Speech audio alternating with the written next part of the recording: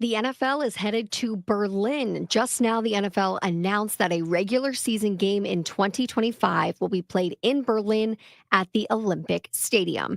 Now, the league sees Germany as a growing market for American football, as they've already played games in Munich and Frankfurt. So now Berlin is up next. Last night, the Washington Nationals were awarded the number one pick in the 2025 MLB draft after winning the league's third draft lottery at the winter meetings. So the Nationals had the fourth best odds for the number one pick, but the ping pong balls went their way. The top six selections of the draft were determined by the lottery. So one Nationals, two Angels, three Mariners, who moved way up the draft board, four Rockies, five Cardinals, who also moved way up, and six Pirates. The remaining 12 non-postseason teams then pick in reverse order from the standings, and playoff teams, they pick in reverse order of standings. The biggest loser of the draft were the Marlins, who had the top odds to get the number one pick, ended up with the seventh overall pick.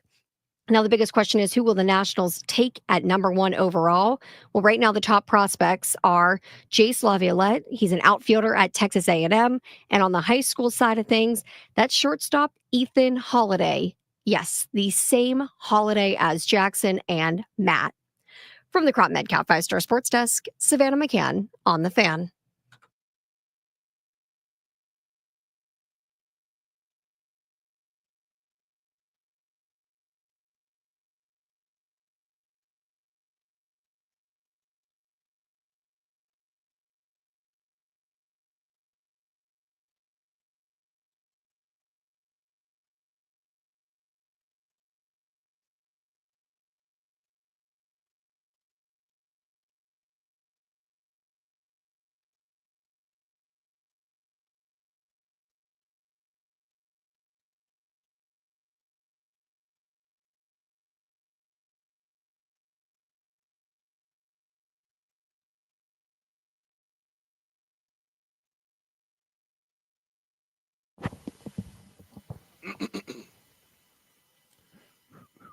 Jay-Z is in 90. What up, everybody? It is 10 a.m. in the very rainy District of Columbia. Yes. Points north, south, east, and west. Just a gross couple days, man. Camera, get us some good weather, please. You're listening to B. Mitch and Finley. We're about 30 miles west Doug of the said he District wish he had of Columbia. control over all that. He'd never get one wrong, I bet. I think me and B are out in Ashburn. Commander's getting back in business. Rainburn. Yo, Rainburn for sure. The bye is over, man. It's New Orleans week. We got plenty to discuss. Best I can tell, if somebody listen, we got Jeff Nowak on at 10:30. Maybe he'll have the answer. I don't know who the hell the quarterback of the New Orleans Saints is. I don't think he knows. Probably not yet either. But we'll find out. But the whole thing is, as I've stated many times, Commanders, handle your business. Sure, you win the game. Obviously, some really great news for the Nats last night, getting the first overall pick. We're going to talk to Andrew Golden at noon. I love that they're going to add another potentially very elite prospect, but I'd love it more if they would ever spend some money. I don't think they're going to. Everybody else can lie to themselves and believe, but like, you better up believing it's Santa Claus at this point. Speaking of Santa Claus, it depends who you ask. I can't definitively tell you there's not. Speaking of Santa Claus, you see that picture I posted of Jaden Daniels going to Children's Hospital? No. Well, you should have. A lot of football players go visit kids during the holidays. I saw a lot of them went there. A lot of guys. Yeah. Jaden's the star quarterback. Jaden goes and he dressed up like Santa. Good stuff. I love that stuff. It's so simple, but it's. I can tell you this: you go to Children's Hospital thinking you're going to help those kids. When you leave, they've helped you. Right. Because you find out the stuff we deal with is nothing. Yeah. And they go through it like warriors, man. Totally, man. So. It's really remarkable. I don't know. It's an afternoon, it's an evening of somebody's time, but I think that is the real stuff, the good stuff that matters. Lot to discuss from last night, kind of getting into the day, into the week. Dan Quinn's going to talk to the media probably 12:30.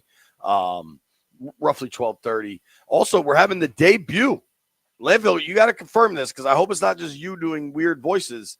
Are we debuting the voice messages today? Yes. All right. So if you you go to the Odyssey app, I know a lot of folks listen to us via the Odyssey app. Mhm. If you click on 106.7, there's a little microphone there where you can leave voicemails for us, and we're gonna play some today. I think I think that's gonna be awesome, especially for Bleep You Thursday, Ask Me Mitch Anything. Like you can just leave a voicemail whenever you want, so you don't necessarily. A lot of people listen to the show on the podcast later, or however you access the content.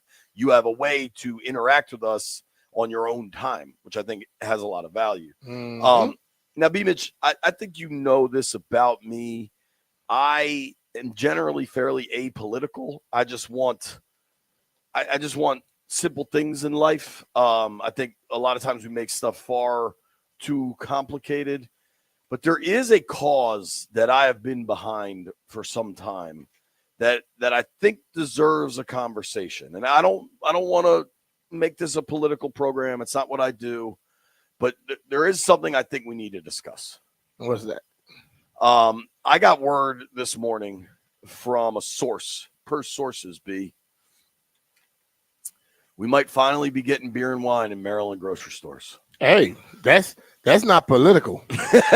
that's fine. That's fun because you should have been having it. Hell, I came from Louisiana.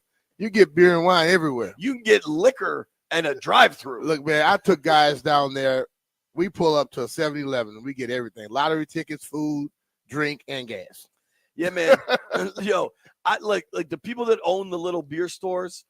I think you could keep owning the beer store. Like, I'm not trying to knock anybody out, but you go to other places, they got little beer stores, but they also just have beer at the grocery store. Yeah, totally. Dude,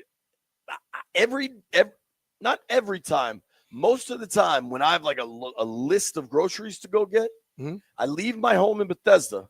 I drive down Massachusetts Avenue, make a left on Van Ness, and I go to the Wegmans in D.C. You know why I do that? Because I can get cold cuts. I can get yogurt pouches for my daughters. I can get a bottle of Tito's. I can get wine. I can get Surfsides. I can get steak. And I you can get beer. Potatoes. Yeah, dude. But the whole thing about it is like, Light. sometimes you just make it easy. Let me sometimes go to you one watch place. what politicians do, and you just say, "How stupid can you be?" Yo. You want people to just leave your state and go somewhere else and get it, and pay all the taxes over there, and don't pay them in your state. You know what I mean? That's just a simple way of doing it. If I have it, if you can get it, I want you to be able to get it from me. I don't want you to have to go somewhere else to get it.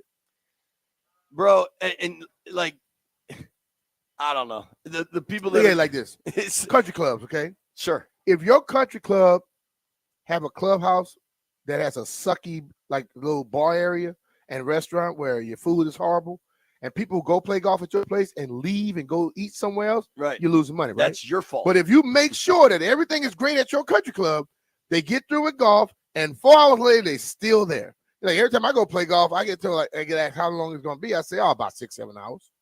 It takes that long? I said, nah, it's going to be about 4 hours of golf, but 3 hours of hanging out. You know, got to decompress, break down all of the bets, and have some drinks. And if the food is good, I'm going to eat. You know, you don't have to cook. Yeah. But the ultimate thing is you got to make sure that the people that you are supporting can get it all from you, not from everywhere else. That works in every aspect of life. Think about that. Totally, dude. So Governor Moore has come out and said he supports getting beer and wine in the grocery You might have been the person that pushed that, man, because you sure told him from the first day. As soon as he came on, you were like, can I say one thing? Can we get some beer and wine in the grocery? We got to work on that. This is my cause, B. Like, someday I'm going to die, right? There's going to be the J.P. Finley law. And maybe somebody will write an obituary about me. I want it in there that this dude fought his whole life to get beer and wine in the damn Maryland grocery store. We'll see, man. We will see. Let's hope it happens, dude. B, maybe I'm going to ask Landfill on this. Maybe we can come up with a time for this. Shout out to Jeff. He's going to get food. He decided to text us that.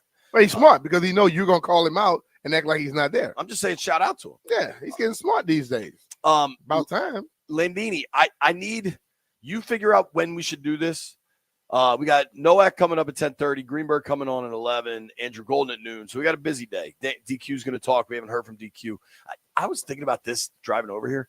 We need a Noah Brown update. And maybe the update is nothing. But remember, he left that game. It's been so long, John. I know. I forgot. I know. But these are the things. This is how my dumb brain is wired. Is burgundy and gold football and beer and wine in Maryland grocery stores.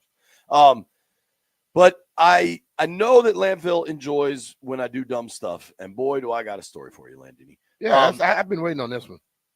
Now, before we get to that, I think I have a way, Brian, for us to beat Vegas. You don't have a way to do that, Jay. I think I might. Jay, you know how many super professional gamblers have tried that and still lose? B, it just might be my month, dog. I'm getting beer and wine in Maryland grocery stores. I got a way to beat Vegas. I'm telling you, sometimes you get hot. I think you need to just rest on your laurels right now. Be happy with the beer and wine. All right, Landfill, I think I got a way to beat Vegas. You with me? Sure. Landfill, like you out your damn mind. Landfill's with me. Here's what I want to do. We'll get to it. Not right now. Last night, my high school buddies and I go out to dinner basically once a year, and we try to do it around Christmas time, and we all make fun of each other, and it's great. It's a lot of fun. Mm-hmm. Probably have one too many cocktails. I did have. Oh, you just had one martini. I had though. one martini. Yeah, but you had many cocktails. I had one martini though. Yeah. That's the rule. If you're watching on the stream, one martini, two is too many. So the other drinks with liquor don't matter. Listen. I owe people a beer. And I always have one martini. But when you owe a beer every day, you say it, it turns into multiple beers. So I had a paddle match yesterday at 5:30, dinner's at 7:30. So I didn't have my phone. It took us a full hour to play a paddle match, and we lost in a tiebreaker, which sucked. I scored the game losing point, which really sucked. Mm-hmm. But so I just didn't have my phone, and then I had to hustle, take a shower, drop my car off, get an Uber. Like I just really didn't pay attention to my phone, right? So I get in the Uber. Say I get in the Uber at like, you know me, I don't always leave a lot of time for the in-between points. Yeah, I know. Dinner's at 7:30, and I get in the Uber at like 7:25. 7:15. Probably 7:20. Now, granted, it was the Cap Grill in Chevy Chase, so it was right by my house. Mm-hmm. Anyway, I get in the Uber about 7:15, and I finally look at my phone, and it's like my phone had a lot going on. Mm-hmm. And I missed a few calls from the Capitol Grill where we had a table for 11 of us. Mm-hmm. And I have a big text thread with all my high school buddies, and one of them is buddies with the guy at Cap Grill.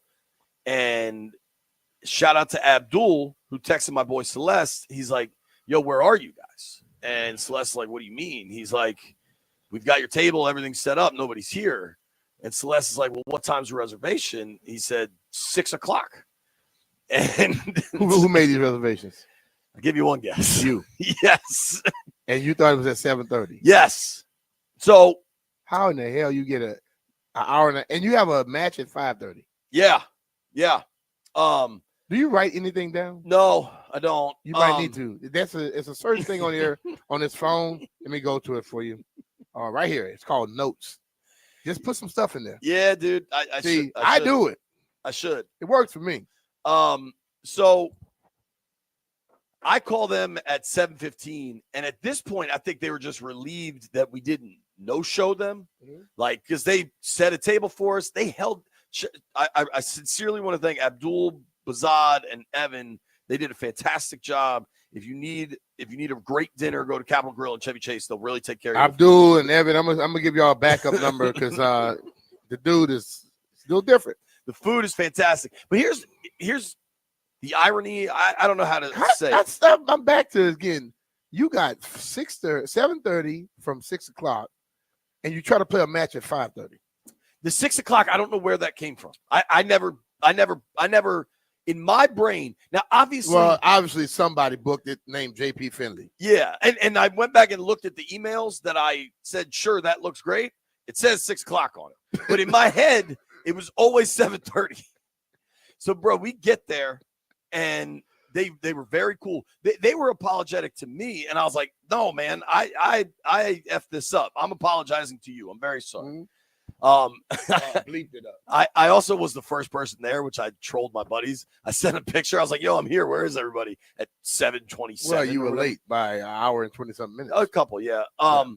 So we get there, and they're like, yo, here's the situation. We had a private room for you, but it's 6:45 after you guys were 45 minutes late. Like, I got a packed restaurant here. I got to start seating people. I was like, totally understand. I can't believe you waited that long. Again, this is all my fault. I'm really sorry. And they're like, yo, it's going to, he's like, here's what I can do. So we had a group of 11. He's like, I can get you a table of 5 and a table of 6. And I was like, we'd really like to all sit together. And he's like, all right, I'm going to put a table together. I'm just going to string a bunch of skinny little two-tops together. And it's going to be a little tight, but you guys can make it work. And I'm like, okay, but we got some big fellas coming to this dinner. You should get whatever you get at this point. I said, we'll take what we can get. But I in my head, I kind of know what this scene is going to be. This is 11 high school buddies that haven't seen each other. I should just sit in the bar area. So they said, and then they were very cool. They were like, listen, if you guys could be a little patient with us, we'll make something work. Can you sit down here, have a drink? So I was like, yeah, no problem. So we are in the bar area, and the bar area is awesome, but not that big. Mm-hmm. And you go to these steakhouses like, oh, I've been there. Yeah, it's not necessarily rowdy, right?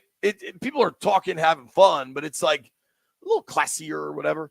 The 11 of us immediately just when they saw you walk in late, flustered, they should have known classy was thrown out the door. Yo, so we have a drink and it's great, and then they seat us in this they created a table for us, which I sincerely appreciate. And we sit down, we start talking, and it's a bunch of these dudes, my boy Charlie's this giant meathead from the Eastern Shore. Mm-hmm. My boy Truck. Like, there's some. Yeah, Truck is take the whole table himself. There's some bigger fellas here. And we're trying to keep it together because we are in the middle of a lot of folks having dinners. Man. Y'all not trying. And after like 10 minutes, they're like, yo, we're going to get a private room for you guys. And they're like, okay, we're going to see if this works. I guess as your friends walk in, they're already contemplating, we're going to have to move them. Yeah. I think when they just saw us at the bar, before we even got upstairs, they're like, we got to figure something out. See, I'm kind of looking forward to something like that probably Friday. I'm not going to be there. I'm going to see Gil. I'm going to see Maniac. Yo, you're going to need a private room. Well, no, Maniac is going to be cool. Gil is cool. Gil will be chill. Actually, you're probably the loudest out of those dudes. Ooh, me? You, yeah. No. When I'm out in public, I'm always calm and cool and collected. So in New Orleans, I'm always calm, cool, and collected. No, it's not true. Bro, I am specifically, a lot of people keep asking me, like, why aren't you going Friday? But to try to, I know what happens in New Orleans. I'm going Saturday. Stallion's dumbass. I guess Grant and them are all going down there, which is great. And Stallion's like, you guys think you'll go out Saturday in New Orleans? Nah, we're not. We're staying in the house, and we're going to have tea and crumpets. Tell me we're going to the library. Tell me you've never been to New Orleans without telling me you've never been to New Orleans. If you ask if you think you're going to go out, you don't go out. Like everything is out. Basically, New Orleans comes to you. Whatever you walk into, you can get into something. Right. It's not like some places they stop serving at a certain time. They don't serve here. They serve everywhere. Yeah, remember all the time. Remember you said you had trouble like finding a place to eat in Detroit after the draft or whatever? I didn't have no trouble in New Orleans. Yo, there's never trouble. I can always go to Deanie's right there. Right next to the Marriott right there. Yep. No, the Hyatt. The Hyatt next to the Hyatt. You can go right outside the side, walk right into Deanie's. They can serve crawfish at 2:00 in the morning. Yeah, man. You can get whatever you need anywhere. Exciting day for me. Wednesday nights, I always have all ears for NBC4. I don't know if I told you this, B. It's been a digital show and it's been awesome, and we've gotten a ton of great feedback on the digital platforms. This is the first week it's on air. Saturday night on NBC4. So that's just something cool that I'm really looking forward to. We got a packed show. We're all on the hunt. We're all in this together, trying to figure out who's going to play quarterback for the New Orleans Saints. Mm-hmm. Generally, these types of mysteries don't exist in the NFL world. These are best saved for more exotic treasure hunting type missions. But we're going to try to figure it out. Joining the program next is Jeff Nowak. Maybe he has the answers. One dude that does have the answers, if you are looking to buy or sell a home and you understand how important that financial transaction is for your life, that dude with the answers is John Leahy. That is definitely John Leahy. And John and Catherine Newt found out that he had the answer when they were retiring and preparing to move to upstate New York. The one thing complicating matters was the fact that they were afraid they wouldn't be able to sell their Silver Spring home while attempting to buy their next one. Leave it to John Leahy and the Fine Living Group to save the day. And not only did they get it sold in just 13 days, they were also able to sell it for $730,000, which was $5,000 over the asking price. Looking for your own stress-free transactions? How about a guaranteed offer on your home? Check out those details and more at johnsellsdmv.com. That's John, Jon, without the H. John offers you flexible fees, customized to your needs, and he knows that life happens. So if needed, he will let you out of your contract at any time. John's got the guaranteed sale program. He's got more than 10,000 buyers ready to buy. Listen, we could give you 100 reasons why the money works with John, but what's different than that is he understands that life gets complicated. Sometimes you're selling a house because you got a divorce or there's a death in the family or your job decided you got to relocate. Talk to John. He could figure these things out for you, making you the most money, yeah, but also just alleviating stress. He could do this in a stress-free process, which is a huge, huge part of this, especially when it's your personal life. Plus, if you need to make some repairs, a little bit of upgrades on the home, talk to John. He'll front you the money to get the repairs done, and then you settle up with him at closing. That's a huge advantage to drive the sale price of your home way up. Call John today, 301-900-3052. Go online to johnsellsdmv.com, or what's even easier, just Google John Leahy Group and start packing.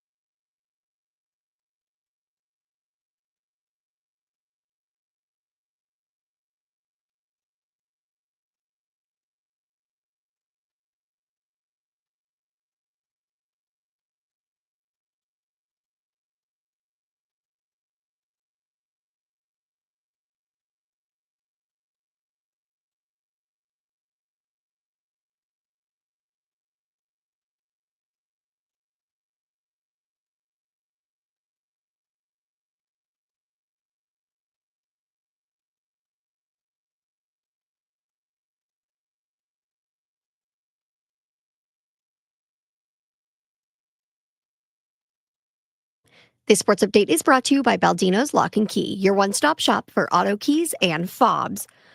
The college football playoff executive director said that he is infuriated by a leak that revealed SMU had made the field before the official CFP announcement on Sunday.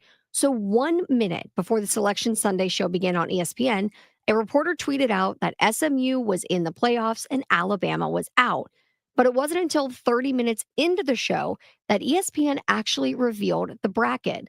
This is believed to be the first time in the 11-year history of the college football playoffs that a portion of the bracket was revealed before the official announcement.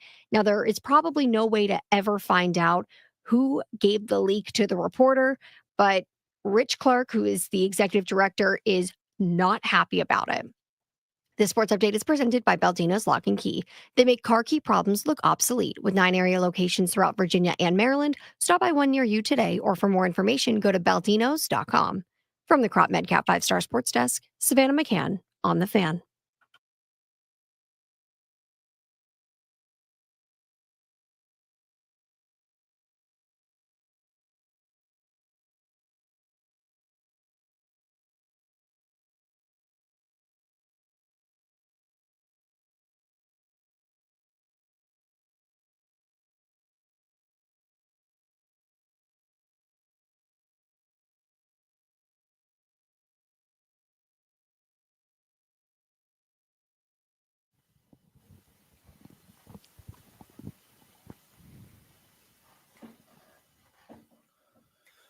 All right, B. Mitch and Finley, 1067 The Fan. Yeah. Very, very rainy in the DMV. I'll confess, I do not know what the weather is like down on the bayou. We're gonna find in out. Louisiana.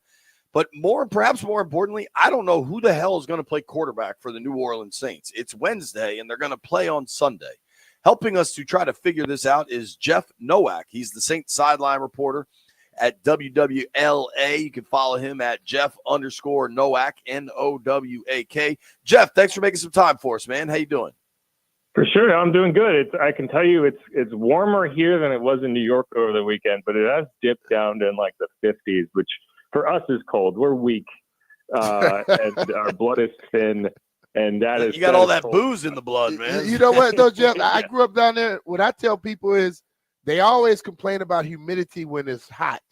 Yeah. When it's cold, that humidity also affects you because it's like that cutting type cold, that brutal stuff. Well, the issue I have is like these houses are not built to keep heat in. They're built to let heat out. So when you actually have to turn on the heat, it doesn't actually do the job. All the houses are elevated. All the wind just comes in from the floorboards, and your feet are cold. And when your feet are cold, you're cold.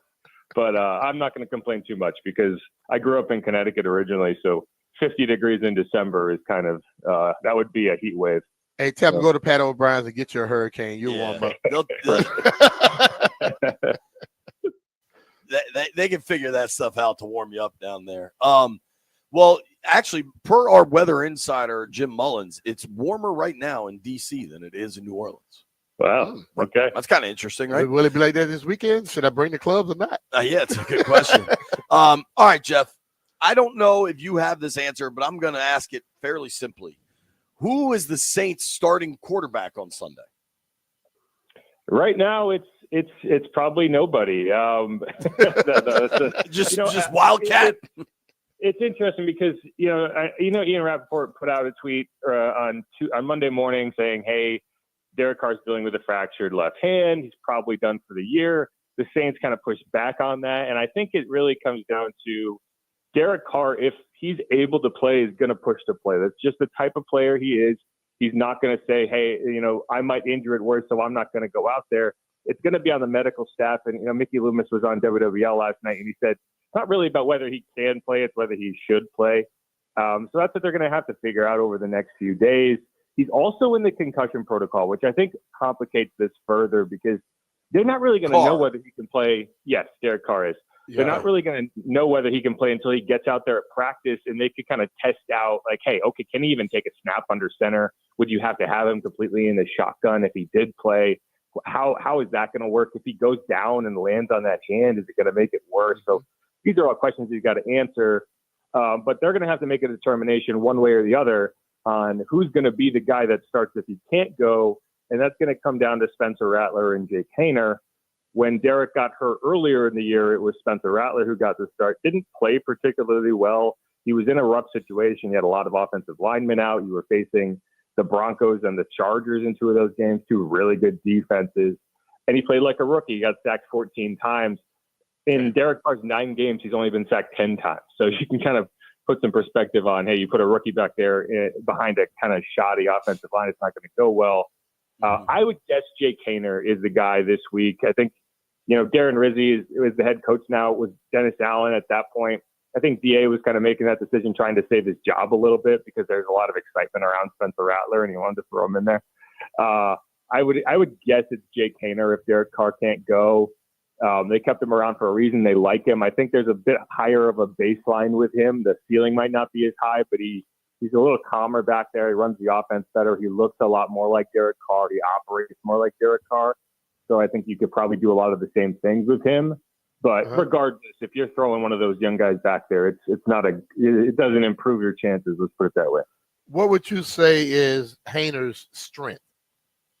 He gets the ball out of his hand quickly. And I think for the Saints this year, that's important. He's pretty accurate. He processes quickly. And that's when he went in there against, if you want to look at a Jake Haener game where you can kind of get an idea, you can go back and watch the Chargers game. Spencer was getting eaten alive behind the offensive line. He'd been sacked 4 or 5 times. They benched him, put Jake Haener in, and that was the big difference. Is he gets the ball out of his hand into the hands of the playmakers and lets them go make a play. Whereas a lot of the Spencer Rattler offense just died on the vine because they couldn't protect him long enough, and he just had to eat it. Like, he gets sacked 14 times in 3 games. It's not about the offensive line; it's about the quarterback. And so that's what I would say about Jake. Is he processes quickly, he gets the ball out of his hands, and he keeps you in front of the chains more often than not. You're not in negative game script situations as much. But the top end talent, it probably isn't there. I would compare him not that dissimilarly to a Drew Lock, the guy we saw the Saints play last week, in terms of what he's able to do. And it's not a sexy comparison, but I think Drew Lock's actually been playing pretty decently for the Giants over the last few weeks. So as a backup quarterback, I think that's how I would describe Jake Haener, as he's probably a career backup, but a high level backup. So that's what I would say for him. All right. We're talking with Jeff Nowak here. You can follow him at Jeff_Nowak. Check out Inside Black and Gold. WWLA down in New Orleans, covers the Saints sideline reporter for the radio. Jeff, I'm kind of fascinated. What would you say is the percentage chance that Derek Carr plays? Yeah, it's tough to say right now. It's a fracture to his non-throwing hand. So I think the question is going to come, and we don't have this information, but it's going to be, okay, where is that fracture exactly, and how significant is it? If it's up toward the top of your hand, if it's more dealing with the fingers, you can brace it up, you could tape it, you can put some padding on it. I think you can go out there. I'd probably put it at 60 to 70%, and it's really a question of whether he clears the concussion protocol. If it's a fracture down toward the wrist, where you have a lot more kind of working parts, you can imagine that's a lot easier to injure. I would put it down toward 20%, but that's just not information that we have right now. And it'll be a question, and we don't know when he's going to be able to get on the field. How significant is this concussion? If he can't get out to practice at all, then it's a moot point. So I think you have to go into Wednesday saying, okay, figure out the quarterback behind him, and then maybe by Friday, if he's able to get out there, that changes. But I'd sit somewhere around 30 to 40% right now. And I'm really thinking about, okay, is it Jake or Spencer? Darren Rizzi said on Monday that they're not ruling out making it a competition and just having those guys go out there and split the reps and see who looks better, which is not really what you want to hear in week 15 of the season. Is this high school? What the hell is going on here? I think that man he's trying to figure it out. Yeah, clearly. He wasn't the head coach for the first 9 weeks, so he wasn't here during this entire evaluation process. So I think for him, it's okay, I kind of want to. They've been doing that at wide receiver. They've been kind of making it a competition because all these guys have been hurt, and so they've been turning to some young guys who have been playing better. And I think that's kind of where he's at. He wants the idea to be, okay, who's the best option and who's playing the best, because that's who we're going to pick. He doesn't want it to look like a favorites thing. He wants people to be motivated. And as an interim coach, I think that's all you can hope for is you got someone who's out there who's motivated and people are playing motivated behind. So to that point, we'll get past the quarterback situation. What is it the Saints are doing well? Because they just won a game on the road. The Giants were god awful, but B asked you about Hayner's strengths. What are just New Orleans' strengths in general? Yeah, it's tough because it kind of goes around to like, okay, who's healthy right now? Going into that game, I thought, hey, the offensive line is healthy for the first time since week 3. First time you had all 5 starters out there since the Eagles game in week 3. And, they didn't play particularly well. And I'd like to think that was a rust thing. You hadn't gotten those guys out there with a lot of practice reps. They should all be out there for a full week of practice reps this week. So I think that group, that offensive line group, is probably their strength when it's healthy. And so I'd like to think, again, that was kind of an aberration and there's a lot of rust involved. And if they get some continuity, they'll be able to play well. And so that's why if you're looking at a backup quarterback, okay, why can this stretch go a little better than the stretch from weeks 6 through 9 or 6 through 8 rather? It's the offensive line and a rookie left tackle who should be, at this point in the season, you're not really a rookie anymore. You're kind of, you're just a guy. Trevor Penning at right tackle, who has played pretty well, granted the expectations for him coming into the season. Eric McCoy is one of the better centers in the NFL. Cesar Ruiz is a quality starting right guard, and Lucas Patrick's a quality starting left guard. So that's when they're playing well, they're blocking up in the run game, and they're getting Alvin Kamara the ball out on the edges, and they're allowing him to go.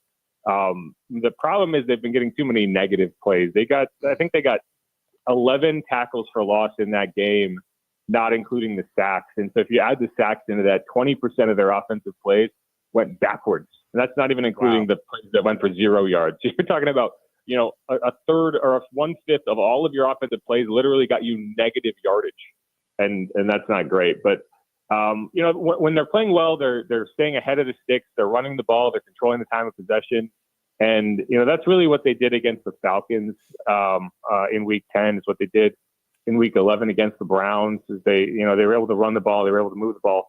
What they haven't done well is stop the run, which is what they did actually successfully do against the Giants, at least in terms of the running back. Devin Singletary, Tyrone Tracy averaged 2.9 yards a carry. I think 53 yards total on something like 19 carries. But Drew Lock led the game in rushing. He had 59 yards on 5 carries. So if you're looking at this game, you're saying what's going to tear the Saints apart? It's going to be, I haven't seen them successfully defend a mobile quarterback in about 3 years.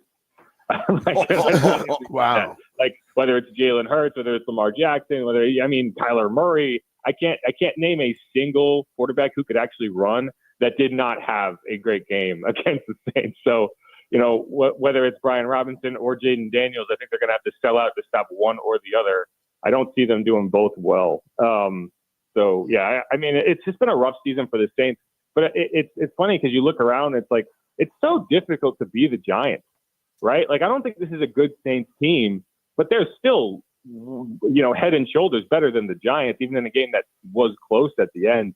So it's kind of amazing to watch some teams like flail around year after year after year. Because I see the Saints team as kind of a flailing group. They've won 5 games somehow. So it's such a weird league. Yeah, it is. Because I tell you, at the beginning of the year, all my friends were asking questions about, could it be the Saints in the Super Bowl? Because it's in New Orleans. And I'm like, man, look, it's a long season. Chill out. Yeah. They started off on fire. Well, they probably were pretty confident after week 2. Yes, they were. They were dropping 50 on everybody. Yeah, I don't know, man. Jeff, thank you. Yo, how's our guy Chase Young been? Chase Young's been solid. I'm a little softer on Chase Young's season than some folks have been. I think they expected him to show up and get like 20 sacks and, push Strahan's record or whatever. But, he's been pretty consistent in my opinion. He's been healthy. He's been available. That's what I was hoping to see. You look around the league, sacks have been down. I think teams have just gotten better at avoiding sacks if you're not Caleb Williams. And, I looked the other day, going into last week, I think the league leader in sacks was Trey Hendrickson with like 11.5. I don't think you're going to see a single player in the NFL pushing 20 sacks this year, right, even getting close. So I think that's kind of like pressures have become the new sack stat. Like if you're pressuring the quarterback and forcing throwaways, forcing dead plays that don't have a chance to get yardage, I think that's where you have to start looking and saying, how are you impacting the game? Because quarterbacks are so athletic now. Teams have gotten so good at getting the quarterback out of the pocket and moving the launch point so that you can throw the ball away even if the play is dead. So I think he's been solid. Has he been perfect? No. The Saints defensive line has struggled, but I've been happy with what I've seen with Chase. I just don't know if he's done enough to earn that contract I know he's going to be seeking in the offseason. So that's going to be the question. Does he end up having to go sign another 1-year prove-it deal? Can he do more with the Saints? But he's been a productive piece of this group. He's on the Clowney track, man. It's going to be a whole bunch of ones. Yep, Chase, Jeff, thank you so much, Appreciate man. you, Jeff. I appreciate you. For sure, y'all. Thanks for having me. All right. That's Jeff Nowak. Check him out at Jeff_Nowak, Nowak. Sideline reporter for the Saints radio broadcast on WWLA. That's not Los Angeles. That's Louisiana. Nobody go anywhere. B-Mitch here. Big changes are happening in the DMV. And just like our upgraded football team, now is the time to upgrade the comfort in your home with a Rude HVAC system. I did, and the difference is night and day. My family and I felt the change instantly. And if you don't have a Rude, surgical options for you in the DMV. And if you're in Maryland, you might score some utility rebates. So head over to rude.com, find a local pro partner, and get ready for winter. And always remember, if it ain't rude, it ain't right.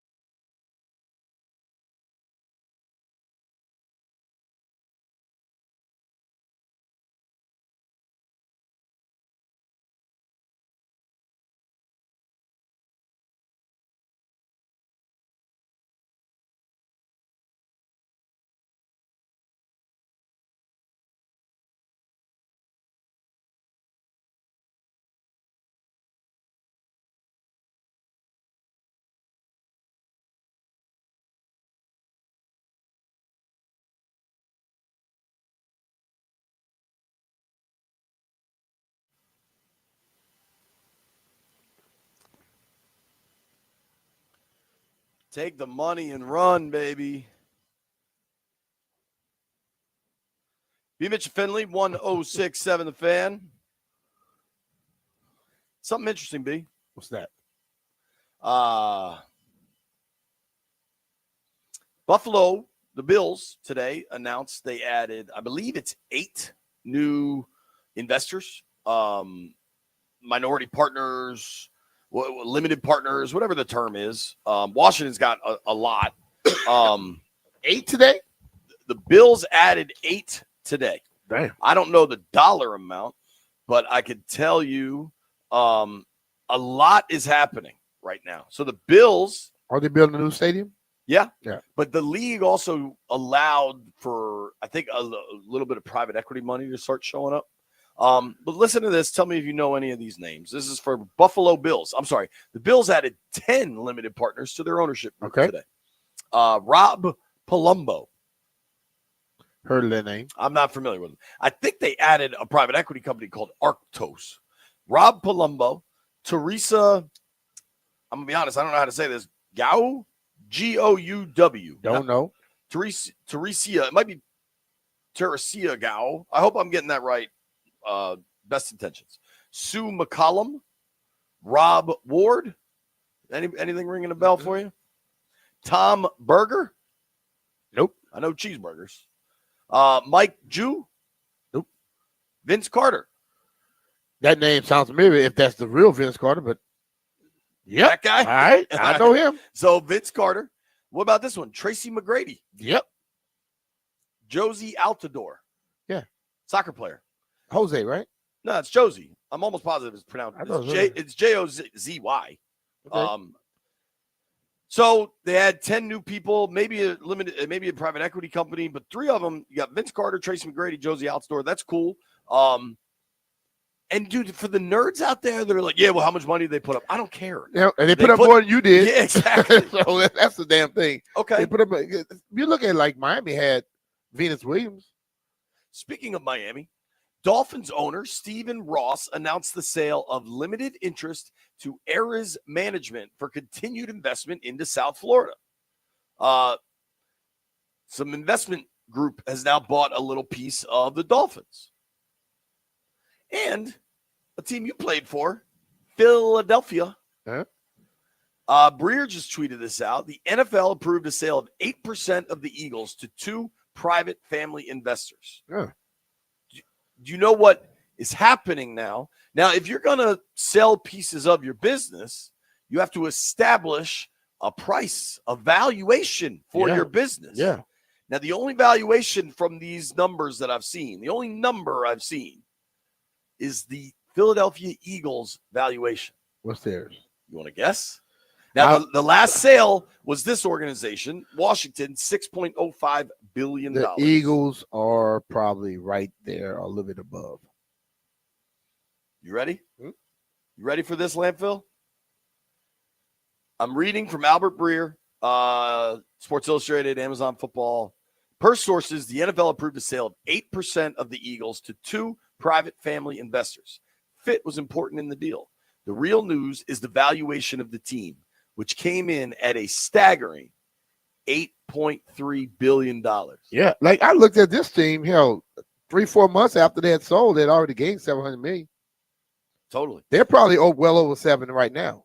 You got owners that want a little cash, so you sell 4%, you get a little cash. It allows them to do other stuff. And now with private equity, the NFL just changed this rule, which honestly kind of hurt the guys that they changed the rule because the guys that bought Washington made it crystal clear, like, yo, you got to let's put our private equity firms, not just our personal stake up. Yeah. Because these dudes all had to put up personal cash instead of company cash. But whatever, all's well that ends well. Now they're letting it in. The money's going to go through the roof like Landfill's pockets. Nobody go anywhere. Neil Greenberg next.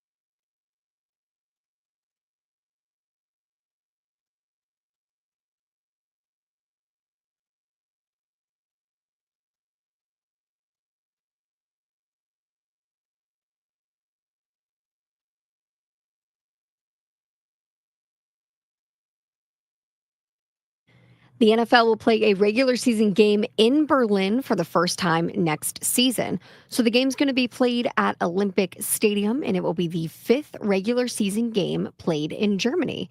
The NFL has played games in Munich and Frankfurt since the 2022 season. Last night, the Washington Nationals found out they will have the first pick in the 2025 MLB draft. This is just the 3rd time in franchise history that they will have that first overall pick because they won the draft lottery last night. So the Nats had the 4th best odds at the number 1 pick heading into the draft lottery. The ping pong balls went their way. Nats get that number 1 pick.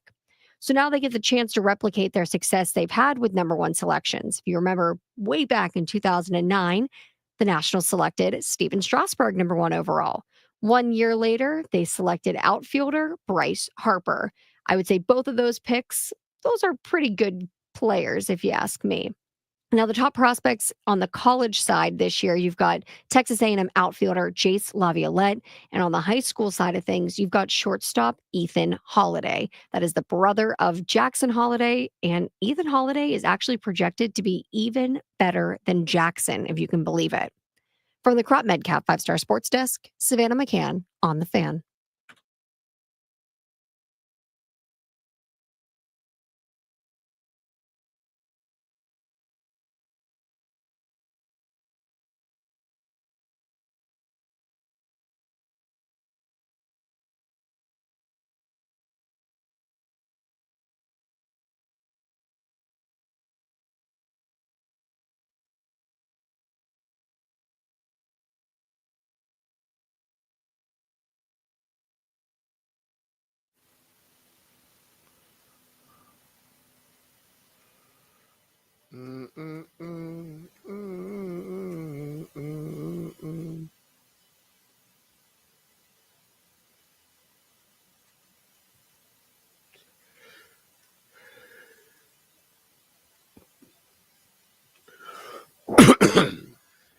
B. Mitch and Finley, 1067 The Fan. Joining us Wednesdays, 11, brought in by Ozzy, is our friend, Mr. Neil Greenberg. Greenberg, this just crossed my mind, and I'm curious for you and you too, B. How great is it we're not talking about draft picks, mock drafts, any of that? I think it's great. Yeah, it's something. I'm just New. wondering how long we're gonna be able to hold you for off. the past couple of years. Yeah, dude, it's very, very different. B, I'm not worried about draft picks. Greenberg, how do you do? What? Now, you cover a lot of different stuff, but here's what I tell people. Like, I was out of town. People ask what you do. It's weird to explain it, whatever. And they're like, oh, so you're a football reporter. I'm like, yeah, I am. But we cover everything. The NFL takes up 80% of the sports oxygen in America. And I would say that the Commanders take up probably 85, 90% of the sports oxygen in DC. Yes. Does that sound about right to you, Neil? Yeah, I mean, it's the biggest sport, and it's something that a lot of people have interest in, especially locally. I think that number probably doubles when the team is doing well. The interest is there when the team is doing well. The negative interest is there when obviously they're not doing well. But yeah, I mean, there's a reason why the NFL is considered the best pro sport in terms of eyeballs and interest, et cetera. So I get the same thing, right? Like, are you only covering the NFL? And, I explain to them I cover whatever the interest is of stories. If I can make a case for something, I mean, I'm allowed to write pretty much whatever I want. But we also have to balance the interest, right? And people have a high interest in the NFL right now. Yeah, man. So they're coming off a bye. I think here's a good question for you because you play the numbers. To me, it's you just can choose optimism or pessimism, frankly. When you look at the playoff seedings, more likely Washington stays as a 7, catches Green Bay for the 6, or falls out and somebody catches them for the 7? I think it's more likely they catch Green Bay for the 6. Green Bay still has to play Seattle and Minnesota, 2 playoff teams. They also play the Saints and the Bears. So two easier games and 2 more difficult games. So I do think that Washington has a chance to move into the 6th spot, which I think obviously would be really helpful because then they'd play this, as of right now, the Seattle Seahawks. They'd probably be like a 1.5 point underdog to the Seahawks on the road, probably a 6-point underdog to the Eagles on the road. So it's a big difference between expectations of winning a playoff game. I think that they obviously are in control of their own destiny, but I do think that they actually catch the Packers for number 6. That's what I've been stuck at. I just think if they handle their business, they're going to be okay. They start messing around and got to depend on other people, that can be a major problem. Yeah, they only have like one true difficult game left, right? The Eagles on week 16. New Orleans having some changes at quarterback due to injuries. The other 2 games are the Falcons and at Dallas. We don't even know how much that game against Dallas is going to mean. We have to wait and see. But I think for Washington, it might mean something because, like you said, trying to move up a spot, I really do think is a big difference between playing a team like Seattle, playing a team like Philadelphia on the road. It's interesting you say we don't know what that Week 18 game against Dallas could mean, and that's a fair summary. We don't, but Dallas just beat them. You know what I mean? Like Washington was flat, played a bad game. Dallas just beat them, so I don't even think you can approach that lightly. Now, is there a machination where you get to Week 18 and there's Washington ain't going up, they ain't going down? Yes, but I feel the way Dan Quinn is and the way the organization is operating right now, they wouldn't be we're benching everybody type of team regardless, man. Well, I think it depends. I think it depends on who you're playing.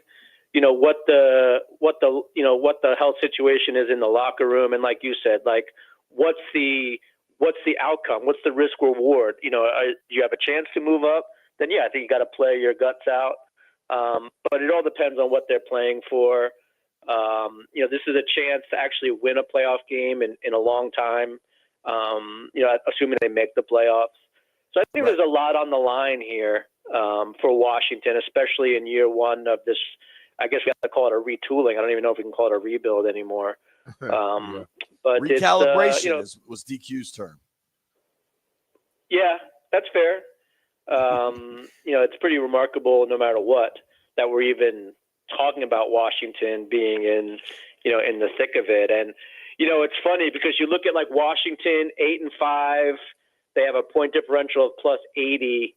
Kansas City Chiefs 12-1, point differential of plus 56. If you would have told people coming into the season that Commanders would have a better point differential than the Chiefs at this point, I don't think anyone would have taken you seriously. Yeah, for sure. We're talking with our friend Neil Greenberg from the Washington Post. You can give him a follow at N Greenberg, sports writer, stats, all that stuff for the Post.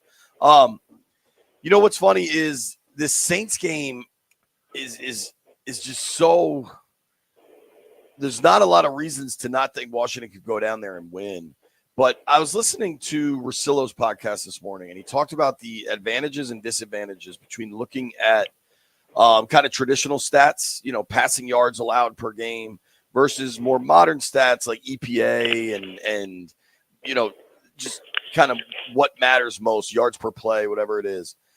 When you look at this matchup, what statistics do you care about? Because the eye test will tell you it's probably going to be a backup quarterback, and the Saints team doesn't have Olave. They don't have a lot to play for, but Kamara can beat you from any spot on the field. Yeah, I definitely think we don't know what we're going to get for the backup quarterback. New Orleans offense wasn't good coming into the matchup. They were kind of, I shouldn't say they weren't good. They were an average offense coming into the matchup per metrics that adjust for strength of schedule. Their efficiency adjusts for strength of schedule.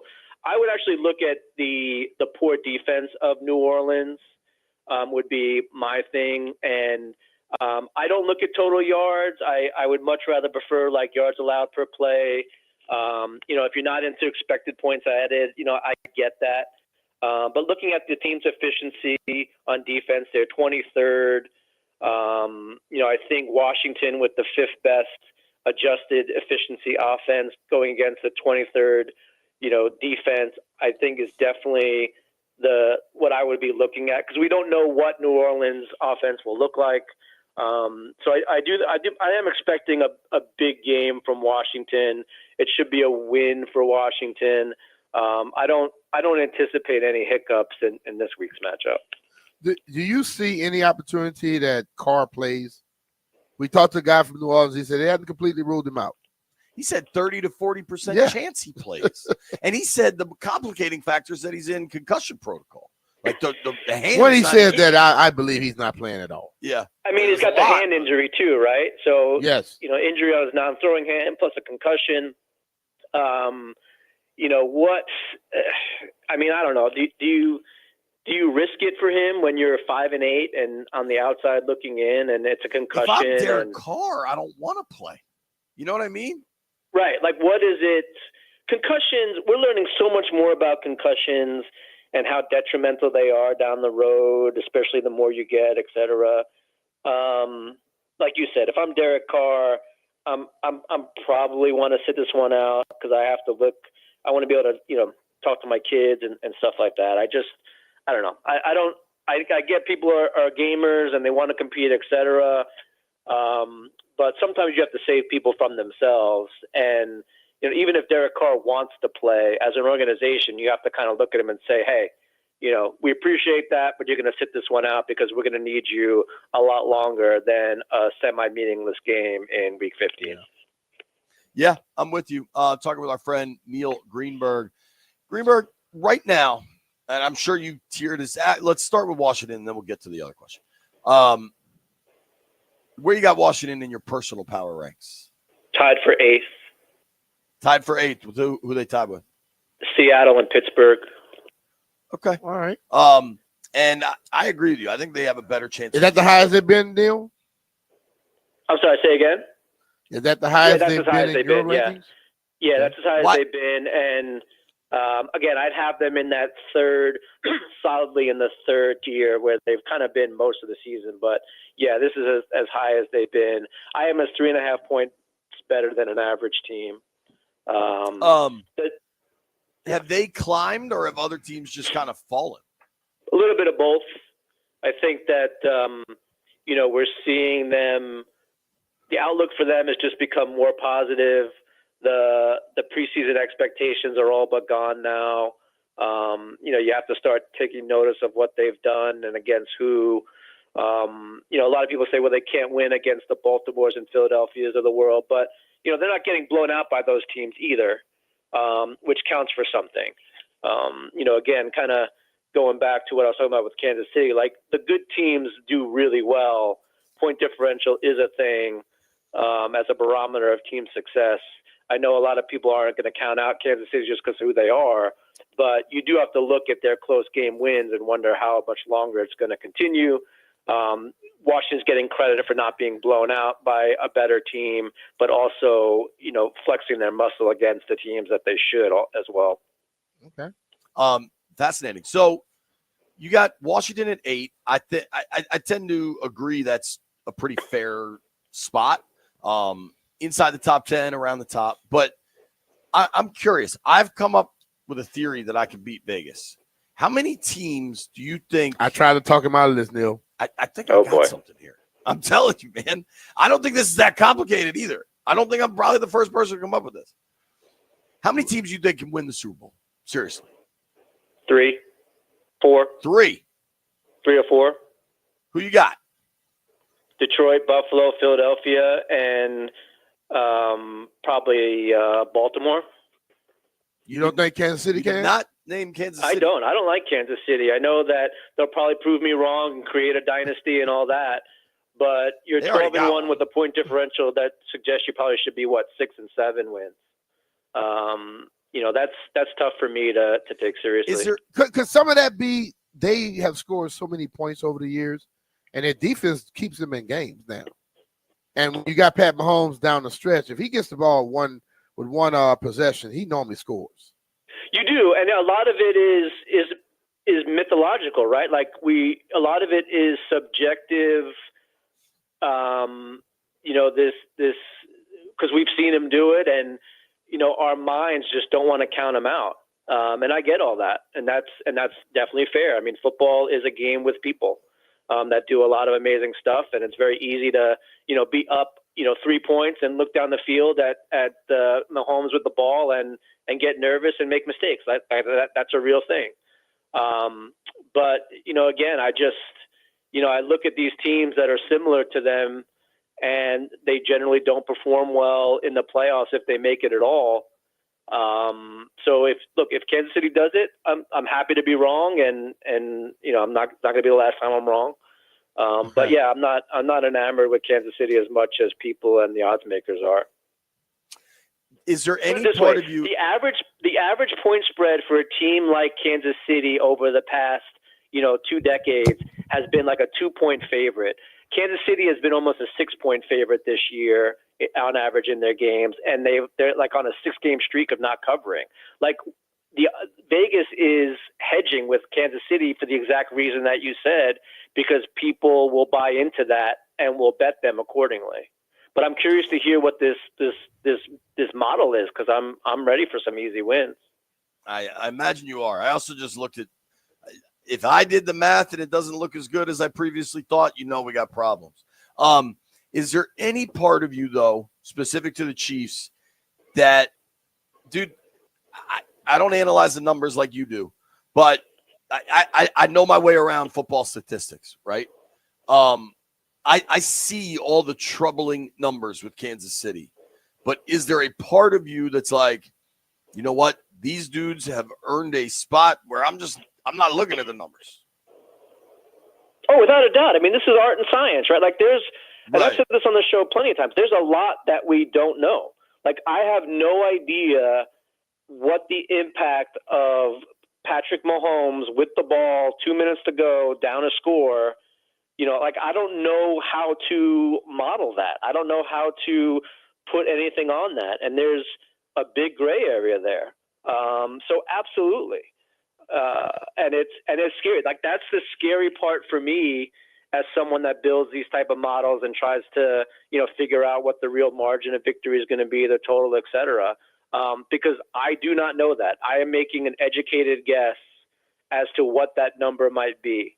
I could be off by a factor of 10. Like, I just don't know. So absolutely. And, but I know that going in, so I probably, as a bettor, don't bet as much Kansas City as maybe someone else would, because I know that there's a big blind spot there that I can't quantify. That's fair. Let's run through a couple Super Bowl teams, real or fake. We'll go fast. Obviously, Buffalo is. Pittsburgh, real or fake Super Bowl team? Super fake. And every time I doubt them, they bite me in the rear. But I'm not a big Pittsburgh guy. Okay. Ravens, real or fake? Real. Lamar Jackson, real deal. Look at you, just betting on offense over defense, even though we know what wins rings. Houston. Do we? Oh, no. Yeah, dude. No. You know that Houston's point differential is plus 20? Yeah. See, Houston is we want Houston to be good, but they're not in that level yet. And that division is just god awful. Who's better, Chargers or Broncos? This one's not close to me. They got the same record. I mean, I think Chargers are a little bit better, but Denver's defense is better, so they're probably going to get the nod. But I think Chargers are probably the better overall team. Chargers and Broncos, both 8-5. Listen to this, Greenberg. The Chargers have a plus 70 point differential. The Broncos are plus 71. Hard to find two closer teams than that. Holy moly. I would have Chargers favored by 1 on a neutral. I would lay it's close.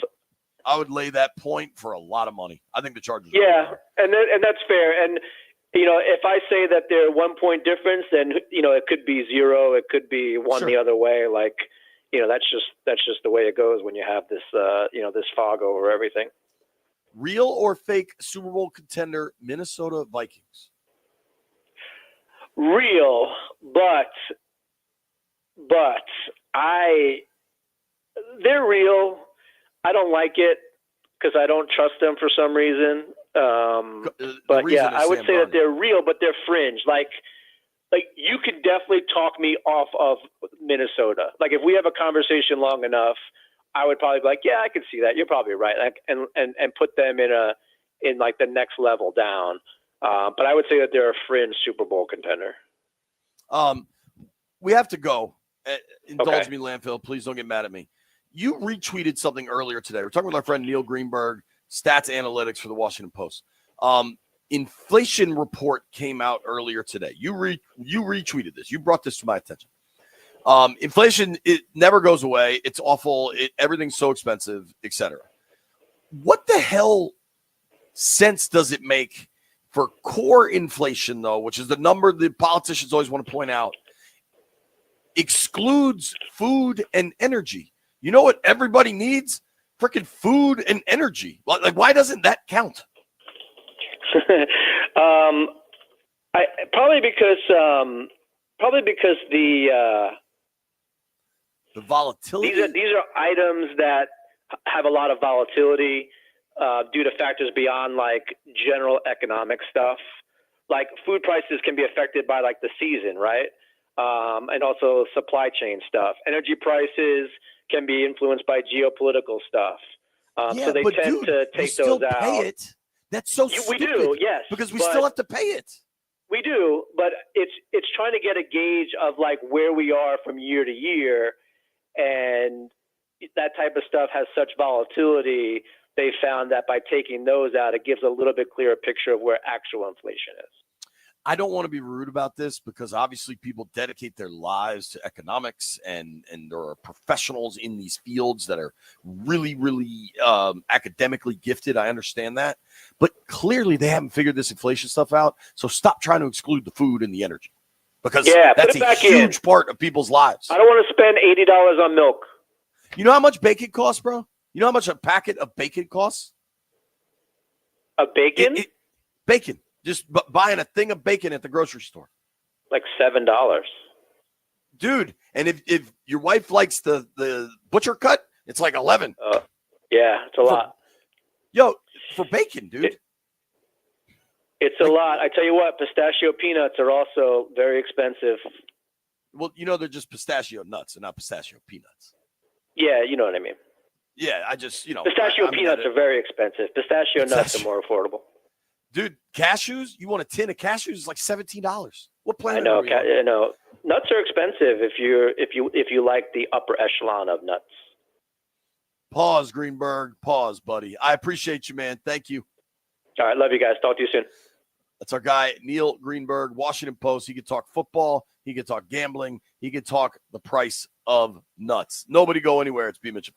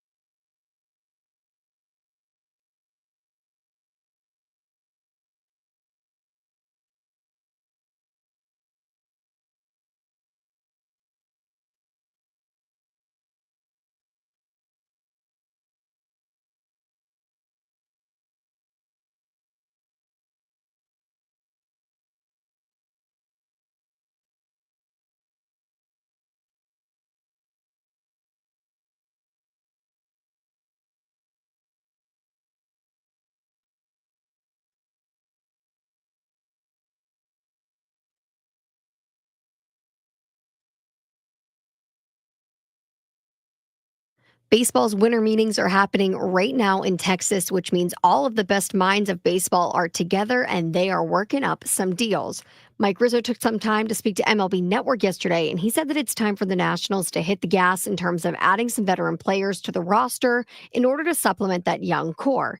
And if you're looking for a sign that this organization's moving in the right direction, last night the Nats got one because a few hours after he said that, the Nationals won the draft lottery, giving them the number 1 overall pick in the 2025 MLB draft and a chance to add some massive talent to cap off the end of this rebuild.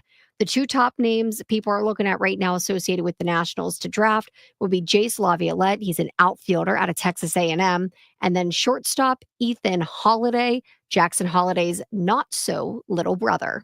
From the Crop MedCap 5-Star Sports Desk, Savannah McCann on The Fan.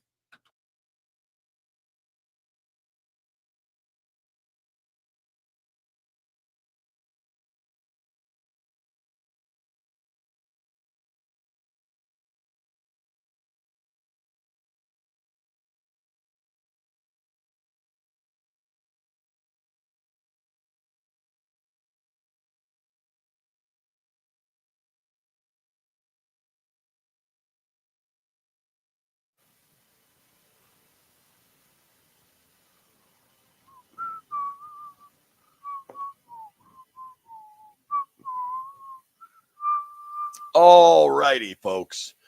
Haven't said what's up to the stream yet. What's up to the stream? YouTube.com/bmitch30. That's the stream address. B actually checked this morning. That is not it. I'm pretty sure that's it. Who did you say was the first comment this morning? Somebody blonde. Yeah, that's who I see. New person. Patrick Starr with blonde weave. Yeah. Shout out to Patrick Starr with the blonde Then I weave. saw Patrick just getting on everybody. Oh, is he one of them? He was. Just going at folks, huh? Yeah, I haven't seen him lately. I don't mind. I kind of think that's funny. There was some dude in there making fun of everybody yesterday. It was definitely making fun of me. I think it is always fun to look at the stream. It's its own little ecosystem in there, and I hope everybody's happy and healthy. Speaking of happy and healthy, B. Yeah. Washington obviously coming off their bye week, right? Yep. What's the biggest advantage of the bye? Help. Get guys that have been banged up and feeling bad, get them a little bit fresher. You can also reassess things that's been going on, what's been going wrong, what's been working. And you also may be able to adjust some stuff during that little bye week. You know, because like the coaches put in the whole offense, whole defense. And then you get accustomed to running certain things. And just like you get comfortable with it, the other teams begin to figure it out. This is the time where you can now come up with some stuff that looks exactly like what you were doing before. And they're going to be set up for it, and then boom, you do something else. How important do you think the bye is for Kingsbury to make sure offensively everything is fresh, or one thing you've been doing to now run the counter to it, something like that? Well, I think what he did in the game prior to the bye shows that he can make adjustments and work things out. So he just has to build off of that. You know, I don't think he needs to go in and overhaul his whole deal. Just realize what happened in the prior 3 games to the last one. And yeah, those defenses were better on top of that. But ultimately come up with some stuff because, you know, I don't believe it was just Kingsbury's scheme. I believe the injuries played a major factor in those 3 losses in a row. And I do think this execution, like, Yeah. you can look at The execution was. you can look at when coaches say execution as an excuse, or it's also an answer some of the time. Like some of it is real. I think. Because like if you look at some of those games, those 3 games, and after the games, were people not saying that there were plays there? So if it's drawn up and someone is open and the ball doesn't get to him, quarterback get hit or the quarterback doesn't see it, is that the scheme or is that just execution? Somebody missed a block. Or maybe by missing the block, you instead of looking to your next read, you now take off running. You know what I mean? So all that stuff pops into it. But it's easy to just say, oh yeah, it's a scheme later in the season. No, it gets more than that. I think there's so much eye candy stuff with Cliff's offense, so much misdirection that I do think teams can kind of, after 10, 12 weeks, they've seen it so much that they pay less attention to it. But at the same time, Cliff could counter to that. I think. But other teams do that too, though, Jay. Right. I think the most effective play Washington has, like if there's one play they have to run, it's that counter QB draw to the right side. Like, teams talk about how many plays they've got for 2-point conversions, and like what's your go-to play? You need 3 yards. Like that's what I'm calling every time. And you get your big boys in space, you get Jaden in space, and from that you can easily make that an RPO. Now, that's gotten a little harder with ineligible man downfield being a point of emphasis. But whatever, you coach those guys up on that. You make sure they're aware that the pass option's there. And I don't think, like, we could talk about the offense falling off a cliff and it just gets to be so predictable. And I don't want to oversimplify stuff, but I think there is a cottage industry of overly complicating football. Yeah. When this organization, when the Redskins were at their best, you know what Joe Gibbs would do? They ran counter trey. They would just call the same damn play over and over until and over. You stop it. But if I could call the same play over and over, what does that tell me? My O-line is winning against their D-line.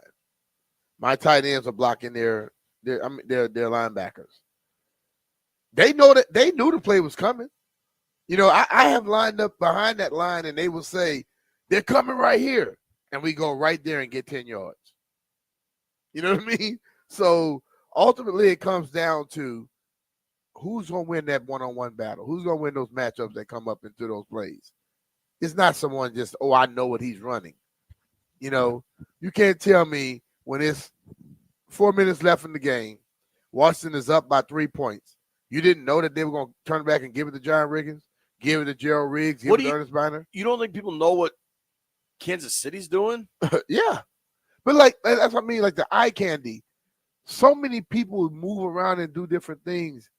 But what you have to do with that is move around and let them think what's about to happen and do something totally different. The play has to be different, the end result. Because if you've been going with emotion and then all of a sudden, boom, I'm going this little rollout, they see that, yes, okay. But how about you go with that motion, go in that direction, and boom, you go to run, and then a running back takes a step here and come back under, you hand the ball off, he goes to the other side. Yeah, man, I never really bought into the cliff that people were terming it. I think especially the Arizona stats were really impacted by Kyler Murray getting injured. Yeah. I think they looked really good against Tennessee. Go out and look really good this week. I think if you have a cliff concern, I think your greater concern should be about like the Bears trying to hire him than a second half collapse, frankly. Something may have happened, Brian. Where? That I have been very loud, saying I don't expect to happen. Now, I don't know. I don't know if this thing actually is happening. I wouldn't be shocked if this is just some spin. It might be a fair way to say it. But something might be happening that I would actually celebrate, and I would say I was wrong. What the hell am I talking about? I'll tell you when we come back. It's Beamish Spin.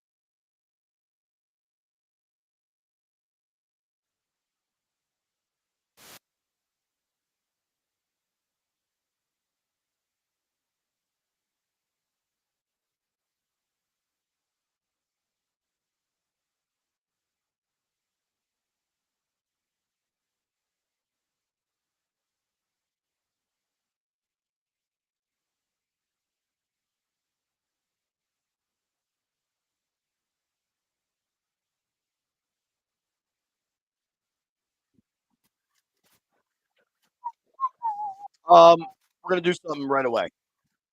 Maryland basketball is a hot ticket, man. You got to get out to College Park, and we're going to give away a pair of tickets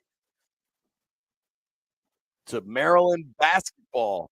Let me know what the game is, boys, or we're just giving away generic tickets. We're going to do that in just a moment, so get ready to call in. All right. I saw this from our guy Tay in the chat. And Tay is a friend of ours. Tay asked if there's any Eckler news. Just so everybody's aware, Eckler got put on IR. The earliest he could be back, I think, is week 18. So IR is a minimum of 4 games. Then you can open the window, 21-day window to return to practice. I don't know, and I'm not going to speculate, but I think the thing to keep in mind with Eckler is that was his second concussion this season. Yes. And B, you and I were in the tunnel. We saw him come off the field. Pretty woozy. He's talked about it now. Yeah. It was that was a scary situation. It was. And football players are tough guys and they go through scary situations. That's how they operate. But I'm not we'll get that news if and when we get it. That's not a story I'm trying to track down, so to speak. Yeah. I don't know what's going to happen there, and I'm not entirely sure anybody does. I'm sure head injuries, man. Yep, the head injuries come, and it's something you just got to let play itself out because guys deal with that totally different. Some guys get concussions and they don't have all the symptoms. Some guys have a hit that you don't think is going to be one, and they have all the symptoms. So just got to let it play itself. Yeah, man, that ain't a sprained ankle. Here's what we're going to do. I'm going to give these Terps tickets away. 800-636-1067. 800-636-1067. You win a pair of tickets to the University of Maryland men's basketball game. For the complete Maryland schedule and tickets, visit thefandc.com/contest. Caller number 10, you're going to win. I know that my man Jeff Walker's fired up to answer those phones. All right, B, I said something there. Coming up next at noon, we're going to talk to Andrew Golden.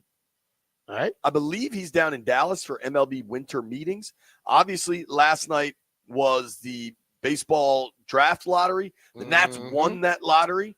That's a huge deal. Number 1, baby. We'll talk to Andrew about kind of what their options are with the number 1 pick. I mean, this is the type of pick that can change a franchise. You add a player that's a future all-star, right? Like that's totally ideal. Get it right. I got to be honest with you. I don't know Robert Murray. I'm not familiar with his work. He is an MLB insider for Fansided, okay? Mm-hmm. I do know Byron Kerr. Okay. Byron's a good person. Byron's a sharp dude.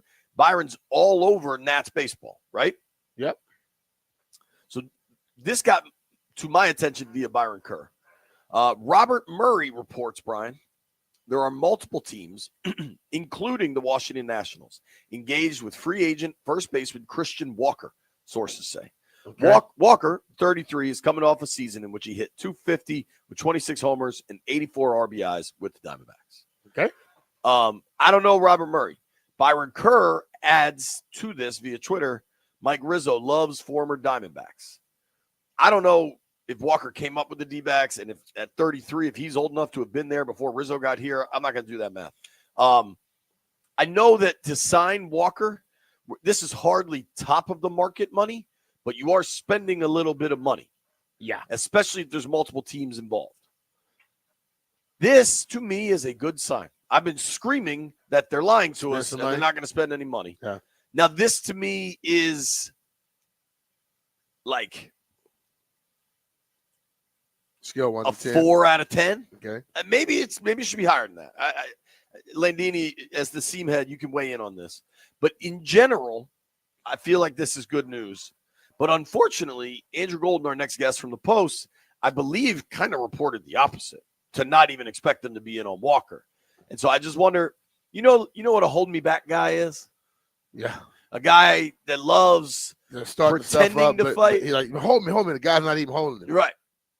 I wonder if this is a hold me back guy kind of situation. Like somebody's like, yeah, put our name out there. We're talking to him too. Yeah. I don't have an answer on that, but I do wonder. Hold me back. So we're going to talk some baseball when we come back. I also thought it's worth reminding everybody it's 11:53 a.m. Eastern on Wednesday, December 11th. All right. The Commanders play the Saints on December 15th, I believe. Yep. We have no idea who their starting quarterback's going to be. We don't. Who do you think it'll be? Hayner. Over under 1.5 quarterbacks throw passes in this game. Not a random running back screen or something. I'm saying quarterbacks throwing passes in this game for New Orleans. I'm going to go with the under. You think it's one QB and he plays the whole thing? Yeah. You think Carr plays? No. I think it's too much he's dealing with. Great tweet here. Should I read this one? Go ahead. So we talked about it on the show, and I just put on Twitter how happy I am to not be in mock draft season. And the head naysayer in charge replied to me and said, JP, you should check in with Doc Walker to see if he has completed his deep dive for the 2025 mock draft. All right, that's not Doc. That would be Kevin, not Doc. Doc is not doing that. I promise you that.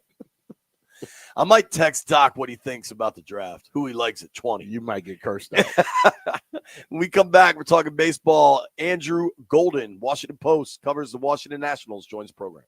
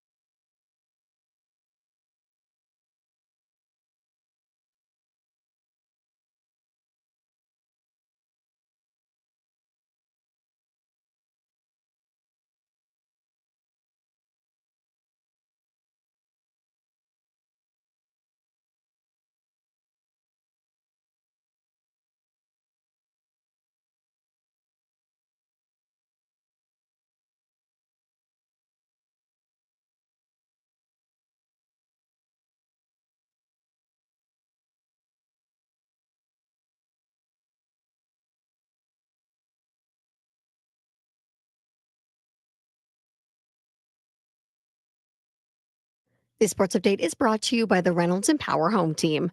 Some news happening out of winter meetings. According to reports, the Nationals are engaged with free agent first baseman Christian Walker. Walker hit 26 homers with the D-backs last year. Now, nothing official yet. It sounds like the Nationals are just engaging in talks with him, but that would be a good pop to the lineup. College football news, quarterback Darian Mesna, the top-rated player in ESPN's transfer portal rankings, has committed to Duke.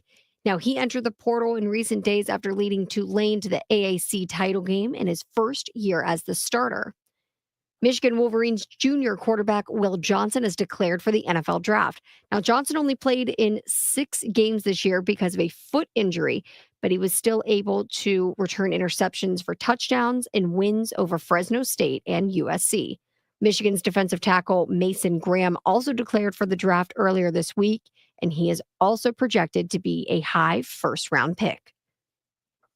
Want to hear the fastest way to know what your home would sell for? Well, reach out to the Empower Home Team. Simply text your address to 800-763-3000. No phone call, just text your address to 800-763-3000. That's 800-763-3000. From the Crop Metcalf 5-Star Sports Desk, Savannah McCann on The Fan.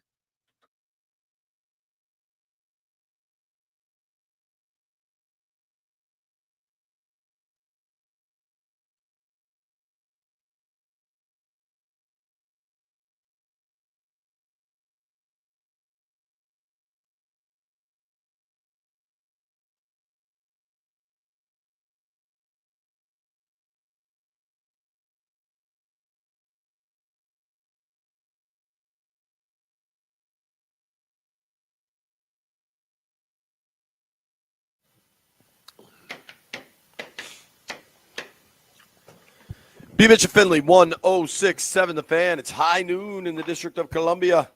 Points north, south, east, and west. We're out in Ashburn holding it down. I honestly don't know where our next guest is. Andrew Golden covers the Washington Nationals for the Washington Post. I believe you were in Dallas for MLB winter meetings, but I don't know if those are over. Let's start with a simple question, Andrew. Where are you? I'm in Dallas. I'm actually getting some tacos right now before I go back to the before I go back to the hotel. But we're in Dallas, and it's been a good time. It's been a busy time. Well, let's start by telling you we are a radio program that supports tacos. So congratulations. I'm in Dallas. I had to, right? I had to. Yeah, dude. Oh, yeah. Good by me. So you wrote a really interesting story from everything happening down there. That has kind of gotten bumped down a line because the Nats won the MLB lottery. They got the first overall pick. How big of a deal is this? Who's the guy you think they're taking? I mean, it's a huge deal, obviously, right? Like, it's like you have every option you want at your disposal, right? You can figure out whoever you want to get. And so I think it's an exciting time. Obviously, the Nationals have had 2 number 1 picks in the past, and those turned out pretty well, right? Bryce Harper, Steven Strasburg, like you don't do much better than that, right? And so I think Ethan Holiday is kind of a guy that Jackson Holiday's brother, son of Matt Holiday. I think it's a big name at the top of many draft boards. There's Jace Lavalette, who's from Texas A&M. He's an outfielder. Those are kind of the 2 guys who I've heard a lot mentioned in terms of the top pick, but obviously we're really far away. It's a big obviously change to take how those seasons go, but obviously a big deal for the Nats. You're adding another talented prospect to the system. Is the plan, you think, more about getting some more bats, or is there any pitchers out there? Repeat that again? I say, with the plan B going forward at this point now, do you want more bats, or you think they want more pitching? Yeah, I think the key when you look at their offseason needs, I think they need some power at the corner infield and that designated hitter. Mike Rizzo has said that multiple times, both at GM meetings and these winter meetings.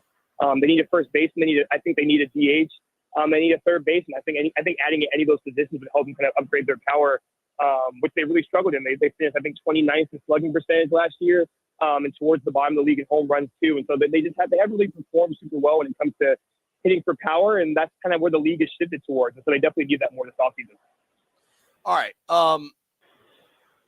So the number 1 pick is awesome, and it's really encouraging. And there was stuff to be encouraged about last season. There's obviously some young players that are really good and might become great. But I just remain in a pretty dark place organizationally. I think what you saw with Kyle Finnegan to not tender him. I'm a true believer in Mike Rizzo. I think Rizzo's fantastic at what he does. I think I'm a true believer in Davey, right? That guy can guide a ship over the incredible marathon that is a baseball season. I think they're being completely undercut by ownership. I think ownership refuses to spend a freaking dollar. And as long as that's the case, they're just going to continue to submarine the organization. Tell me I'm wrong. It's definitely tough when you look at it. I think you guys are both football guys, right? I think it's an interesting thing, right? Like when you get a rookie quarterback, like the goal is to win on a rookie deal, right? Like it's like 4 to 5 year deal. You're waiting to piece around him when the contracts are low.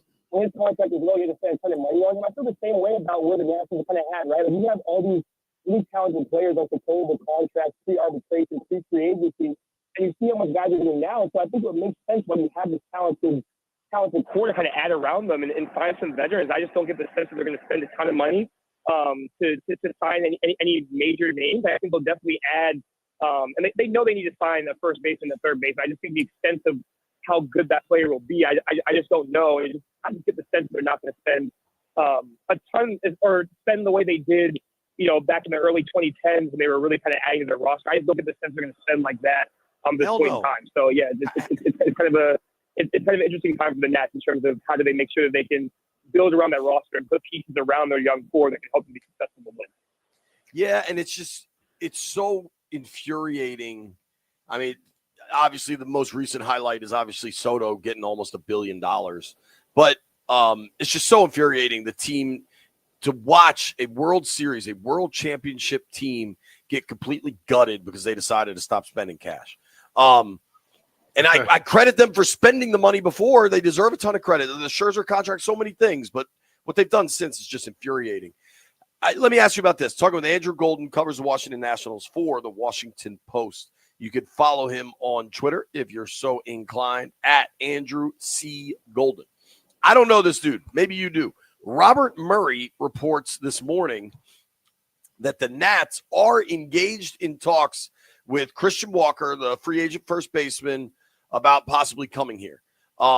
In your story earlier in the week, I think you kind of said not to expect that. Part of me feels like this is just spin, that the Nats want their name out there with somebody. Where do you think they are with Walker specifically? Yeah, I think they like Christian Walker. As I wrote my story, the Nats have made it very clear they like Christian Walker, and it's not a secret. I think what I was saying in the story too, and it's a little bit. I saw a lot of back and forth on Twitter about it.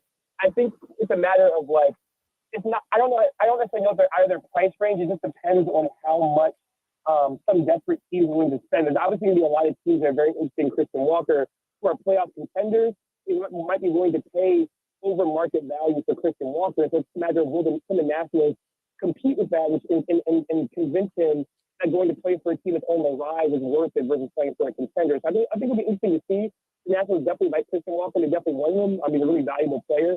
I just don't know if the New York Yankees come in because they lost out on Soto and they need to prove that they can build their roster. If they go and spend a crap ton for Christian Walker, if they need him, Kim and Nationals compete with that. I'm not sure, given where they are budgetary wise, if they can really compete with them. I guess that's my sense. It's not they can't get Christian Walker. It's just a matter of how much will he cost. Thank you, Andrew. Let's put Andrew on hold for a second and see if we can figure out this tunnel he appears to be coming in and out of.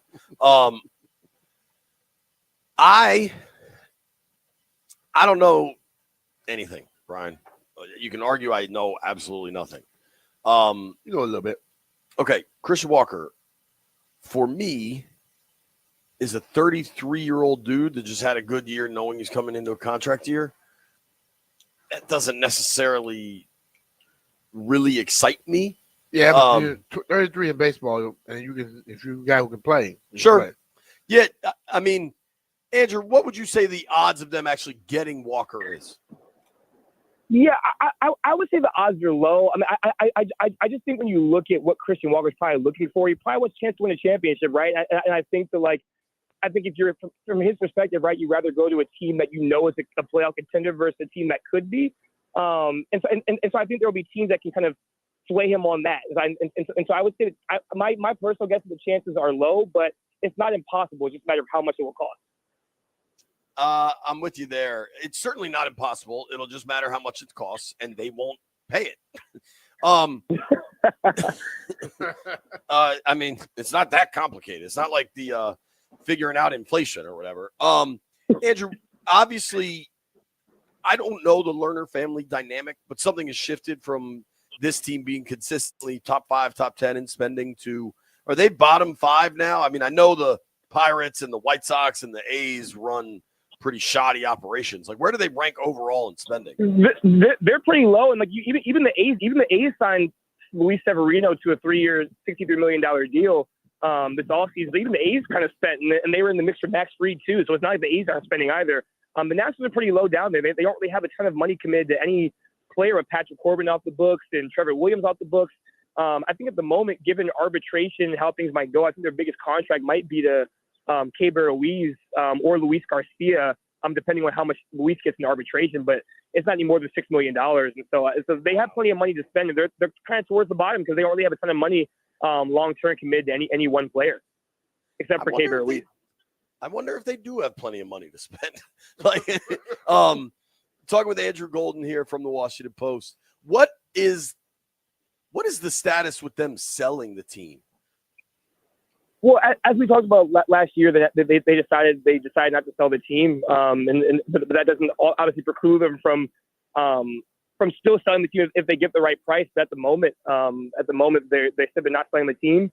But obviously, what that means, like, you need to invest in the team, right? If you are going to keep the team, like, it's really important to prove to fans and people around that, like, you're going to take the time to invest to bring in the players that will help them be successful. And so I don't get, I just don't get the sense that they're really at the moment committed to putting in the resources, but we'll see how things transpire this offseason. I also don't get that sense, Andrew. And dude, it's tough because I love baseball. I love the Nats. I see what they're building, and I get, like, there's nobody I'd want building my baseball organization more than Mike Rizzo. But the owners operate the team like they don't want to be in here for the long haul. Totally. I also will say I think they do believe in the young pieces that they have, and they want to give them every opportunity to play. And I think, the past couple of off seasons, I could see you making an argument for, like, you want to make sure you're not blocking James Wynn, you want to make sure you're not blocking Dylan Cruz. I think they do believe in the pieces that they do have there, but I also think, like, there isn't any major prospect coming up at first base.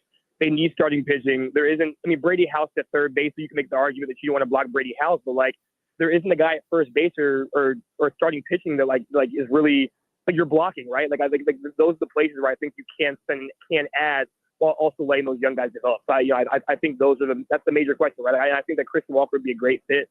I think there are a lot of starting pitchers in the market that would be a great fit too. It's just a matter of, how much you're willing to put into that.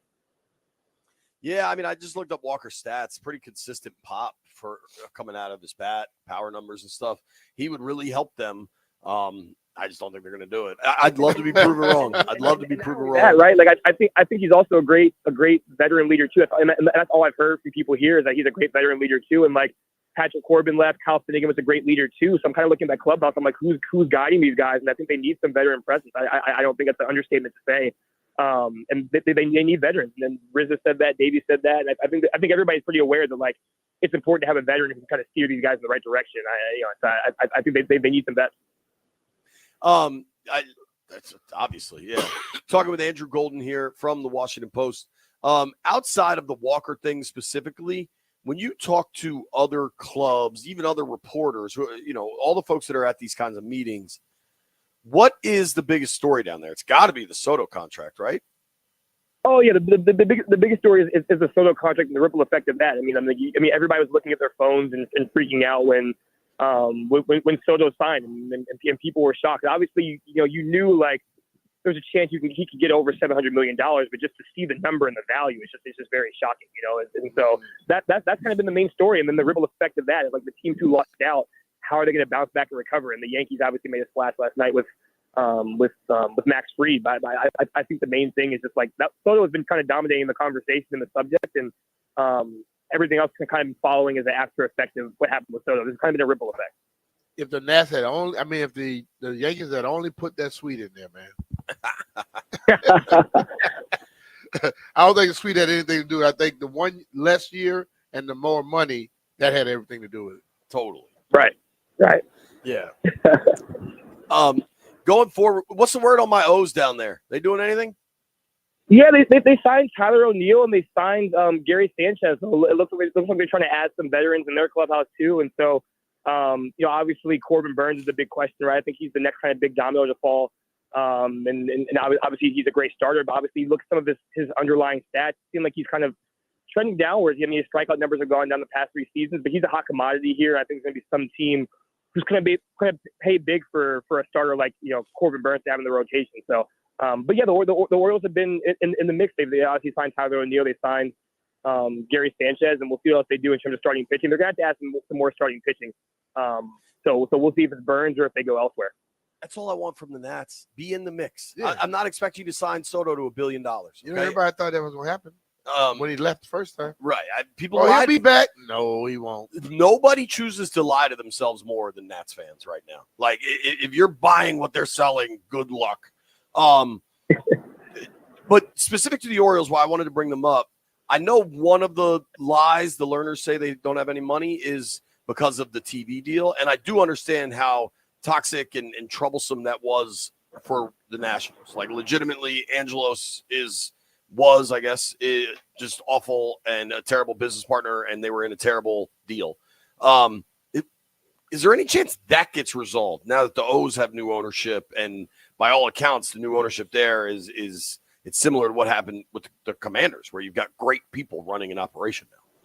Yeah, my understanding of it is that there's a much better chance than it was before, if that makes sense. And so I don't know how close they're progressing towards that, but I definitely know that there's a better likelihood with new ownership and a better relationship than before. And so I think obviously there's a better chance of that happening. I think it would really help clarify things in terms of how much the team is valued at. I think that would definitely make a huge difference. Yeah, I mean, hopefully. Well, Andrew, listen, man, we appreciate your time, and I hope you enjoy those tacos, man. Yeah, I will. Thanks so much, guys. Really appreciate having me on. All right, man. Take care. All right, Andrew Golden there from the Washington Post. Give him a follow at Andrew C. Golden. Jeff and Landini. I'd like to ask Jeff a question, assuming my man is there. Jeff, what's your optimism level that the Nats kind of do anything of merit in the free agency market? Yeah. I'm sorry. I just seen the stream. You just saw Chick come in and say hello to everybody? Yeah. That's Mr. Chick. I hope they do something. Their fans keep talking that the Nats need to do something in free agency. Yo, can you turn my mic down? Oh, no, that's my headphones. My headphones are blazing in my head right now. Jeff, we hear you just fine, buddy. Yeah, we hear you, dog. Yeah, I hear everything at a crazy rate in my head. But I hope they do something, man. Make it exciting for the fans. I'm not going to lie. You get somebody named Walker over to the Nats, I might have to jump my fandom. Oh, get a New Jersey? Yeah. A Nats jersey, you mean? Yeah. Now I'm Dylan Cruz is pulling me over, bro. You might see the switch next season. Why Dylan Cruz pulling you over?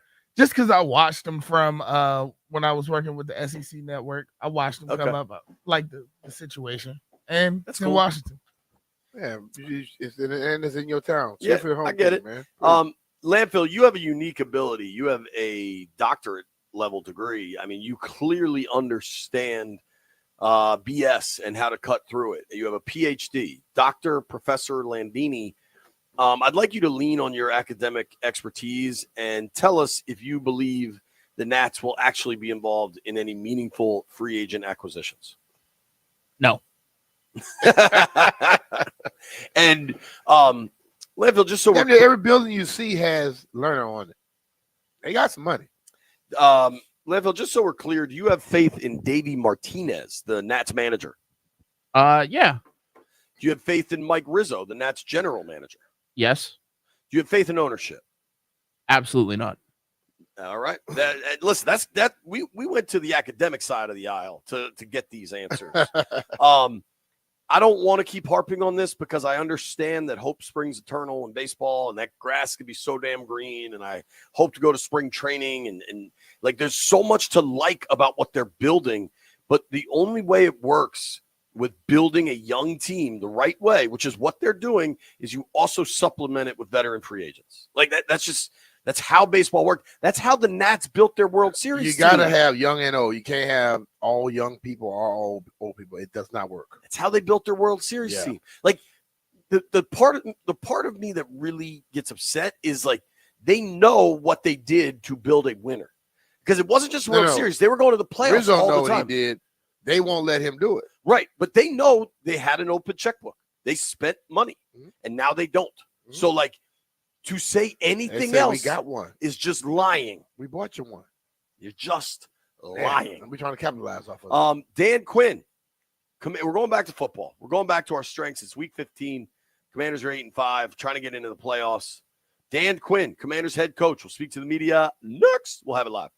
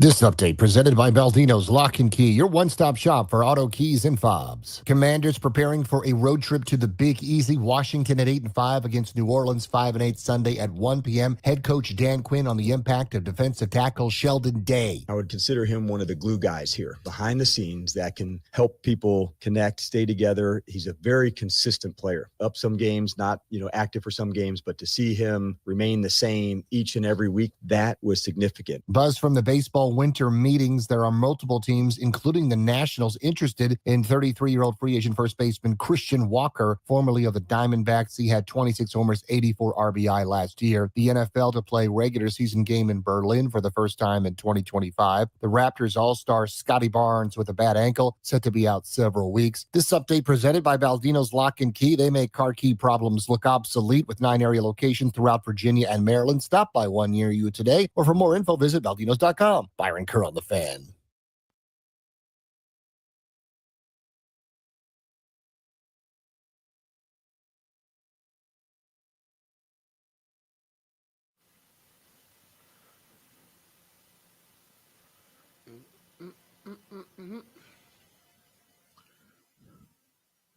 All right, B. Mitchell Finley, 106.7 The Fan, coming to you live from out here at Commanders Park here in Ashburn as the Commanders get ready to take on the New Orleans Saints this weekend down in New Orleans. Seemed like the whole thread is asking me about food in New Orleans, and yes, I am looking forward to that. I think we'll be practicing in the dome today, in the bubble today, because they will be playing in a bubble, in a dome down in New Orleans, and you don't really have to be out in the weather right now since you're here. But ultimately, listen, I know we've talked about a lot of different things when it comes to this football team, and I only believe that they need to handle what they can handle themselves. If they come out here and play the game that they're capable of playing, I believe that they are going to beat the Saints. I think if they come out here and half-step like they did against Dallas, you could have a problem. The thing about football, in my eyes, okay, it's a momentum sport. It's a confidence sport. If you're out there playing bad, and you've been playing bad, and all of a sudden you step up and you playing against a team that is really handing it to you, you're going to normally fold. But if that team comes out there and keeps giving you opportunities, keeps giving you a chance to, just to produce, and they don't capitalize off the mistakes you're making, then it ends up being like the Dallas game, where all of a sudden you show up and you got a chance late in the game. The team that was favored, the team that was supposed to win, they begin to get all that pressure on them. They start pressing, stressing, and you lose football games like that. So I just really believe we need to handle our business. But Dan Quinn talks to the media every Wednesday. Let's go out to the park now and take a listen. And obviously Marshawn this week. Yep. So Andrew has been cleared to fully participate in practice. And Marshawn is also fully participating in practice. Yes. And tough news on Noah. He's going to be out for a while. And so Brown. So he had a significant internal injury from the game. And so that's going to knock him out for a while. And we love him. And this play style, the identity of how he goes. And so that one hurts. He's been absolutely one of our glue guys. And after the game, or during the game, between him and the medical staff, they did a really good job to address what was a serious injury. And, fortunately, he's going to be okay, but it's going to knock him out for a bit. Say for a bit, is this season ending for him? Yeah, we'll visit that later this week, but it's likely, heading that way. Okay, and I just want to ask one more on Marshawn too. Just sure. How much can one defender add to a defense and change things for what you do? Yeah, I think any defender, it's a lot of positions you could say that for, John. I think specifically with Marshawn, that's a big deal for us to add a player of his caliber to our team. And so not to make it, one different than the other, but anytime you can add, competition to a group, it's a really big deal. And Marshawn's, certainly, trended in the right direction for us to play. And so we'll take it through the whole week. We're not going to miss one step with him and the practicing and hitting all the markers. So if it trends that way, good, then we'll go. To stay with the corners sure. with Mikey Sanders still. Obviously, he's not the tallest guy out there. How does he use what he does have, his lack of size, his whatever else he has, speed, yep. to be as successful as he has been the last few weeks. Yeah, you're right that there's an element of that that's instinctual, to know how to play, somebody specifically, and that part of knowing where to go through the hands, how to play to a player, those things. And you could also say the same thing even from the tackling standpoint, like he really understands leverage, Ben. And so in tackling, it's all about leverage. Can I get to the right spot? Can I get the right technique? And so from that standpoint, that's no surprise why he played well inside, because of understanding leverage and angles. And that carries over, when he's playing outside as well. And, you guys drafted a lot of guys who were team captains in college, including him. And that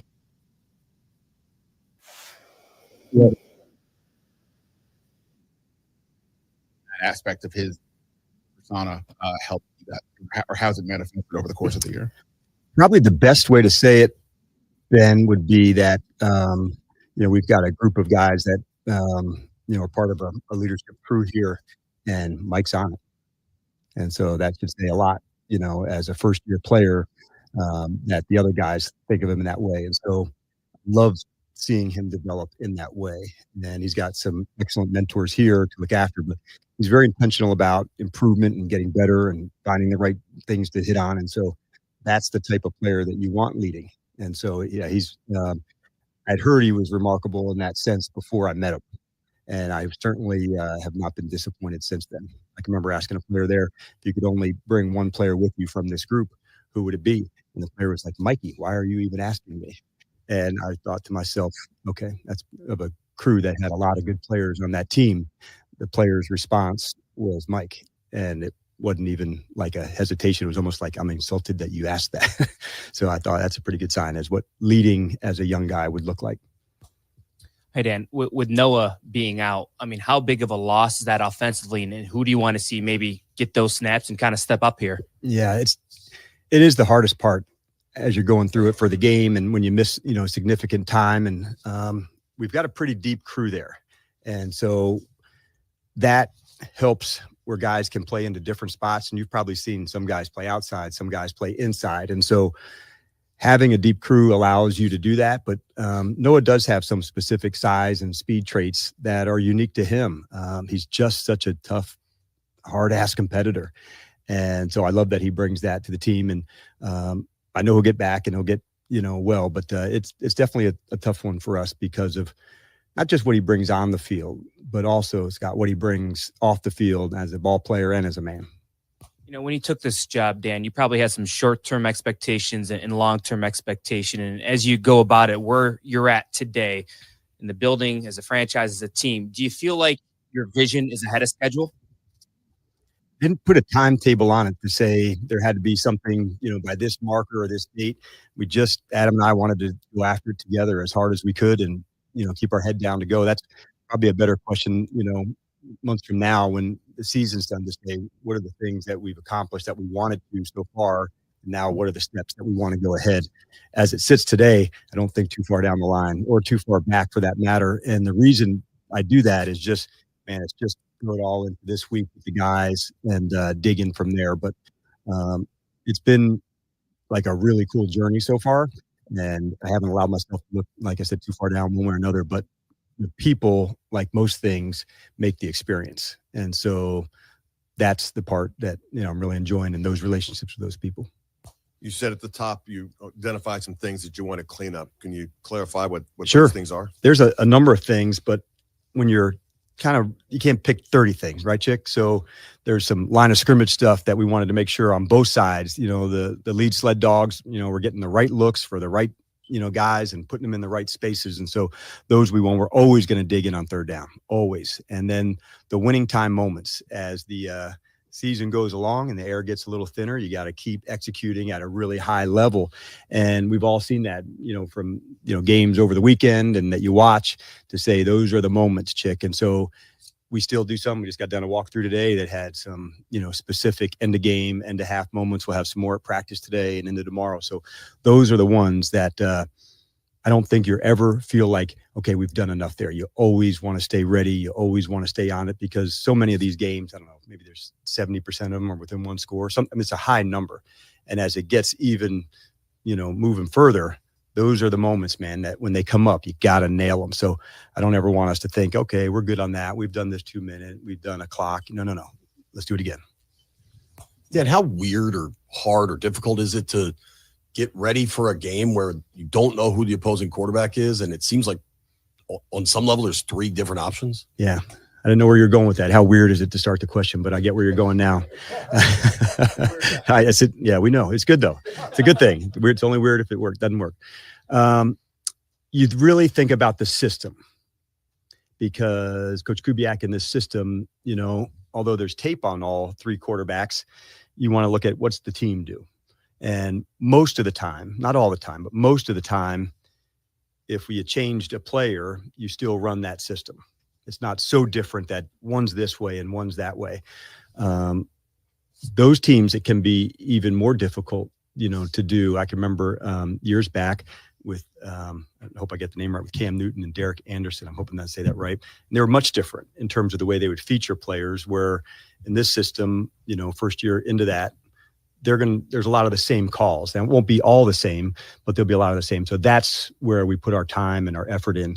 From the specific players who are studying, the other ones, we've got the film on all 3. So that's how you have to prepare. It takes a little extra for the players, but you have to really train for what they do best and then work back from there. And then with Crowder, open the window there. Any more importance to his return now that Noah's going to be out for some time? How do you view Crowder's role perhaps going forward? And where is he just in the injury process? So he's had a good process of going through, and we haven't missed one step of his recovery. And that's the biggest piece. We were referring to Marshawn earlier, and it's the same thing with JC, to say all the way through, to make sure there are no setbacks. We're pushing it forward. And then when we feel like, all right, it's game ready, then we'll go. So we'll make that decision after we go through practice. Could be this week or the following. We have some space and time to do that. His value as a returner, his value as a slot is proven.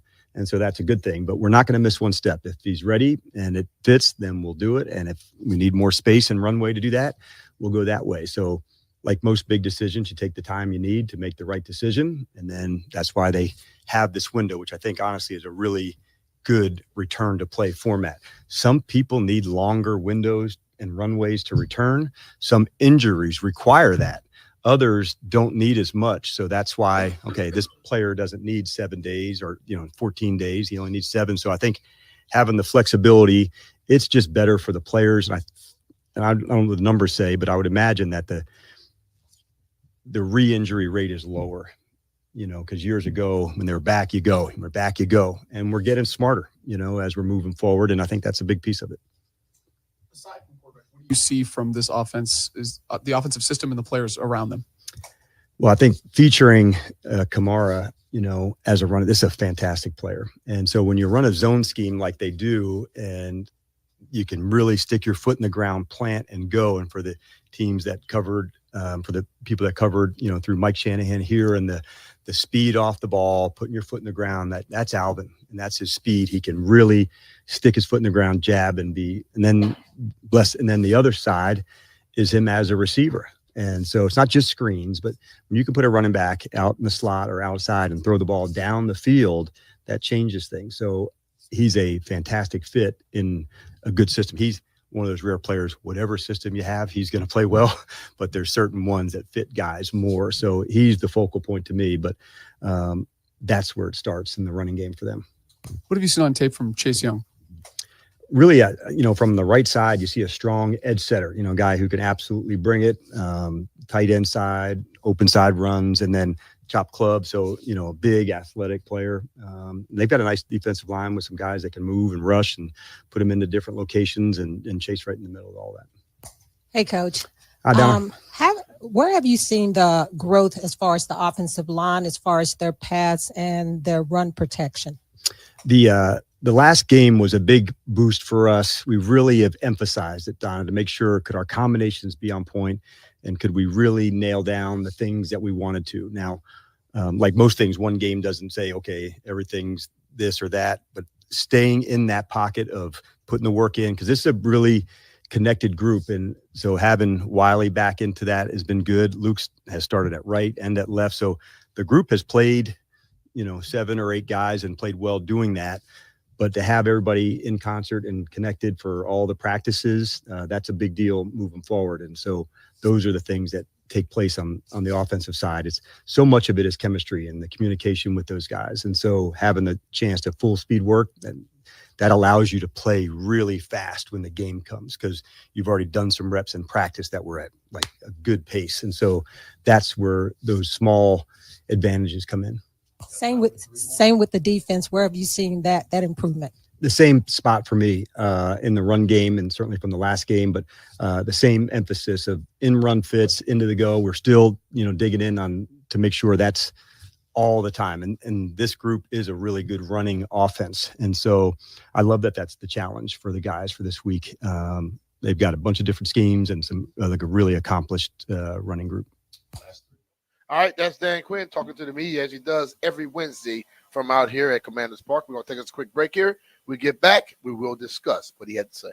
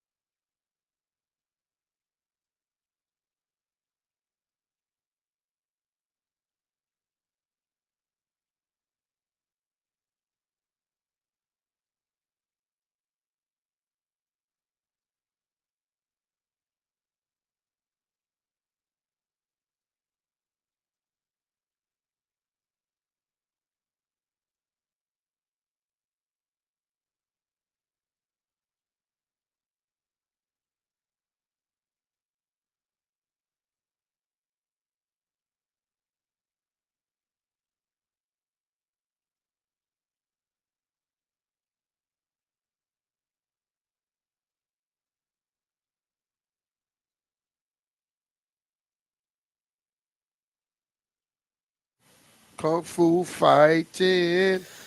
B-Mitch loves this song. Fast as lightning. Little bit frightening. When did this song come out? This is probably before I was 10. So did you love it when it came on the radio Oh, back hell then? yeah. Makes you run around your hood. Shit. Look, that's my stuff, man. I'd love to see little B-Mitch running around the Kung Fu fighting. Caller number 10, right now, you win a pair of tickets to see the Wizards Thursday, December 19th against Charlotte. First 10,000 fans in attendance get a Wizards quilted bucket hat. For tickets, visit WPGC.com/contest. The only one of the four of us that would wear that Wizards hat is my man, Jeff Walker. We got real news, though, and it's not good. I was concerned about this Noah Brown thing, just kind of some stuff I had heard, and then kind of weirdly what I had not heard.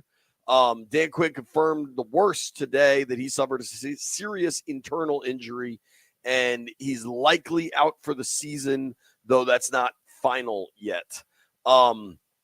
Obviously, you start with, on a personal level, hope Noah's okay. There you right? go. Really nice guy. Noah made a huge impact on the season. Dangerous damn sport, man. If nothing else, just catching that Hail Mary, you hope he's okay. You start there. Moving down a notch on the importance level is, what does Washington do? What are you talking about leaving this offense? Well, Noah Brown, as of through 13 games, was, of wide receivers, clearly the number 2 target. Yep. Of pass catchers, clearly the number 3 target. Noah Brown on the season had 56 targets, 35 catches, 453 yards, and of course the one touchdown that kind of will forever be remembered in this city. Hell yeah. Brown was averaging about 13 yards a catch. This is a blow to an offense that has now lost Brown, has now lost Eckler. Now, the flip side of that I asked him about, they opened Jamison Crowder's window yesterday or Monday. It's possible that's what tipped me off to ask some people about Noah Brown. Crowder can help you in the slot. He's quick. He has quick get off in the slot. They don't have a lot of guys that are doing that yet. Maybe McCaffrey becomes that guy. He's a veteran guy, OZ man. can do it a little bit. I think Crowder can help you. DQ didn't sound committed to him being back like this week, like he certainly sounds like with Marshawn Lattimore. You know what it is? It's an opportunity for somebody. You saw C-Rod took a great opportunity and made it into something special for him 2 weeks ago. Somebody else got to step up and do the same thing, man. Like we keep saying what's going to happen with Luke and other guys. Make it happen. You know, we can't talk it up for them. They got to go out there and make plays. If you look at like snap counts, right? Like, I mean, Noah Brown is by far the second receiver on the field. So you're removing those. You know what I mean? So like I ideally, offensively, at receiver, you're removing. Noah Brown's on the field for 53% of Washington's offensive snaps. Terry's out there 78% of the time. Brown's second. So that's a lot of snaps that become available. Yeah. And De'Ami Brown, Luke McCaffrey, Zacchaeus are obviously the names you're going to hear the most of. Going to be really interesting if this means that they run more sets with 2 tight ends, which they use fairly regularly anyway. When did Noah get on the team? They signed him after roster cuts. It was, his first game he played, I'm asking. He's been here the whole year. But he didn't play the first few games, did he? I believe he did. I'll pull that up. He didn't play week 1 in Tampa. If you remember, I think he was dealing with a hip injury. But he opened the season week 2 with the Giants, had 3 catches for 56 yards. How big of a blow is losing Noah Brown, B?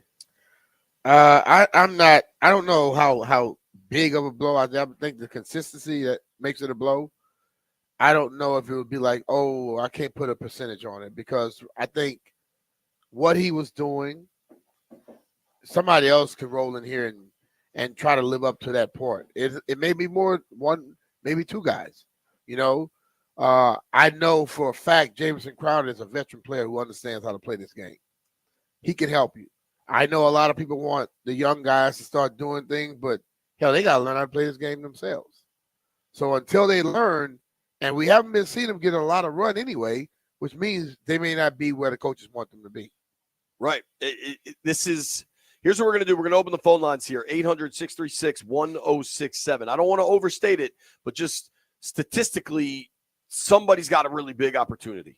And that doesn't necessarily mean it's McCaffrey or Brown or even Crowder coming back. Maybe it's just a lot more work to Ben Sinnott or Zach Ertz or John Bates or Chris Rodriguez.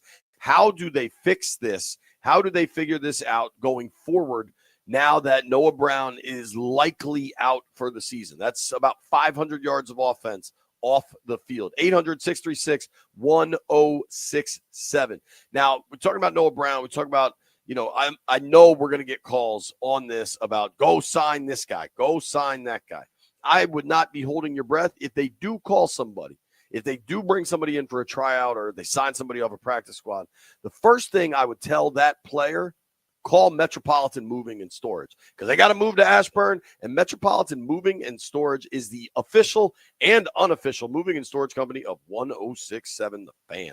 These guys have been in business for 3 decades. They take care of residential and commercial clients, and they're an industry leader in the preferred moving company business. They are the best at managing a move, whether you have high-end art, sculptures, chandeliers. They'll send a moving consultant. Whatever it is you need, they can figure out if it's residential or commercial, and they'll provide you a free estimate up front. Trust me, I've known Justin and John since high school. I've known these guys. I've seen them build this business from nothing into the premier moving company in the DMV and across the country. They'll do whatever you need. They'll give you the best and most efficient way to move long distances or nearby. And they've got a dedicated truck and crew for long distance moves. That means no truck space, no sharing, or if you just need storage, hit them up. They'll take care of you and your family like they've taken care of mine and countless other people at the station. Call them 301-279-0090, 301-279-0090, or check them out, dcmetropolitanmoving.com. That's dcmetropolitanmoving.com.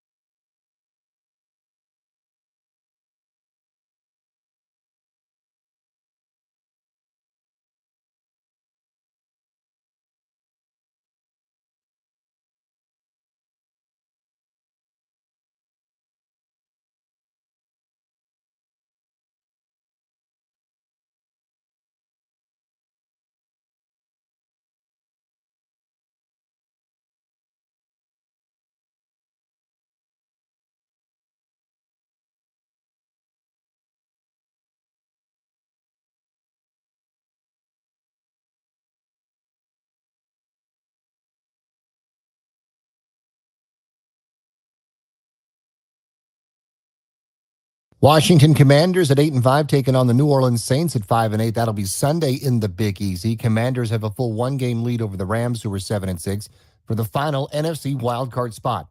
Head coach Dan Quinn moving from Monday to today in preparation for Sunday. Having a day like today is important. I wouldn't have wanted to come in just, from the bye and right into the Wednesday. So today was kind of like a setup day. Get everything orchestrated, situated, work out. So by the time you do get to Wednesday, you can really let it rip. And that's the urgency at practice that I'll be looking for. And that will carry over into the game. NFL to play one regular season game in Berlin for the first time in 2025. Giants quarterback Drew Lock is in a boot with a heel injury. So Tommy DeVito expected to start this week for New York. Hot stove, there are multiple teams, including the Nationals, interested in 33-year-old free agent first baseman Christian Walker, 251 batting average, 26 homers, 84 RBIs last year for Arizona. The Rangers have made a deal with Marlins slugger Jake Berger. Toronto Raptors all-star Scotty Barnes has a bad ankle. He'll be out several weeks. In college football, Tulane quarterback Darian Mensah picks Duke in the transfer portal, and Michigan cornerback the number 2 prospect, Will Johnson, declares for the NFL draft. The 2034 World Cup will be held in Saudi Arabia, and the 2030 World Cup will be held across Morocco, Portugal, and Spain, with 3 one-off matches held in 3 South American countries. I'm Byron Kerr on The Fan.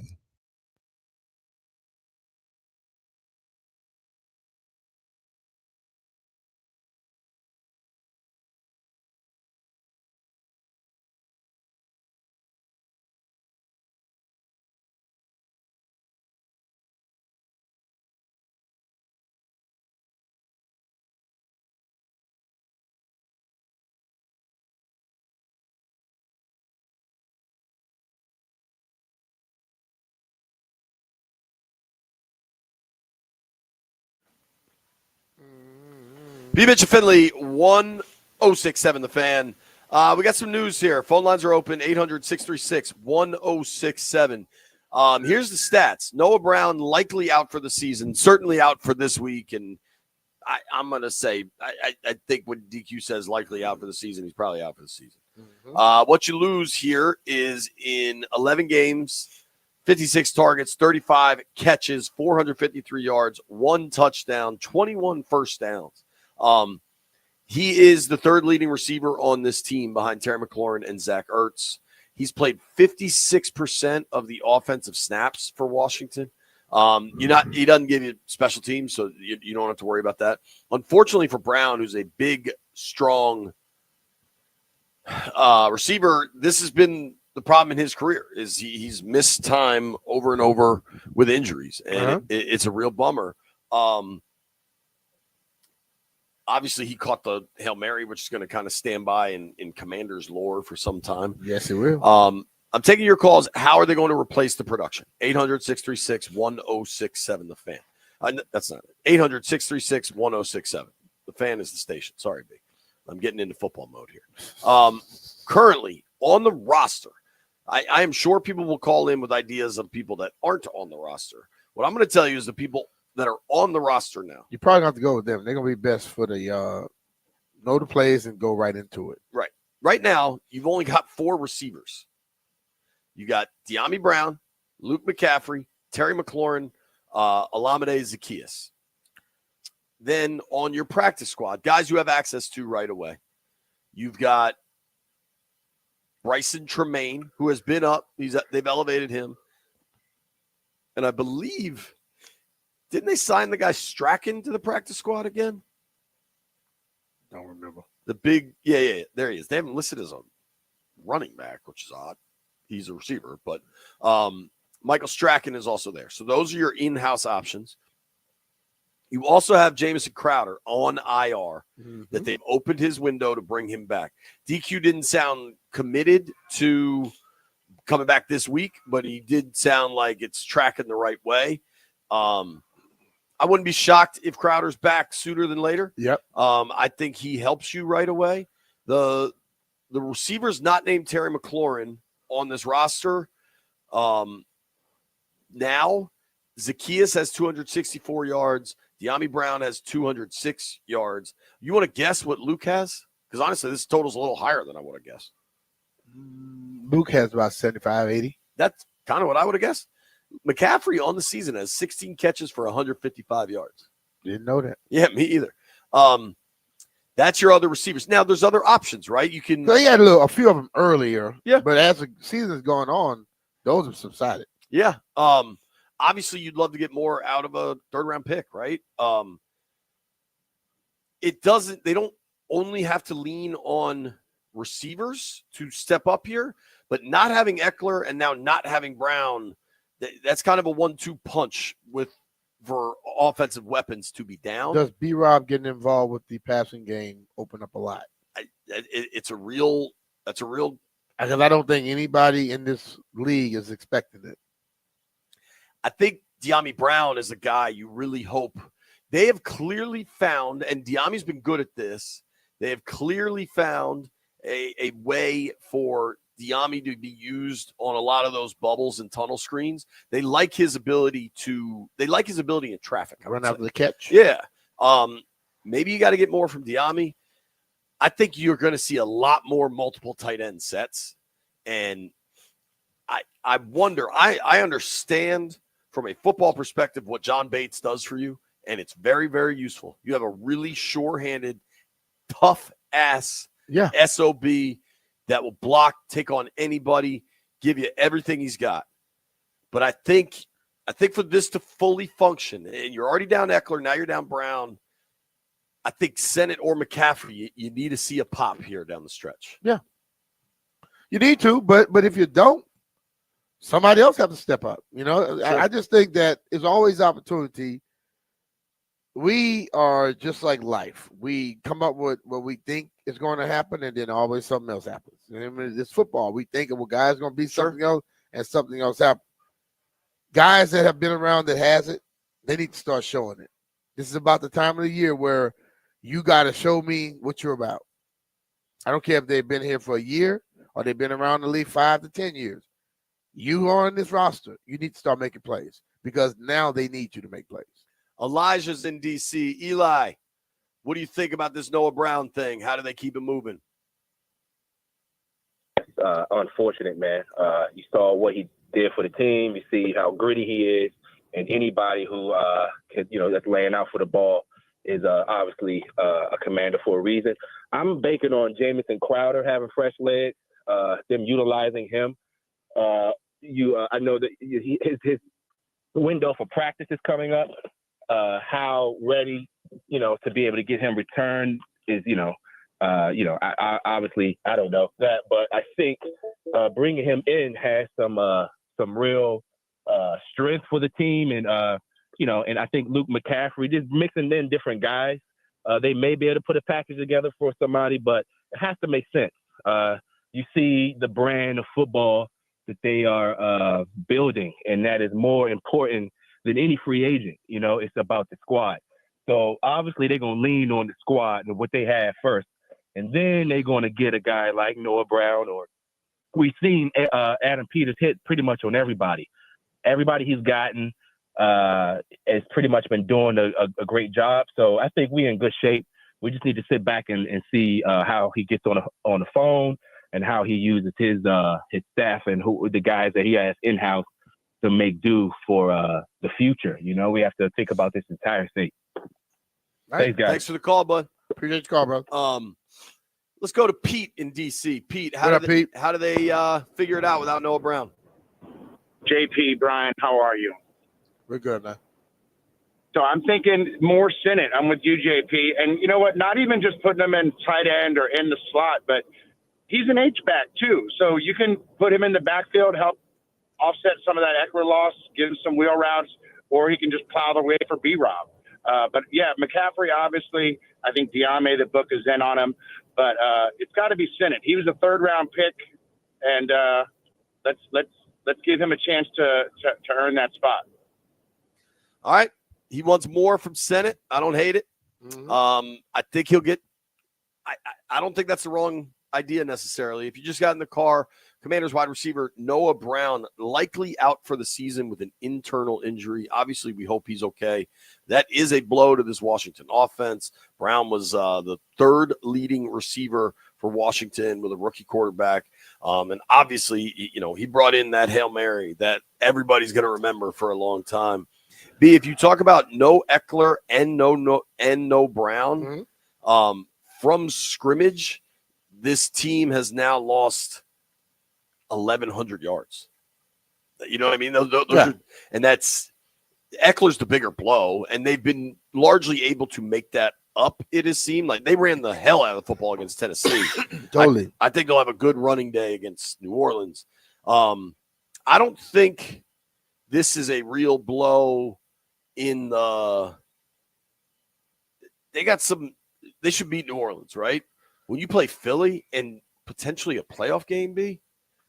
That's where you're going to wonder where the weapons are. You know what I mean? Yeah, I understand. But then I think by that time, then maybe one of these guys that we're hoping are already stepping up. Right now, all they got to worry about is New Orleans. This weekend is about New Orleans and making sure you get somebody to step in there and handle their business. We can't get too far ahead of it. We can't worry as much because those 1,100 yards that we're missing were 1,100 yards in 13 games. They got 4 games left. What if somebody come up there and they can get 400 in those 4 games? You can make up some things, but you got veteran guys. Yeah. So whoever the veteran guys are, I think I lean towards them more than I do the guys that are young rookies. They're trying to learn this thing themselves. Sure. Ryan is in Connecticut. Ryan, what's the answer with Noah Brown out? I don't know if there really is an answer. I think the hardest thing about losing him is besides his production, he's probably the biggest receiver we have in size. I mean, every week I kind of see stats about how Luke McCaffrey has all this separation rate, and he's like in the top tier of separation rates, but he's never on the field to really kind of show us. I'm not the type of guy that's like, let's pick up this guy, let's pick up that guy, but I do know like KJ Osborne was just kind of waived, and he's sitting out there wanting to go to a team that may contend. But I don't know if there's really necessarily an answer to it. We're hoping Brown can step up from like minicamp. Everyone told us he was going to be, wide receiver 2, but I don't know if you can replace him. It's just kind of pound the rock, trust JD, and move forward. There you have it. All right, man. Thanks for the call, bud. A lot of this, it's a next man up league. This is unfortunate, but this kind of stuff happens, man. Landfill, who do you think steps up with Noah Brown out? I mean, it's got to be Diami, right? I get, yeah. I mean, you know what? For Diami, it would be a perfect time to step up because he's going into a contract year. Yeah. It's just there's a lot of money floating around the NFL. Here's a chance to go get a bunch of it. I lean Senate on this. Let's see what Blake in Wilmington thinks. Blake, what up? Who's going to pick up the slack? Well, I agree with B. Mitch. I think you got to go with Ertz and you got to go with Senate. I think Ertz down the stretch has got to prove his leadership, and I think to this point he's been all right, but now it's time for him to step up. He's got to be the big body to replace Noah Brown. I'm looking Zach Ertz straight in the eyes. I need him. Leaning on the veteran. That's kind of what you're saying, B. Yep. Count on your veterans. I mean, like when you see somebody missing, you think, well, you got to have somebody else step in.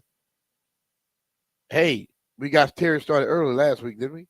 Yeah. Get him started early this week. Sure helps. And maybe you can, instead of having 4 receptions for 100 plus, he can probably have 8 or 9 for 150 plus. Right. You can make it up like that as well. Yeah. Let's go to Danny in California. D-Rob to have 25 carries. You can make that up. Another thing up that way. Just keep pounding the rock. Yes. You're right about that. Daniel's in California. Daniel, how do they figure out the Noah Brown-less offense? I would like to see Luke McCaffrey be used in a sense like they used to use Cole Beasley.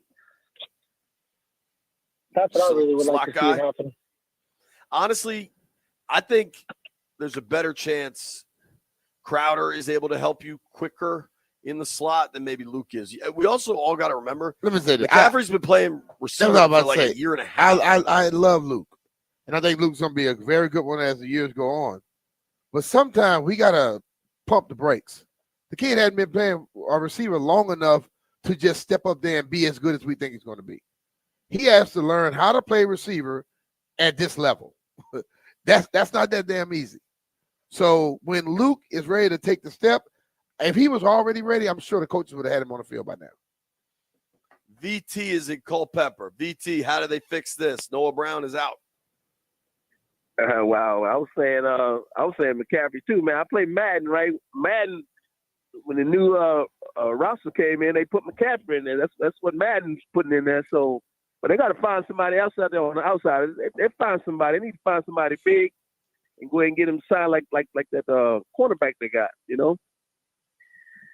Thanks for the call, bud. B, in Madden, they put Luke in. Your take on that? I will not make a take. I know Jeff's busy answering those phones. I understand people have their opinions, and I try to keep mine straight along football. I don't give a damn what nobody doing, man.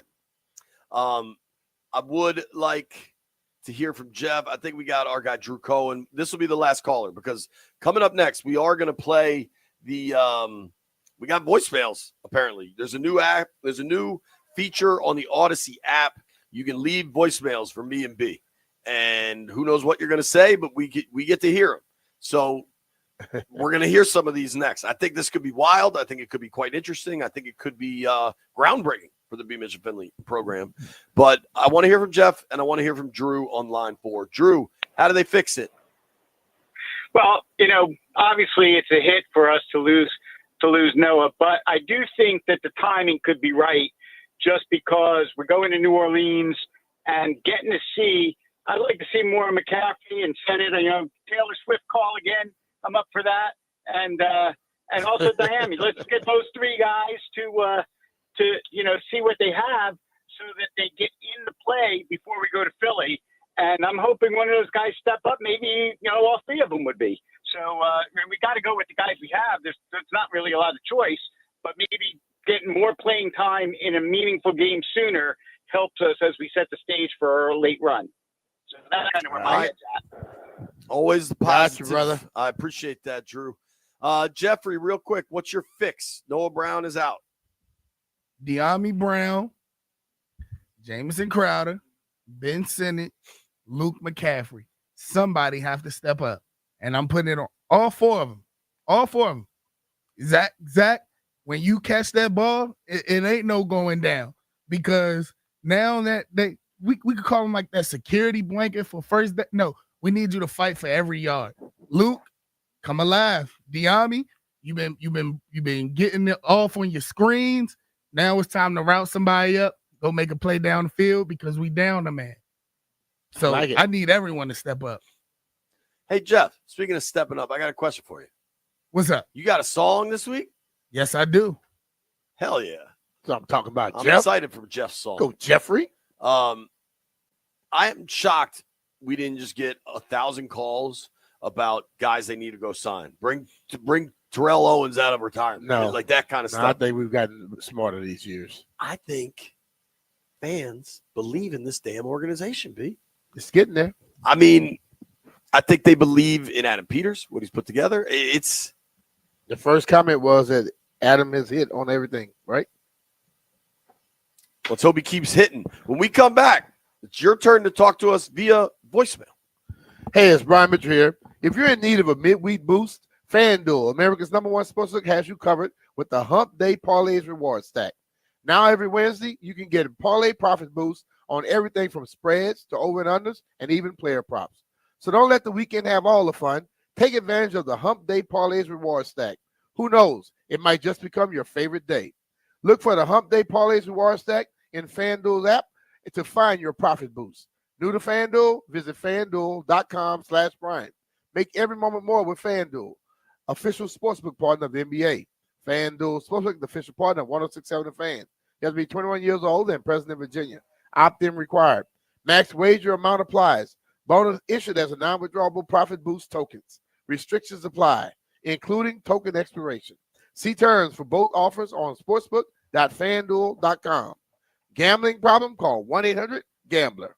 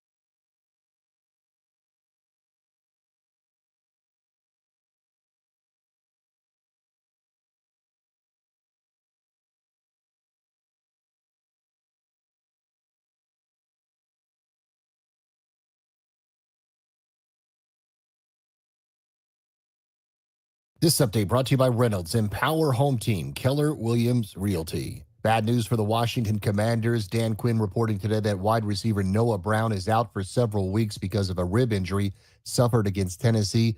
That injury could be season-ending. Also breaking news from inside Carolina. The North Carolina Tar Heels are finalizing a contract to land legendary NFL coach Bill Belichick as their next football coach. Giants quarterback Drew Lock is out because of a heel injury, so Tommy DeVito will start for the Giants. Baseball winter meetings continue in Dallas, and there are multiple teams talking, including the Washington Nationals, with free agent first baseman Christian Walker, who had a .251 average with 26 homers and 84 RBIs last year for Arizona Diamondbacks. Want to hear the fastest way to know what your home would sell for? Reach out to Empower Home Team. Simply text your address to 800-763-3000. No phone call, just text your address to 800-763-3000. That's 800-763-3000. Byron Kerr on The Fan.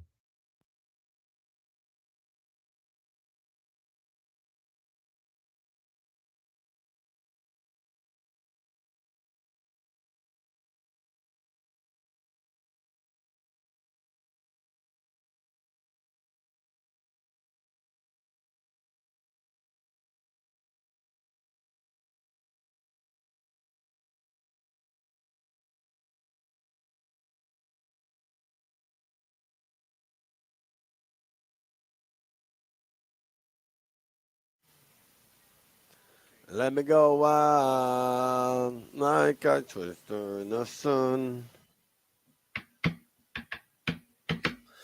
B. Mitchell Finley 1067 The Fan. About a half hour, you get to hear from Grant and Danny. I mean, I've heard the promo a few times now. I know those guys are fired up, fired up for the Nats getting that first overall pick in the lottery. Also, this weekend, you can watch the Commanders with JP from the Sports Junks and the Burgundy and Gold Game Day crew this Sunday at Center Pocket in Bowie. Burgundy and Gold pregame game day live at 11 a.m. That's Center Pocket in Bowie. All right, Landini, I'm going to turn this operation over to you, pal. This is we got the new voicemails. If you want to leave a voicemail, you can do so on the app. What do you got? Yeah, this is correct. You can send us a voice message on the Odyssey app. And, well, I recorded the ones that people had sent to us, and I'm just going to play a couple for you. And then you can respond accordingly. Hi, this is Greg from Virginia. I was wondering if you guys could help me with my third graders' spelling words this week. They are very difficult, and I am having trouble. Please help. But does he ask? I'm leaving that for JP, and we're gonna have Greg help him out too. I told Greg, if Greg help the kid gonna fail. Yeah, listen, you don't want me helping you with math. You don't need Greg helping you with spelling. Yeah, that kid will fail if Greg helping. Does he give us the words to spell, Lampville? He doesn't. He did. I told him. I said we all suck at spelling because we've grown up in the era of spell check. But he insists that we're better than he is. So that's message number one. Or he could just Google the damn word and then ask the kid to spell it and then tell him the right damn way. You'd think. Boom. I'm here to educate you. Don't call me to make me look like a damn fool. Look at the damn Google while your kid spelling the word. And if he's right, he's right. If he's wrong, then you correct him. Welcome to the show, Greg. Water ain't always warm. What's next, Lampville? Might have been the damn Greg I'm talking about. It can't spell. I don't know. JP, this is pick. I would suggest that you use that little phone call calendar. And when you start making reservations, make sure you check it and set an alarm. Put at least 30 minutes on that thing. He's trying to help you out with the what's it called? Shout out to Capitol Grill and Chevy Chase. Shout out to Bazad and Abdul. And clearly, I'm an idiot about the reservation. Can we replay that from the beginning? Yeah, that was weird. JP, this is pick. I would suggest that you use that little phone call calendar.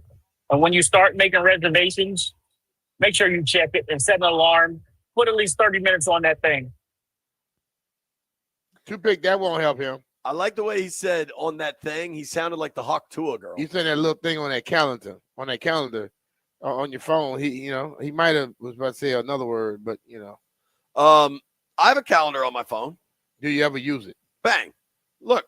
Do you use it? Last night I had the dinner on my calendar. At 7:30? No, you know what I do, Brian. Did you have it? Oh, you put it on after the thing.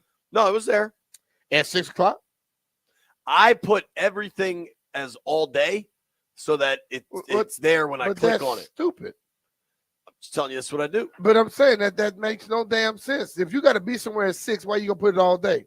So every time you look at it, it just showed it all day. It doesn't tell you what time you got to be there. Yeah, that's not inaccurate.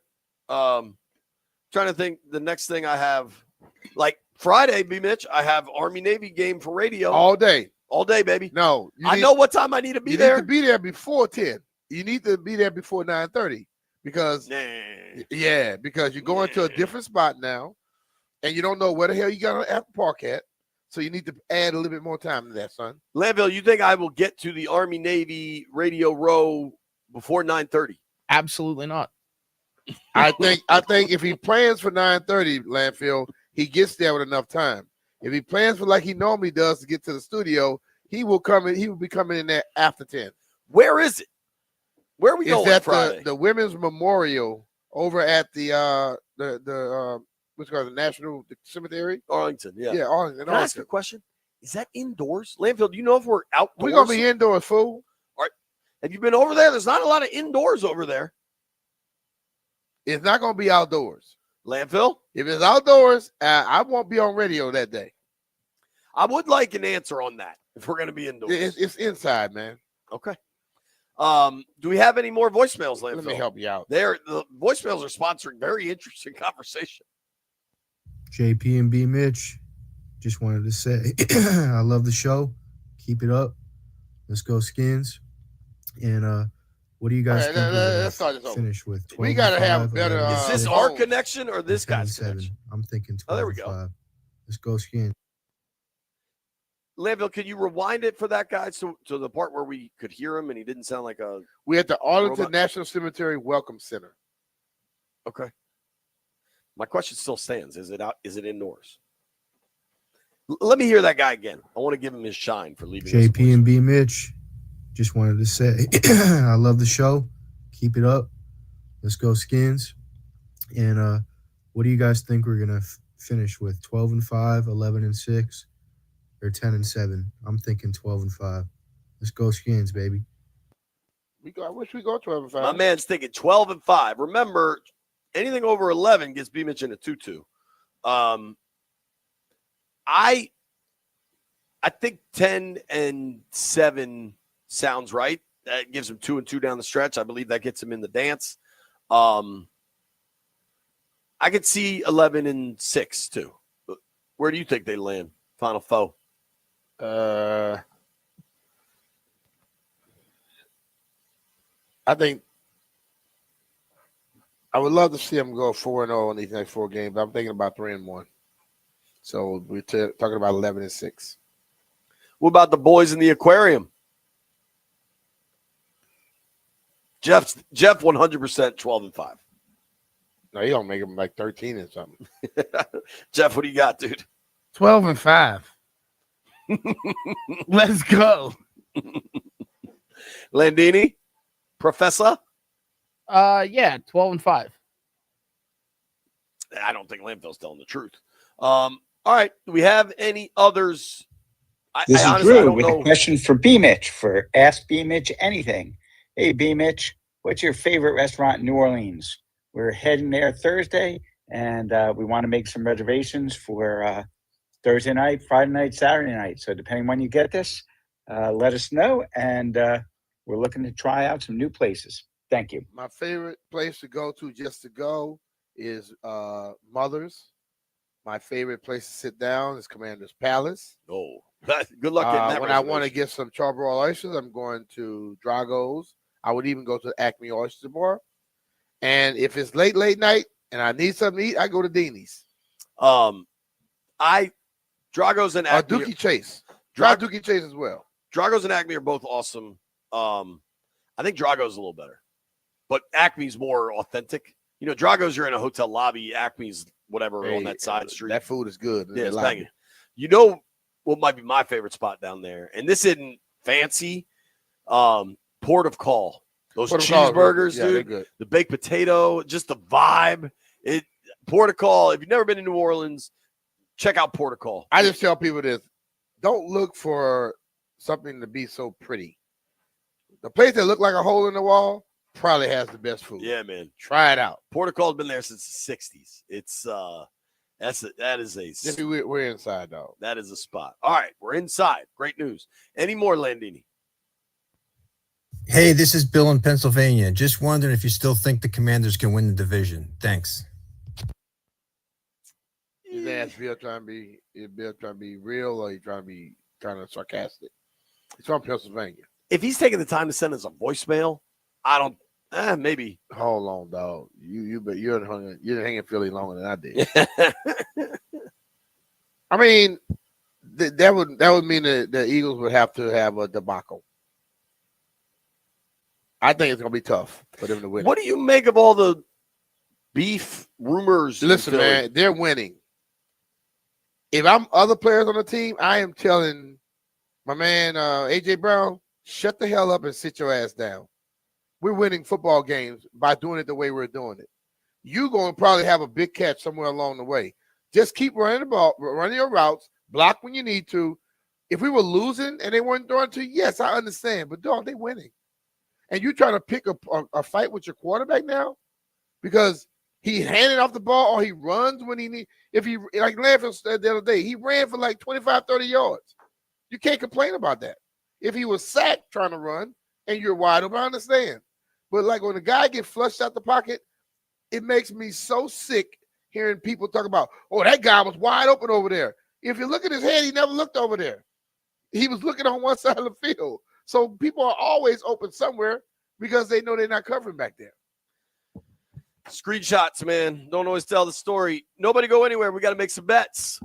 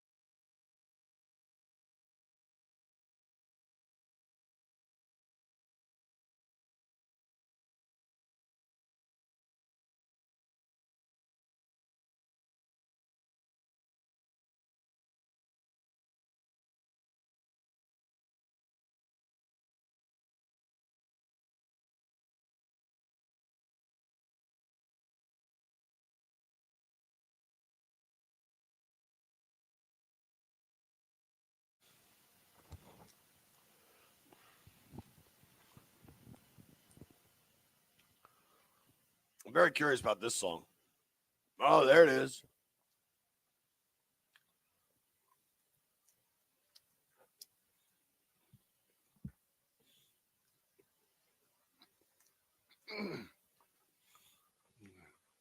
Shout out to Mr. Roboto. Shout out to Chick-fil-A. Shout out to Capitol Grill and Chevy Chase for helping a brother out last night. It's a great restaurant. Go check them out. We got to make some bets, but I enjoyed the voicemail segment. I think people, if you maybe aren't able to call in during the day or whatever, tomorrow we're going to do Bleep You Thursday. I feel like we haven't done that in a while. Was last Thursday Thanksgiving? Last Thursday we were on vacation. The Thursday before that was Thanksgiving, right? I think. Thursday just passed was Thanksgiving, dude. No, last Thursday we were off for the bye week. That's right. So we haven't had Bleep You Thursday in a month, basically. I guess. People probably got a lot of Bleep Yous, man. Now, if you want to get the Bleep You in, They may bleep us. they might. Take vacation. I know Landville and Jeff did. Landville and Jeff, mad I take vacation, then mad I come back a day early. What the hell sense does that make? I don't know, man. No, we're not mad you take vacation. We're just pointing out that it's number 19 on the year. That's incorrect, sir. All right. Wait till you see my holiday schedule. I got to email that to CK now. But hit us up with the voicemails. I think I'm into that. I can almost do that every day. I enjoy those. They're funny. Say whatever you want. Just make sure your phones are working. I think that might have been on our end because that one dude, when they replayed it, sounded fine. How can it be on our end, though? I don't. If they're replaying a recording. B, I was convinced we were going to have to do the radio show outdoors on Friday. I don't know anything. I'm starting to realize we're going to have to just make you not say 75% of the things you want to say. Let's make some bets. First of all, it's December. Who's going to play to put something outside? B.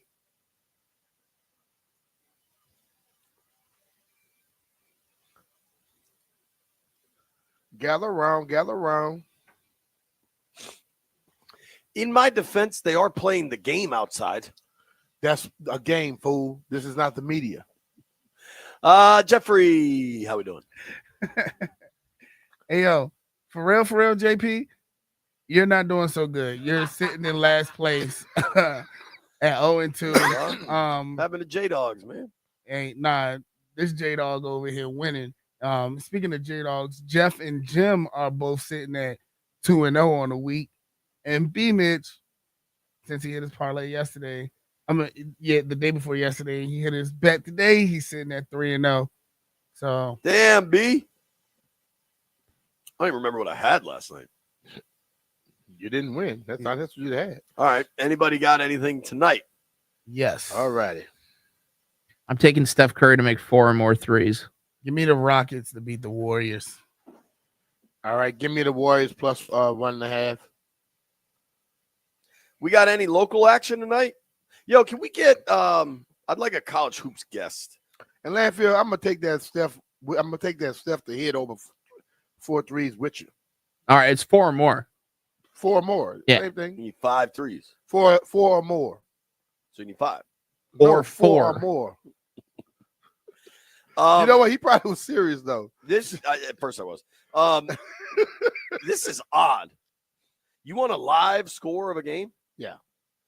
Baylor is up 87-59 over Norfolk State with 2.5 minutes to play in the second half. So that game tipped off at noon? They just playing games at noon on Wednesday now? Yeah. Where are they playing at? Looks like Baylor. I don't know. Baylor's So the home so team. it teed off at 11 then. That is odd, right? Yeah. Is today like a holiday in Texas or something that we're unaware Not that I of? know of. That's weird. Shout out to Baylor. Talk about hump day. Norfolk State. Yeah. They humping early. I don't know why that sounded so weird. I prefer my humping on time. Howard plays tonight. B, what do you got on this? Howard is playing a school called VULYN. VULYN. Vulin? Maybe. I think it's an acronym, but I don't know what for. Is it all caps? Yeah. So what does that mean? Jeff, figure out who Howard's Virginia playing. University of what? Of Lynchburg? Maybe. Jeff, figure out who Howard's Virginia playing. University of Lynchburg. I don't know. I never heard of it. Are like the Hoyas? Is anybody playing tonight? Give me something to watch. Yeah, Virginia University of Lynchburg. That's what it's called. That's what it's called for Is it? real? Yep. Damn, good pull, B. Right, man. No, I'm just saying, you've been living a long time. You hear stuff sometimes, I guess. All right, it appears there's no Maryland, no. You got UVA, another no nothing. NBA game. The Hawks are playing against the Knicks.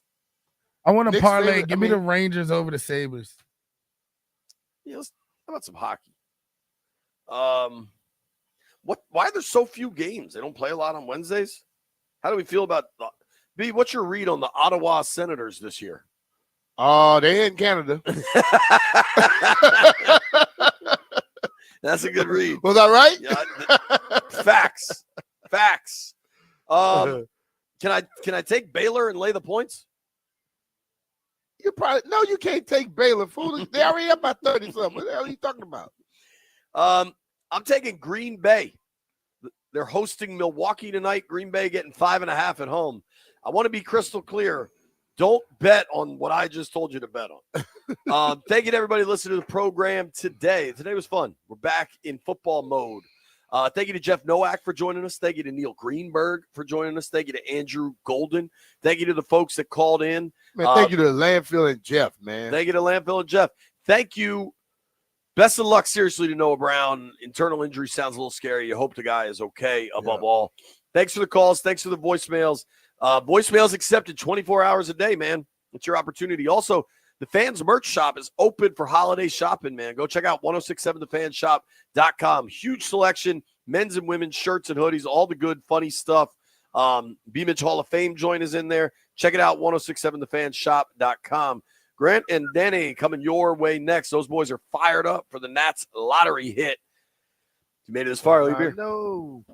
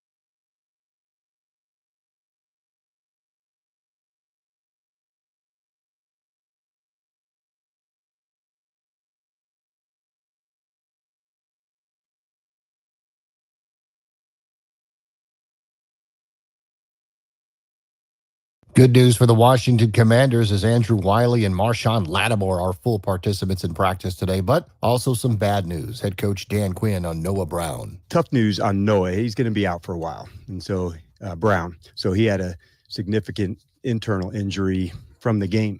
And so that's going to knock him out for a while. And we love him, man. This play style, the identity of how he goes. And so that one hurts. He's been absolutely one of our glue guys. Saints interim head coach Darren Rizzi on Jaden Daniels' running ability. We obviously let the quarterback run a little bit, which we're not going to be able to do this game coming up because that guy's going to make even bigger plays than their quarterback did. That's going to be a huge, thing that we got to get corrected. North Carolina is finalizing a contract to land legendary NFL coach Bill Belichick as its next football coach, according to Inside Carolina. Giants quarterback Drew Lock is in the boot with a heel injury. Tommy DeVito will start.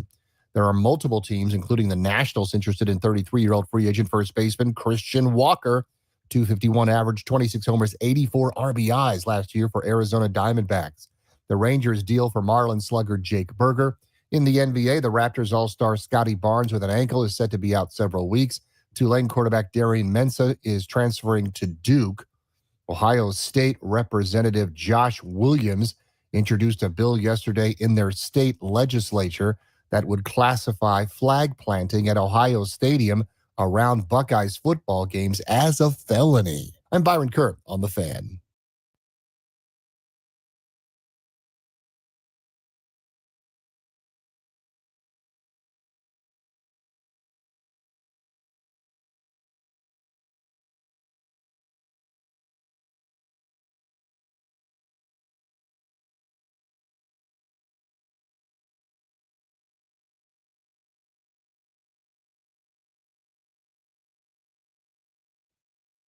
What's up? Welcome in. We're Grant and Danny. This is The Fan. Wednesday, December 11th, 2024. Closing in on the Commanders and the Saints in New Orleans on Sunday. Got a great show planned for you on this Wizards Wednesday, which means we'll be giving away tickets to go see the Wiz coming up in 2 hours at 4 o'clock. Hello, Mr. Huhay. What's up, buddy? We're both fancy pants today. Kind of. Dressed up nice? You dressed up very nice. I dressed up enough to go out in public. Yeah. I am wearing dark jeans with a button-down shirt. You are in a blazer with a button-down shirt. A Chevy blazer. And a pocket square. And very yellow pants. Yes. Mustard. Colonel Mustard with the lead pipe in the kitchen. Raheem Mustard. Raheem Mustard. Is that a shirt that I got you by any chance? I don't know. You asked me that last time I wore it, and I didn't know the answer. Yeah, I didn't know. I forgot that I asked you that. Sorry. Well, it's not your fault. I think it probably is, but I really have no idea. I don't know where anything comes from. Right. I could let you look at the collar. Would you know? I would. Okay, we'll do that. We don't have to do it right now. I mean, Yeah. there's a whole show to do and stuff. Of course. But so it's going to be a nice night for the show. We are going to the 106.7 The Fan company Christmas party. I am going to make a cameo. I plan on being there for 30 minutes to an hour if everything goes swimmingly for me. The wife can't make it. Got young kids at home. So I feel bad just like hanging out with my work colleagues all night long while she's at the house. So I'm going to get in, I'm going to get out, and then we got to go home and pack for New Orleans. Yeah, I was going to say, because we're also leaving tomorrow. I'm going to be away. Same kind of situation for yours truly. What's your plan tonight? Are you going to get a little food? You going to hobnob, have a drink? Yeah, I'm going to eat some stuff. I like food. I actually do make cameos, cameo.com/DRouillet. Oh, thank you. That's a plug. But I'll probably be there for 45 minutes to an hour or so, chop it up, have a few yucks, some food stuff my face, and head on home. Now, Clary is not going. He has already told us he has bailed on the Christmas party, even though we all agreed to go together yesterday. So that's interesting. Darius. He's a bailer. You oftentimes just sit quietly while Ryan catches a lot of shrapnel, and you generally are in the same boat as Ryan. I have to assume you're not going to the Christmas party tonight. What makes you assume that? Would it be the sweatpants and t-shirt? It's that. That was what it was for me. The t-shirt and the sweatpants that you're wearing that makes me think you're not attending. Well, yeah, I'm not attending, unfortunately. I won't be able to make it. Any reason? I mean, the company is giving you guys a couple of free drinks at an open bar. They're providing fellowship and camaraderie. They have forked over some hard-earned money, ones of dollars for this to thing. provide a meal for you, and you're laughing in Odyssey's face. Why are you doing it? I think that's a rough way to put it. Okay. I wouldn't totally agree with that. Okay. But no, I'm completely unprepared for this New Orleans trip. So I have to use tonight to be able to prepare for that. Have to get a haircut after the show. I gotta jet out of here as soon as the show's over so I can go get to the barbershop. What time's the barbershop close? Barbershop closes at 7:30. Okay. What's it called? The name of the barbershop? Yeah. What's the name of the barbershop? Crown Royal Barbers. All right. So you're going to get to Crown Royal Barbers. You Mhm. sit in the chair. What do you say to them? I'm gonna show them a picture of the haircut that I want. Is it you? No. It's just another guy who looks cool. Yeah, I'll just search on Google for a black man haircut. And Will you really Google Wait, black? seriously, that's what you're gonna do? Absolutely, 100%. What are you actually going to type into Google? Black man haircut.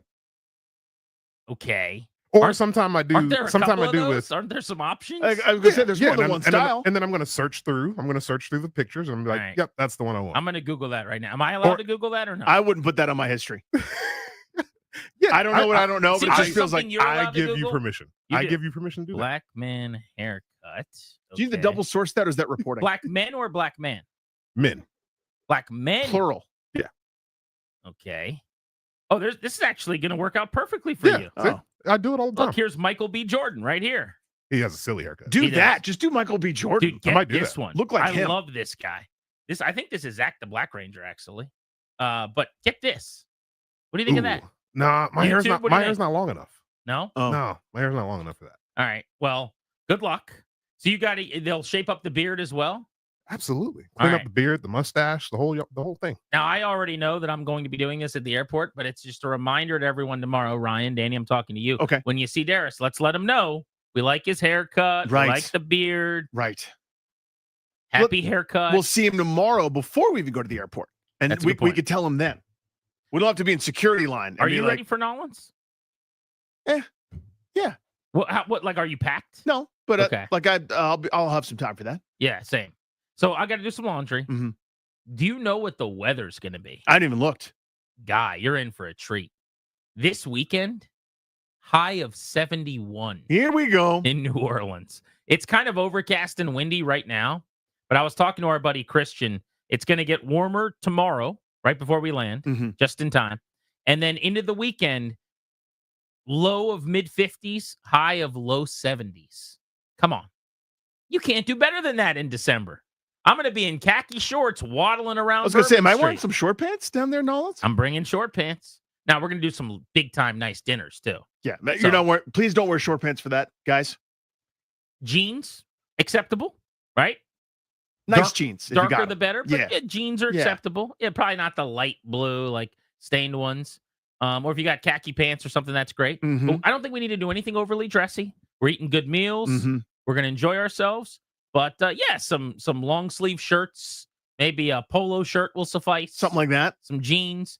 But we got a Friday night meal planned, a Saturday night meal planned, and then we're spending Sunday at Christian's house. And because it's going to be 70, he said he's got the pool at 85 degrees. Oh, come on. So if you guys want a cannonball contest, it is on the table. The second annual Grant and Danny Cannonball Contest. Maybe we'll do that one live on Instagram at Grant H. That'd be Paulson. fun. Yes. And Toby won't be there to cheat me.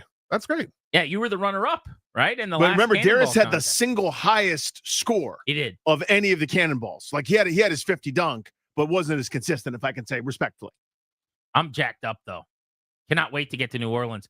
And it all culminates with a football match. Oh, that by the live and way. in person. I'm sure Christian's taking good care of us, getting us some decent seats. We'll see the Commanders and the Saints, and we will see the Commanders play a New Orleans team with a backup quarterback as heavy favorites in a important December football game that if they win it, their chances of making the playoffs are going to be over Skyrocket, 90%. man. Yeah, I'd like it to be a lot different than last time. I had a great time in New Orleans. Don't get me wrong. I gained almost 17 pounds in a little under 4 days. I'm just talking about the football game itself. Which New Orleans trip are you referencing? Are you referencing the bread pudding trip? That's the one. Okay. And it's, by the way, where members of the kitchen who cook professionally and serve thousands upon thousands of diners every year had to stop what they were doing and leave their workspace to come out and gaze at the circus oddity that had consumed 4 huge portions of bread pudding meant for an entire table. Christian, who's our buddy, what would you call him? He's a good friend of ours. Yeah. But is he he's sponsoring this trip? Here, somebody asked me this. Our benefactor? Benefactor's the word. Somebody Yeah. asked me this. So who's this guy? And I was like, The best guy ever? Yeah, I you was like, mean? here's how I would explain it. We have given him nothing right over the years. We'd like to, but we have nothing to give. Nothing. We do banter. here's the thing. We're doing it anyway. Like, you and I are doing this show regardless. And we've never been able to give him a thing. And he's like, here, take all this generosity consistently, always, never failing. Right. And I feel horrible about it all the time, but he's just so damn nice. Well, I will say he's never been mean. He's never been upset. But I did hear a slightly different tone in his voice this week when he called me after he was listening to the show, because he's been planning out, I think, these extravagant meals, and there's going to be some surprises along the way, it sounds like, with some wrinkles for us based on our proclivities. Mm-hmm. And I think they're fired up to get us down there, which is great. But then he heard that you're on performance-enhancing drugs. Yeah, I know. And he was really bothered by that. And I'm also now on performance-enhancing drugs. Yep. I kind of have to be, I feel like, because I'm a big boy. You are like choosing to, even though you're kind of in a good place. But to each their own. I'm not going to judge. But he was he's like, you guys couldn't have waited till after the trip. Yeah. Did you have to do it before you came to New Orleans? I think he's worried that we're not going to eat that much. And to that, I would say He's right. I disagree. I would say don't be worried. I've seen you're still pummeling food. At Hard Times the other day, you ate a football helmet full of chili. That's all I ate for the day. And that was it.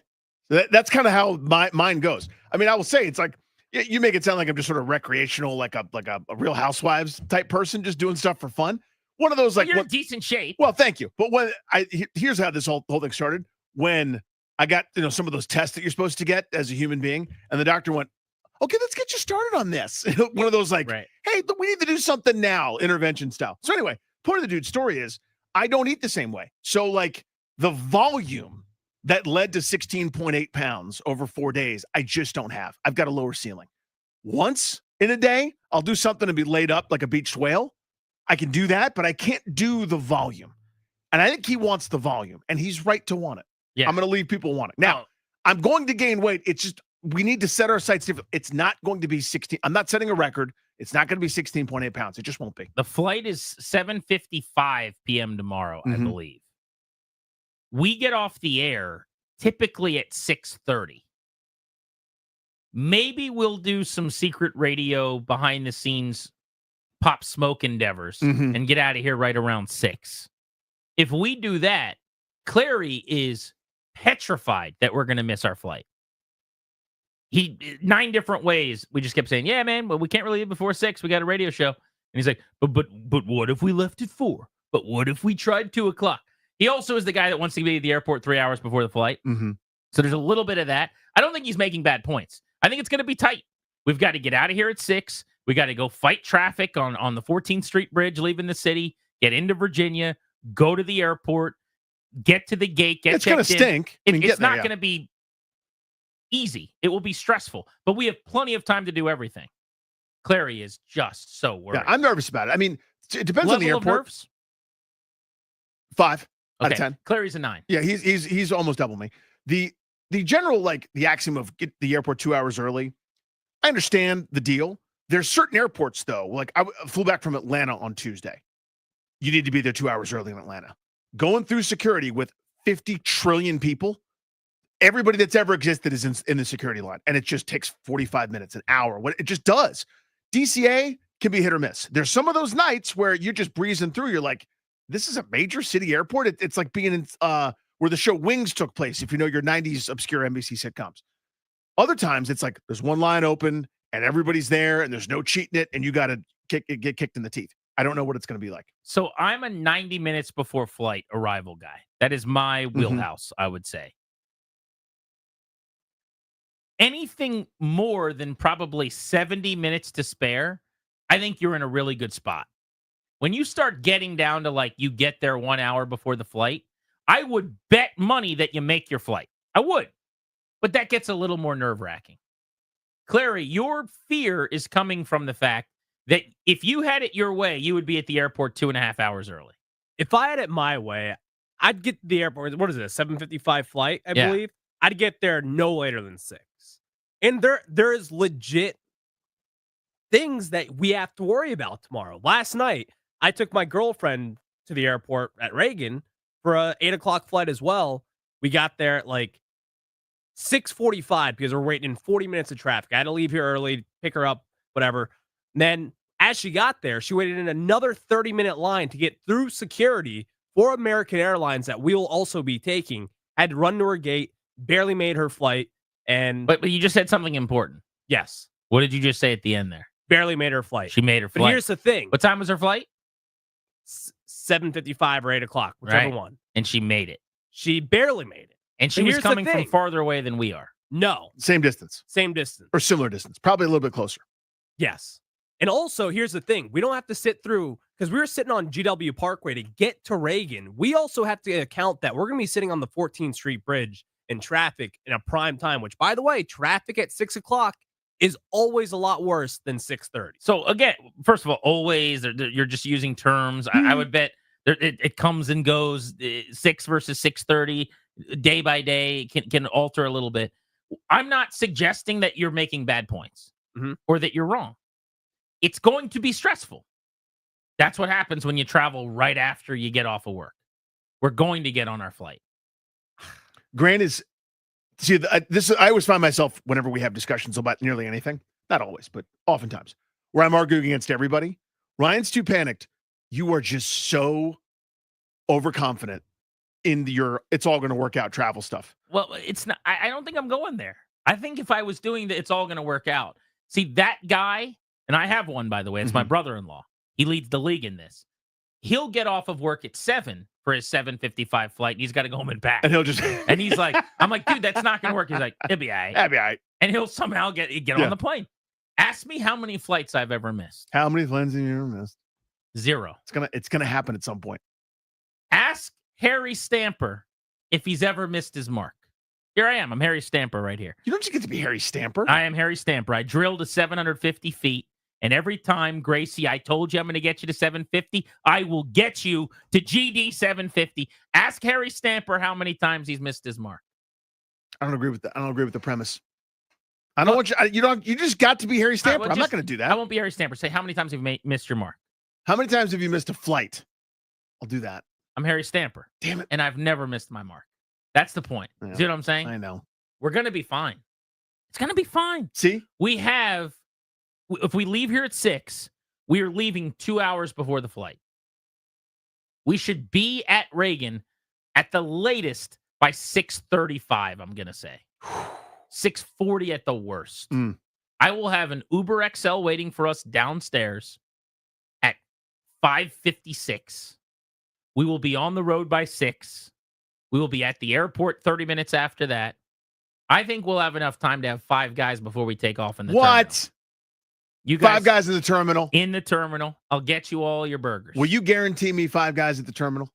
Yeah, sure.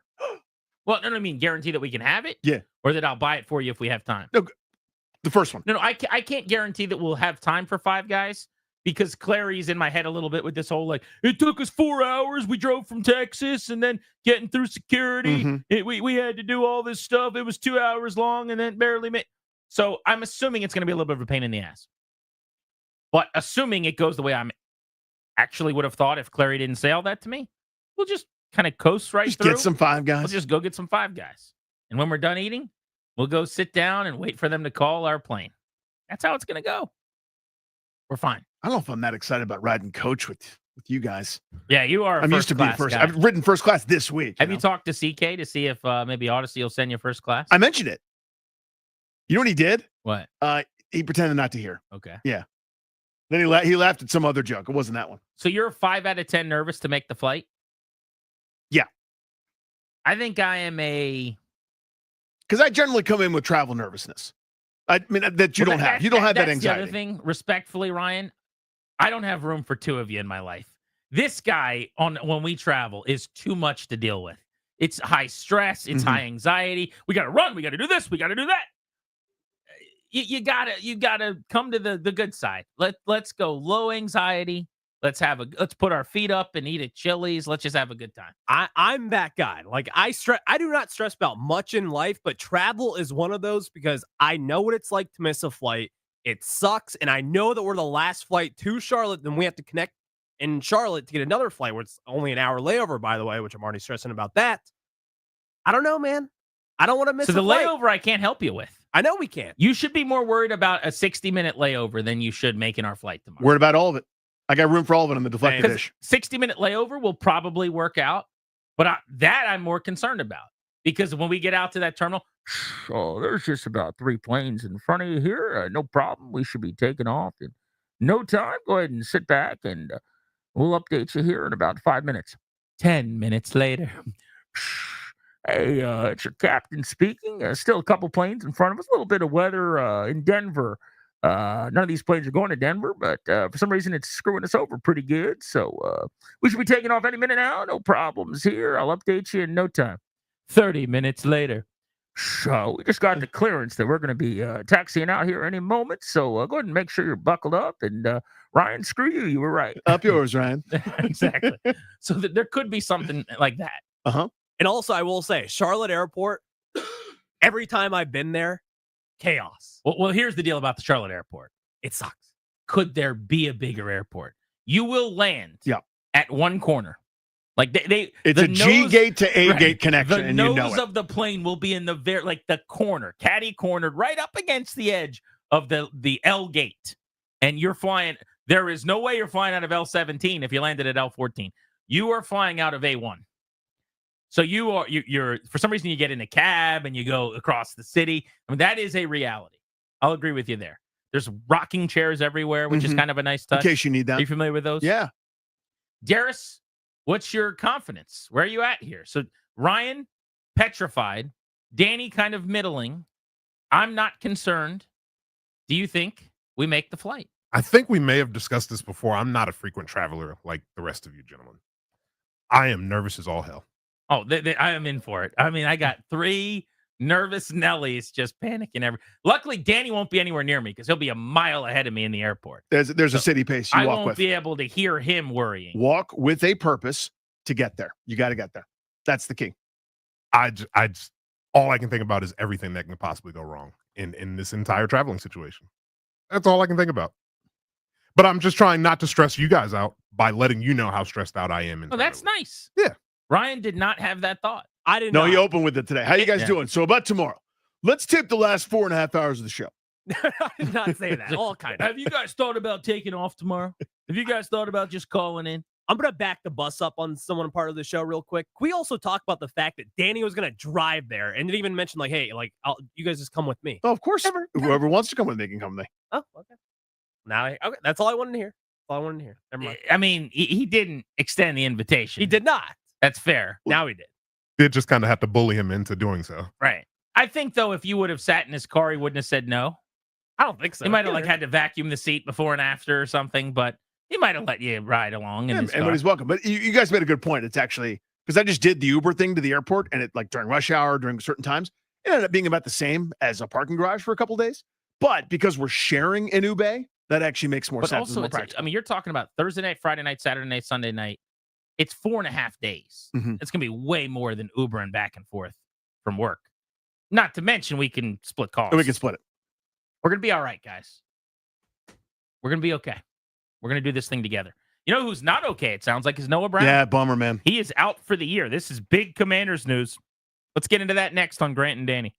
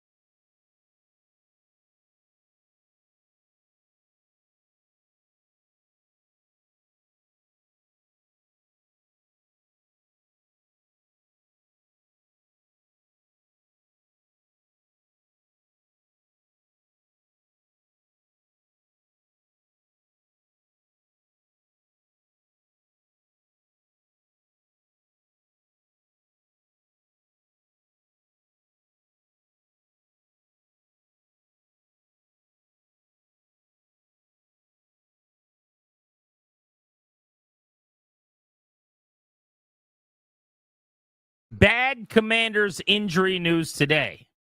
Noah Brown is not going to play over the next several weeks, and it sounds like he is going to miss the remainder of the season. That's the way things are trending. Dan Quinn broke this news today when he was updating injuries at the start of his press conference. Tough news on Noah. He's going to be out for a while. And so Brown. So he had a significant internal injury from the game. And so that's going to knock him out for a while. And we love him, man. There's play style, the identity of how he goes. And so that one hurts. He's been absolutely one of our glue guys. And after the game or during the game, between him and the medical staff, they did a really good job to address what was a serious injury. And, fortunately he's going to be okay, but it's going to knock him out for a bit. Say for a bit, is this season ending for him? Yeah, we'll visit that later this week, but it's likely, heading that way. Noah Brown, the 28-year-old wide receiver, is number 2 on the team at the wideout position, 35 catches, 453 yards, and a touchdown this year. For people that don't remember the injury, Danny, it came with 8 minutes and 35 seconds left in the third quarter. They had just given up a 41-yard field goal to Nick Folk. The Titans had pulled to within 18 at 28-10. Washington got the ball back 1st and 10 from their own 22. Noah Brown was running a route on the Washington sideline, coming back to the ball on like a stop route. Pass was onto the chalk, like far out of bounds. He made a diving attempt to try to catch it and landed. And he was pretty clearly hurt and kind of rolled to the sideline for treatment. And he didn't play again after that. But he's kind of been out of sight, out of mind, which can happen over a bye week. I don't know that the question came up after the game about what happened to Noah Brown. Then yesterday was the first time Dan Quinn spoke, Monday, I guess, coming back from the bye, and it hadn't come up. And so today, finally, we get around to what's his status? Is he going to be practicing?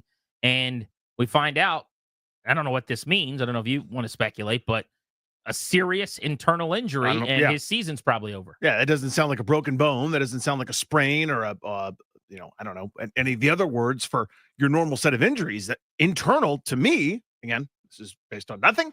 That sounds like an organ, or that sounds like something, vital to you that's like not working right, or is bruised, or is damaged, or whatever. Because again, I mean, a broken rib is a broken rib. You would say that, or a fracture here and there. This isn't hockey where you just sort of say he's got a toe, he's got a lower body, when his leg got cut off.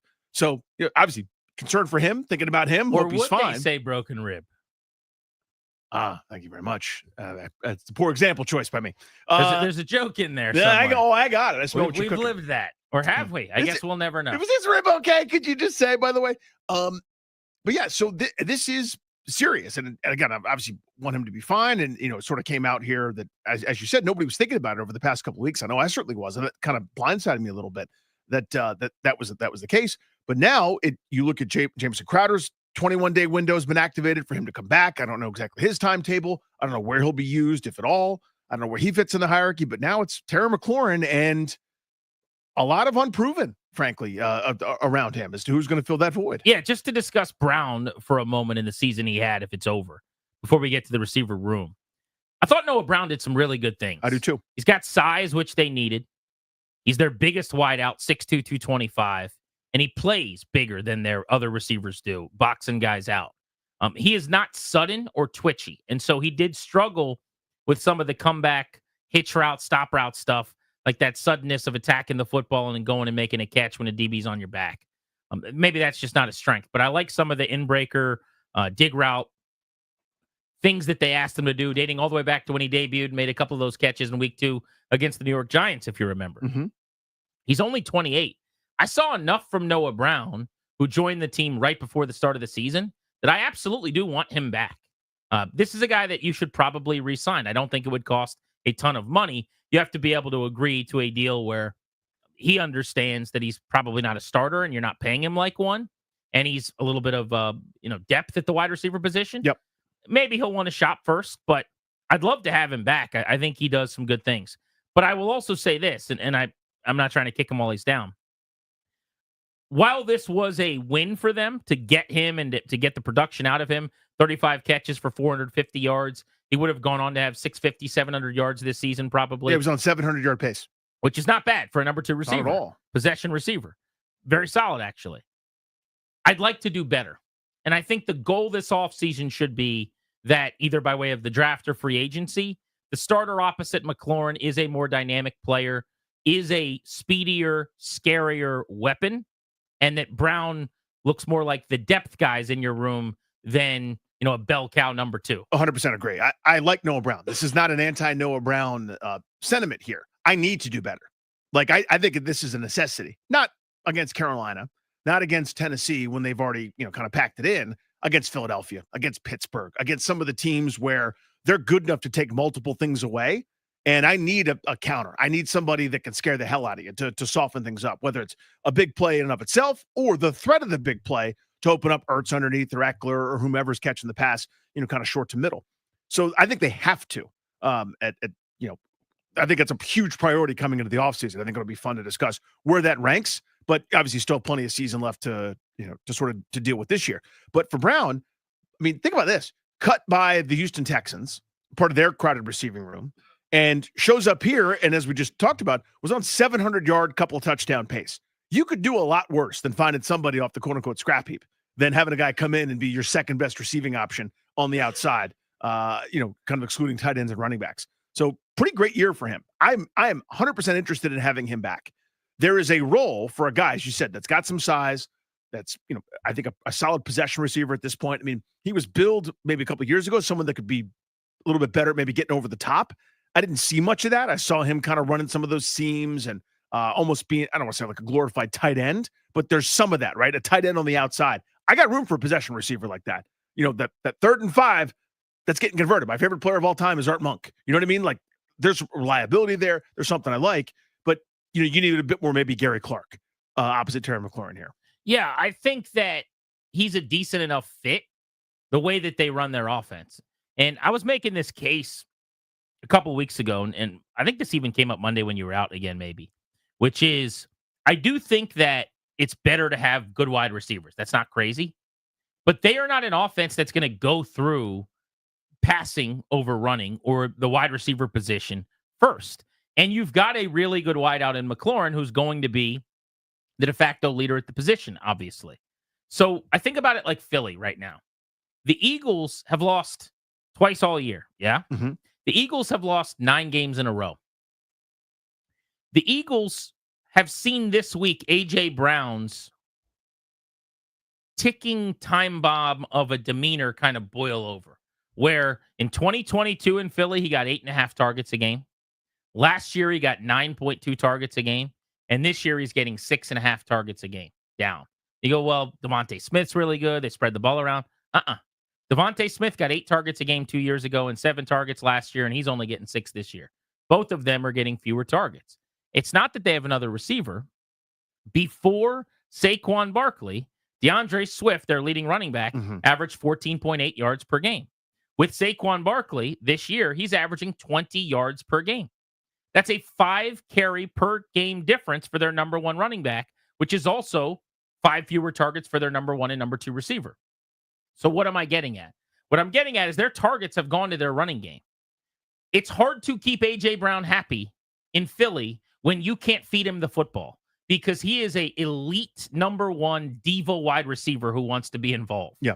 He wants touches. He wants catches. He wants yards. He gets pissed looking at the graphic that shows Jefferson and Chase balling out and him not.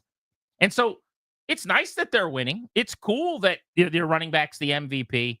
Where's mine? Mm-hmm. And my point is, I think there's like a happy medium there where Washington's going to be a run-first team and operating how they're going to with Daniels as a dual threat who's going to throw to tight ends and running backs and do a lot of stuff around the line of scrimmage, especially if Kingsbury's still here. I don't think you need to go make wide receiver the biggest priority in the world necessarily, because you need a fit. You need a McLaurin-like guy who's not going to be salty when you win and he goes 3 for 25 or 4 for 40. Because there's going to be weeks where that's going to happen. A.J. Brown this week, 4 for 40, didn't get targeted in the first half, really. They win the game. They haven't lost in 10 weeks or whatever it is, and he's furious. So you got to be careful there. And that's why I don't hate their receiver room as much as most people do, because I think everyone's looking at this team and going, well, what does it look like when you've got a great receiver room? But every team's different. Every team doesn't need a great receiver room. It's like, house shopping or something. And you go, well, I need a 2-car garage. I've got to have a 2-car garage. But you only have 1 car. And you're not even going to drive because you're going to be biking to and from work because you live in the city. Like you might not need a 2-car garage. So I think there's something to that at the receiver position in terms of a conversation to have moving forward. But that's probably more for the offseason. What we should talk about is where do they go from here at wideout and who's going to step up. Let's get to that next. Noah Brown, likely out for the year, will miss at least the bulk of the stretch run, even if he recovers quickly. But it sounds like it's trending toward we've seen the last of him this season for the Commanders. So who ends up being the Robin to McLaurin's Batman on the outside? You're listening to Grant and Danny.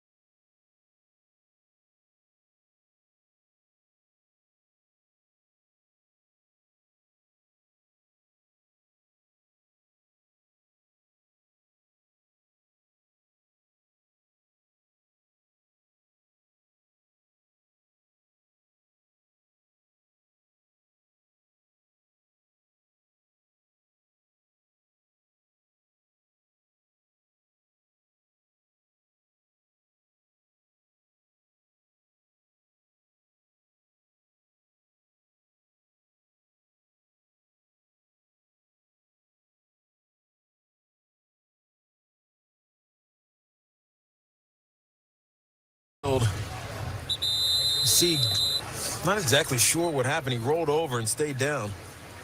Maybe a head contact to the ground. And Brown is now up, which is a good sign. Right on the Washington sideline, and it'll be 2nd down and 10.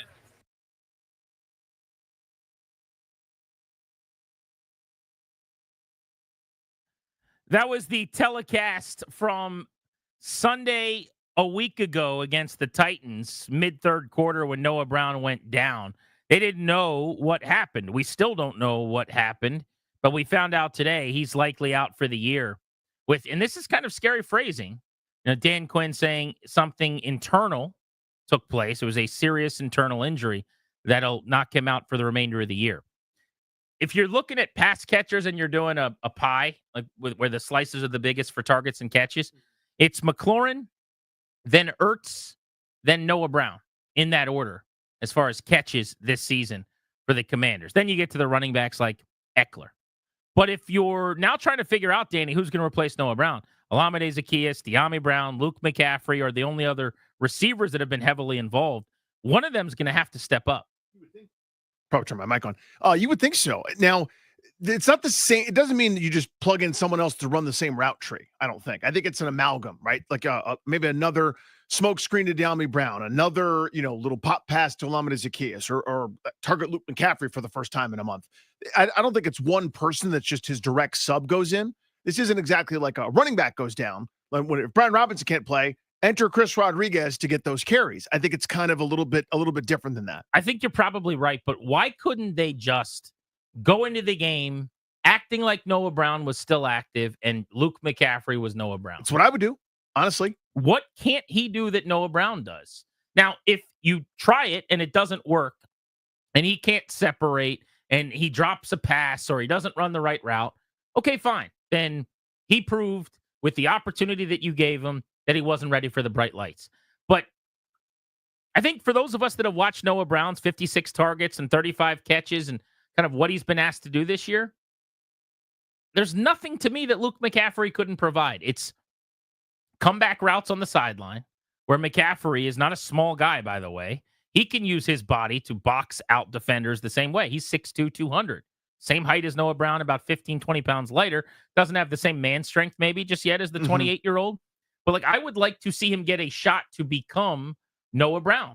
Just run the same stuff, and it's Luke's turn at that spot. I'll co-sign that. That's what I would do. Now, I think Brown, and this is just sort of, again, I can't prove it. I have no data in front of me to support this, but I do feel like Brown has a bit more of a deep threat element to his game than maybe McCaffrey does. Now, maybe that's just because we haven't seen that at all from McCaffrey, but what he's been asked to do, kind of working underneath and kind of those mid-tier routes, even though Brown's not Deshaun Jackson, very few people are, but I do feel like there's still, if you don't respect it, he can go by you. I don't know that McCaffrey is that, but to your point about what you're majoring in with, if McCaffrey just replaces Brown straight up, that makes sense to me. It's what I would do. I would say, let's have as little disruption as possible. And I'm going to welcome Jameson Crowder back into the fold at some point to kind of do that Zaccheaus role. I don't want him on the outside. Like, to me, maybe they like De'Ami Brown doing some of that stuff a little bit more. That's my guess. But to me, Brown has demonstrated an aptitude to do with the use him the way they've been using him. I like that.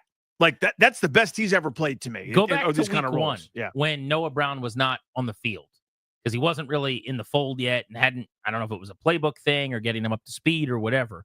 But in the first week of the season, which was a awful week for their offense and their passing game, oh, by the way, what was it? And I would be willing to bet if I went back, I think it was a little more Olamide Zaccheaus, but De'Ami Brown was in that role. So he had 0 targets in week 1. Brown did. De'Ami did. Yeah. But I think he was the one. Nobody had targets. Remember, Terry didn't do anything. Nobody caught anything. But I'm saying I think he was the one opposite Terry at that spot. Mm-hmm. And Zaccheaus was kind of the slot guy, and there wasn't a whole lot of Luke McCaffrey. He may have caught a ball late in the game. But to me, that's what's fascinating is, do they just go back to their preseason plan, or have they seen enough in the evolution of McCaffrey or Zaccheaus where maybe you use guys in different ways? Mm-hmm. I'm with you. I think they found something with De'Ami on the tunnel screens. I also think he's a vertical threat that they haven't tapped into probably enough. They don't really throw him the ball downfield a lot. I would still try to make him your Aldrick Robinson and once or twice a game on play action shots. Jaden throws such a beautiful deep ball, lob a ball downfield and see if he can make a catch. But we can get into who's the best fit and how they go about replacing Noah Brown as we go today. We do have some breaking news that we need to hit right now on the Fan.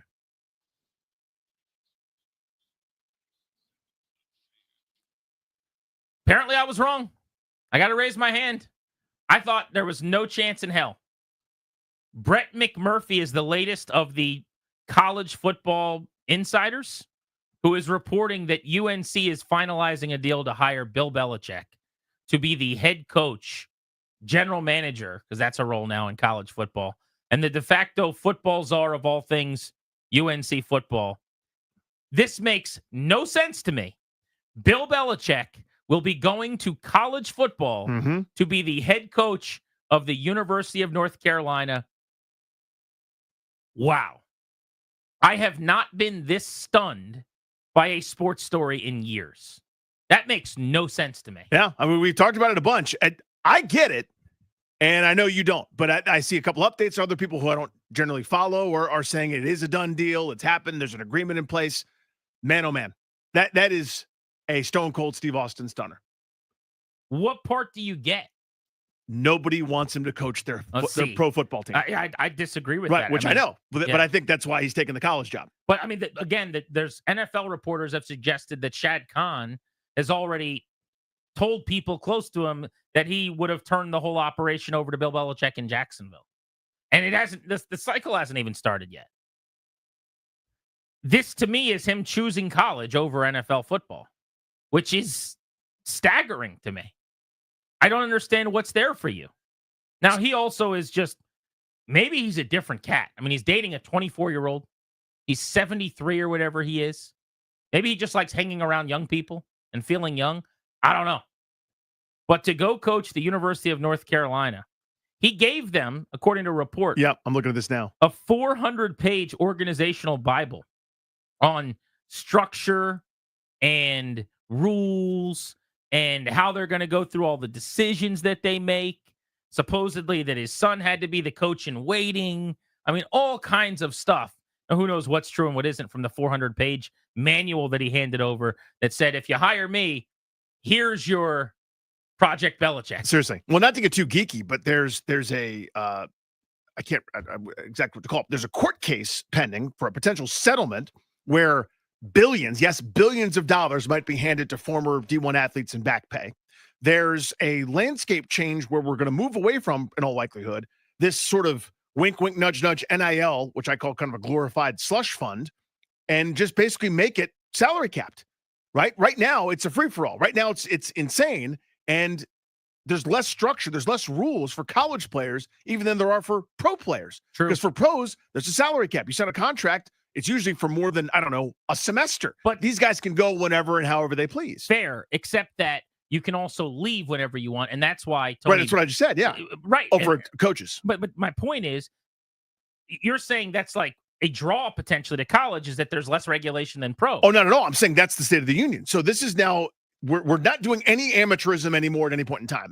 I know that ship has sailed for a lot of people. Why would that make you want to be there? It makes you, because now there's going to be a little bit more structure where it's like pros, where like the whole thing is going to be professional. They're going to talk about CBAs. They're going to talk about salary caps. I mean, that's where it's moving within the next couple of years. Okay, but so you get a pro guy that's there within a year or two. It's probably going to be. I guess maybe if you're betting on that. I want to get into this next. There's all kinds of different angles we should cover, but we're late. 800-636-1067 is the number if you want to react to this stunning, amazing 2024 sports story. Maybe one of the shockers of the year in sports. Bill Belichick is going to be coaching, according to a lot of reports now, at the University of North Carolina. What do you think?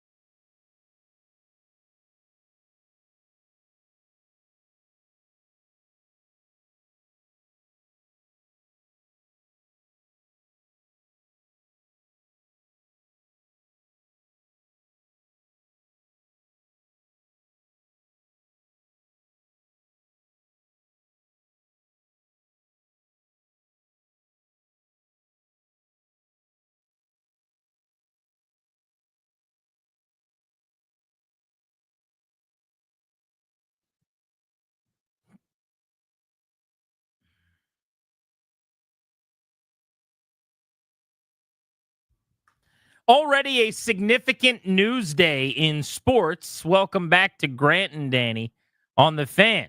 The local teams are building foundations for success on and off the field. It's time for you to plan for your future as well. Our exclusive sponsor, the law firm Kandori and Murad, will help you do that. They'll set up a last will and testament or a revocable trust for you and your family. Schedule a free consultation for their estate planning attorneys. You can do that right now. KMLawyers.com. Mention us, get a discount. KMLawyers.com. We love our buddies, Kandori and Murad. Remember, it's a Wizards Wednesday, so in 1 hour, we've got Wizards tickets that you can win to their December 19th game against Charlotte at Capital One Arena. But you better be listening in 55 minutes. So we'll get back to Noah Brown, who's likely out for the year. The Commanders have to move on without their number 2 wide receiver. How significant of a loss is that? Who's going to step up? We will tackle those questions. We'll get you some answers.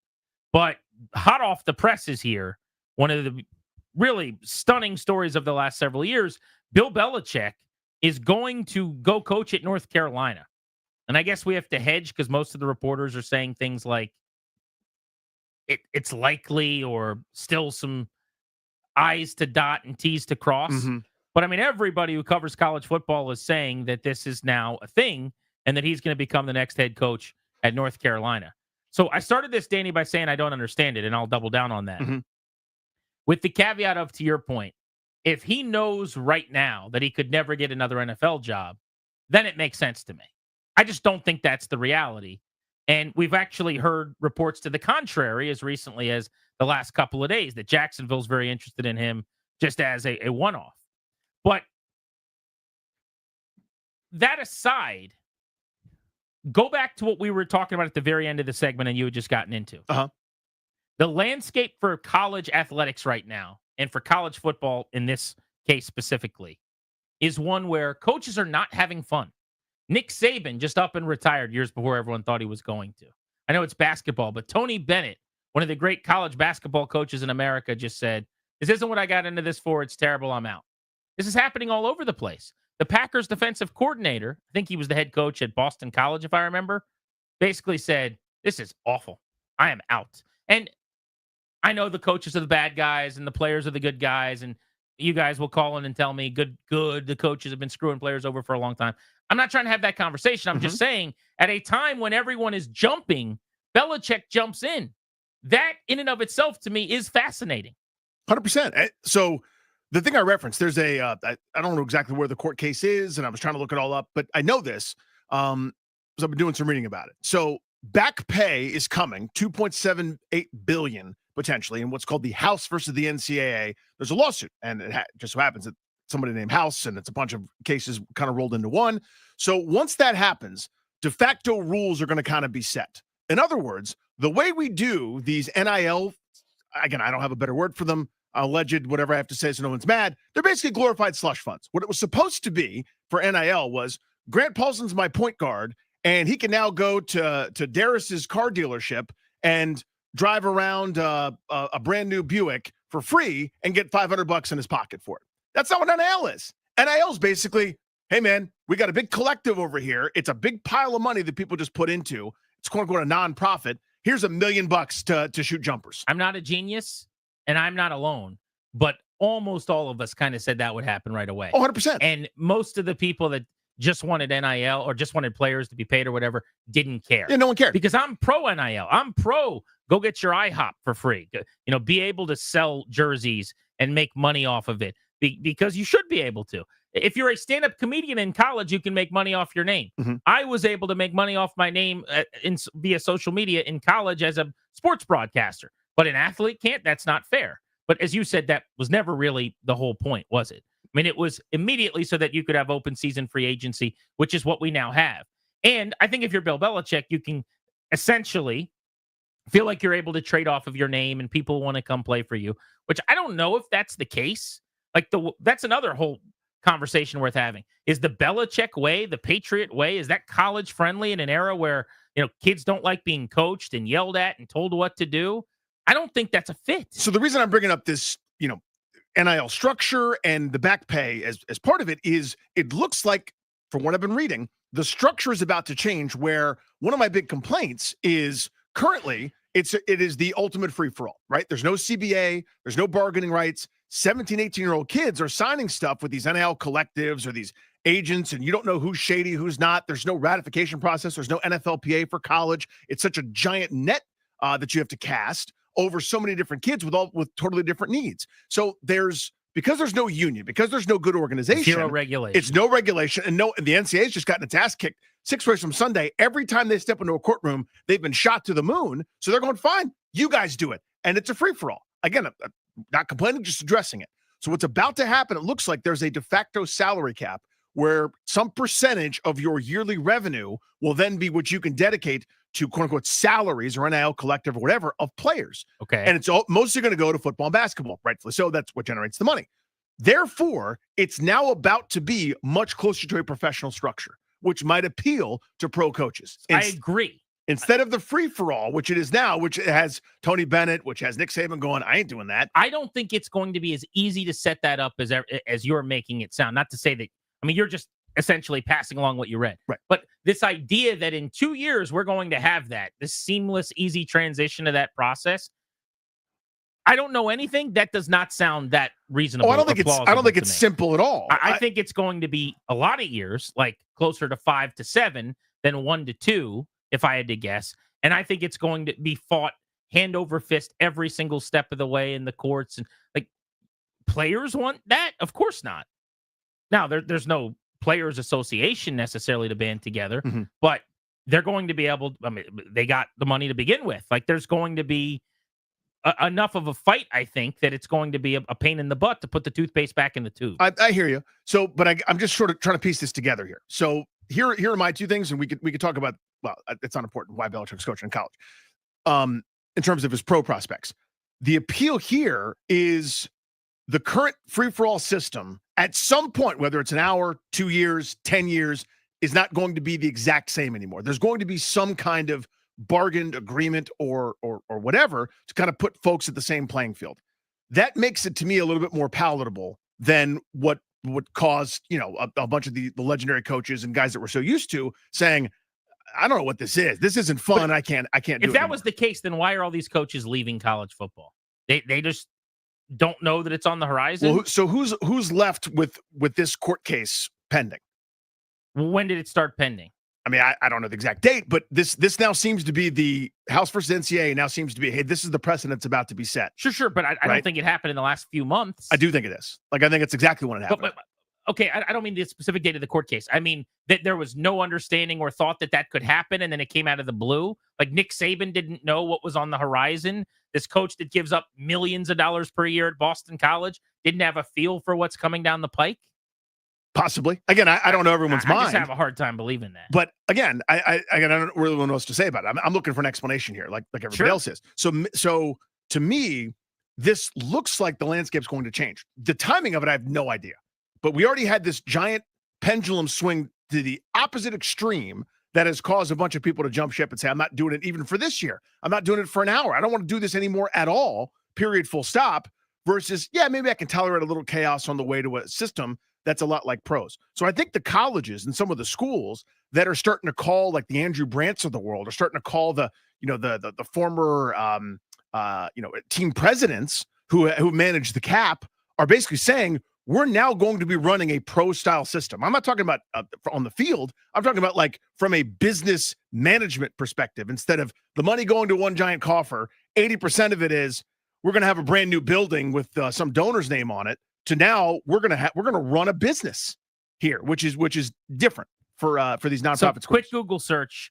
The first story I found, and I could look deeper, but May of 2024.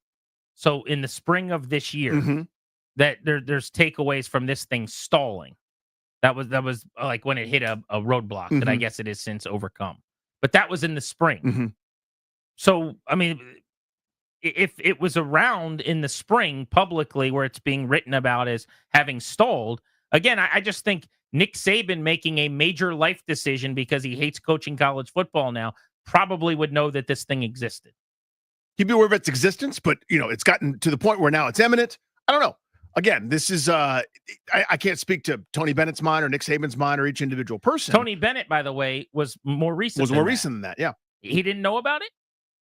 It didn't. I'm asking rhetorically. Yeah, maybe didn't put the weight on it. I don't know. But to me, the fact that this is happening right now and Bill Belichick signing with UNC, I can't believe it's a coincidence. I got to believe there's some sort of connection maybe to this. And if there's not, and he just wants to go into the free-for-all and dive into the acid like Jack Nicholson's character is the Joker, maybe. I got nothing. I mean, so we're all throwing things against the wall. I wonder what the money's going to be. Maybe the money is so astronomical, Danny, that'll answer the question. For Belichick, you mean? Like, yeah, like what if it's like, I'm just making something up, but I don't know, $30 million a year or something crazy like that, where we're like, wait, what? And as an NFL head coach, your ceiling is half of that or $20 million a year or something, perhaps. I don't know. There's also this. He supposedly secured his son as the future head coach in waiting. If that's true, like I'm getting a bunch of tweets from people at Grant H. Paulson with the conspiracy that this is all just to basically set his son up. That's a hell of a commitment, man. To go to basically sign an X number a year contract. Like if he were to leave after 1 year, does his son just get to take over? I guess I wonder see what that. the minimum stay is for that. I could, if you're telling me he's going to go there for 1 year and then roll out and take an NFL job next year with the Jags or whatever, and he's already pulling strings behind the scenes, he'll go be the Jets head coach. I mean, I would never coach for the Jets. He'll do the Has thing that ever happened before? He'll do the thing he did for the Jets, where he was there for 3 hours or whatever. But he'll go to UNC, roll out, and his son takes over, and he can have his cake and eat it too. To me, that makes more sense than like college football is going to be an awesome place to be a coach in 2 years. And it's just such a great opportunity for me. So maybe this the court reality case is so amazing that it's going to be so cool for me as a college coach that it will be better than an NFL opportunity. Well, so I think two things. I think one, you and I disagree about this, I guess, but I don't think the NFL had any interest. I think any. So what do you think about the report that the Jags are interested? Who does that benefit? Doesn't benefit the Jags to have who have a current coach. Well, everyone knows they're firing their current coach. Sure, they do, but doesn't benefit the Jags to do that. I think that's the same thing. What happened with John Gruden? His agent is putting that out. Same thing would happen with John Gruden every year. All the interest from all the different teams, and he's so in demand, but he loves what he's doing to keep getting the asking price up till he finally could find his golden spot. He got interviews last year. He did, and everybody turned it down. I think they recognize that, or they think, if I hire Bill Belichick, I also have to deal with Bill Belichick, the executive, who stinks, who's terrible at it. So I don't think the pros are interested. So there's part no way two to of prove that wrong. That's your opinion? Sure. We do disagree Sure. on that. And part two of that is I know my son's not getting an NFL head coaching job. If I can't get one, nobody's hiring the weird kid with the mullet who's now got a mustache. Steve Belichick. Yeah, no one's bringing Steve in to be their head guy. Like the guys on my tree have failed enough, let alone the apple that fell from my tree. And I was failing an awful lot here lately. So what does that mean? You're saying that's his path to get his kid something good. So you do agree that this is to try to get his son the head coaching job at North Carolina? To get his son something. Yeah, I think it's son's twofold. On the Washington staff right now. I want to say he's the defensive coordinator or some defensive coach at Washington. Yeah, I think it's a great path to get your kid a head coaching gig somewhere. Want to hear from you guys on this. 800-636-1067. Do you find it as fascinating as I do that he's taking this job? Probably not quite to the scale you do, but the greatest coach of all time in the National Football League is taking a not very good college job. To me, I was doing this last year when I just kept saying over and over to anybody, like just stopping people on the street. Mike Vrabel and Bill Belichick can't get jobs. Does everyone understand? And like that, so that was when I freaked out. Was last year. I'm now kind of going, yeah, they coach defense. And it's not they do like he's going to Alabama or Georgia or Oregon. He's going to the University of North Carolina. In a relevant football program. In the ACC. I mean, this is wild. You got a big one with Duke in September. He's going to be coaching in college. Yeah. He's going to be trying to do the Belichick way with 19-year-olds. Like, what? Chris in Hyattsville, how are you? What's going on? Can I make a quick comment about the Noah Brown situation? And I have a thought on Belichick too. Make it really quick, because as you know how this works, that's not what we're talking about. So my solution is not to try to replace Noah Brown. My solution is to just give Terry his targets and then backfill Terry's role. Like move Terry over to where Jaden likes to throw the ball, which tends to be the right side of the field. So that's how That's interesting. Yeah, I mean, he definitely throws there more. Anyway, so as far as Belichick goes, I feel like he's sort of a unicorn in that he has so much cachet and respect.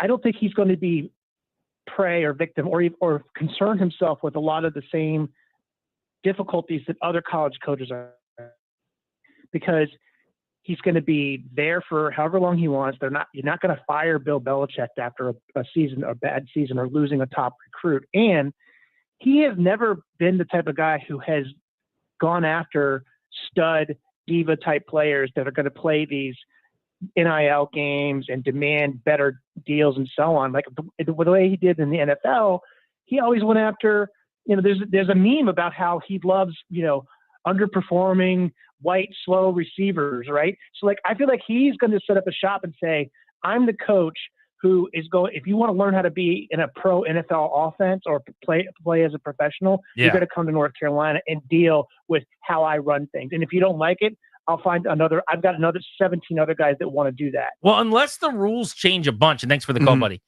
To your point, Danny, where it sounds like you think in the next couple of years we could have, a salary cap and the whole college landscape will be changed, and I would bet against that. But let's say that happens in the next 2 football seasons somehow. I don't know why he thinks he'll be able to keep all these kids there. Like, you can't coach kids today the way he coached NFL players. I mean, they don't want to be coached in that way largely. It's just not a thing. This is a really good point from Adam on Twitter, at Grant H. Paulson for me, at Funny Danny for DR. He said, isn't this whole thing about Belichick just about him being the czar? How many NFL orgs were willing to give him that much control? He has full control in Carolina. I don't think Belichick was going to take a regular head coaching job in the NFL. This is where I'll meet you in the middle a little bit on your take, where you're saying no one would hire him to be the head coach, which I disagree with. But if he was doing the Colin Kaepernick thing, like Colin Kaepernick could have gotten a lot of jobs in the NFL if he wanted to come back and be a backup, initially on the minimum or whatever. And he was like, I'm a starter. I'm too good for that. Like, no, go away.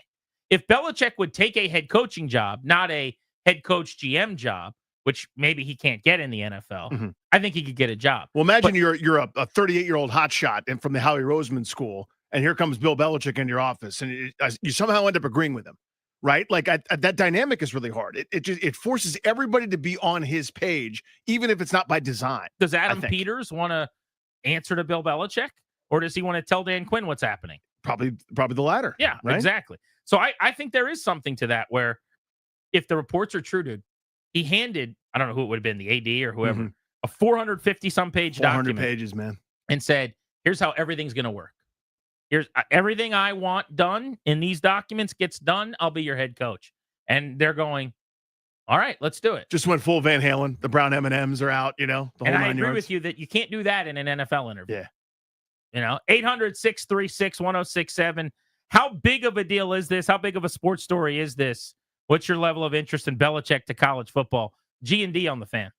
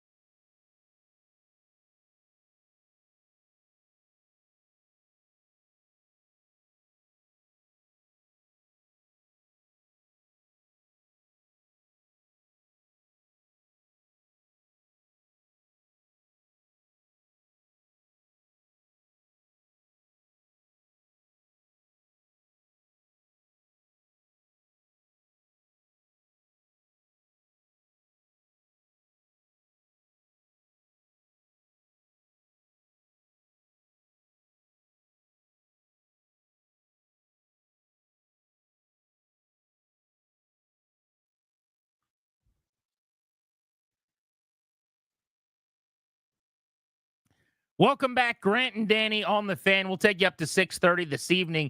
Big news in DC sports today is that Noah Brown suffered a serious enough internal injury that he's likely out for the remainder of the season. Dan Quinn saying they'll get more information on his availability at year's end, sometime in the next couple of days, but he's out for a while, as he said. Well, there's only 4 games left. Sounds like we may have seen the last of Noah Brown. So then the question becomes, Danny, who steps up for him? So I ask you this: which wide receiver ends up second on the team to Terry McLaurin in catches the rest of the way? I posted this poll on Twitter at Grant H. Paulson. If you guys want to hop in on this, you can.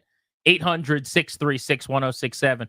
I only gave 3 options. I don't know if I should have given more, but I didn't want to muddy the waters. This is not about Zach Ertz. It's not about running backs. Right. Brown was their number 2 wide receiver in catches pretty clearly. Who's going to be that guy from now to the end of the year?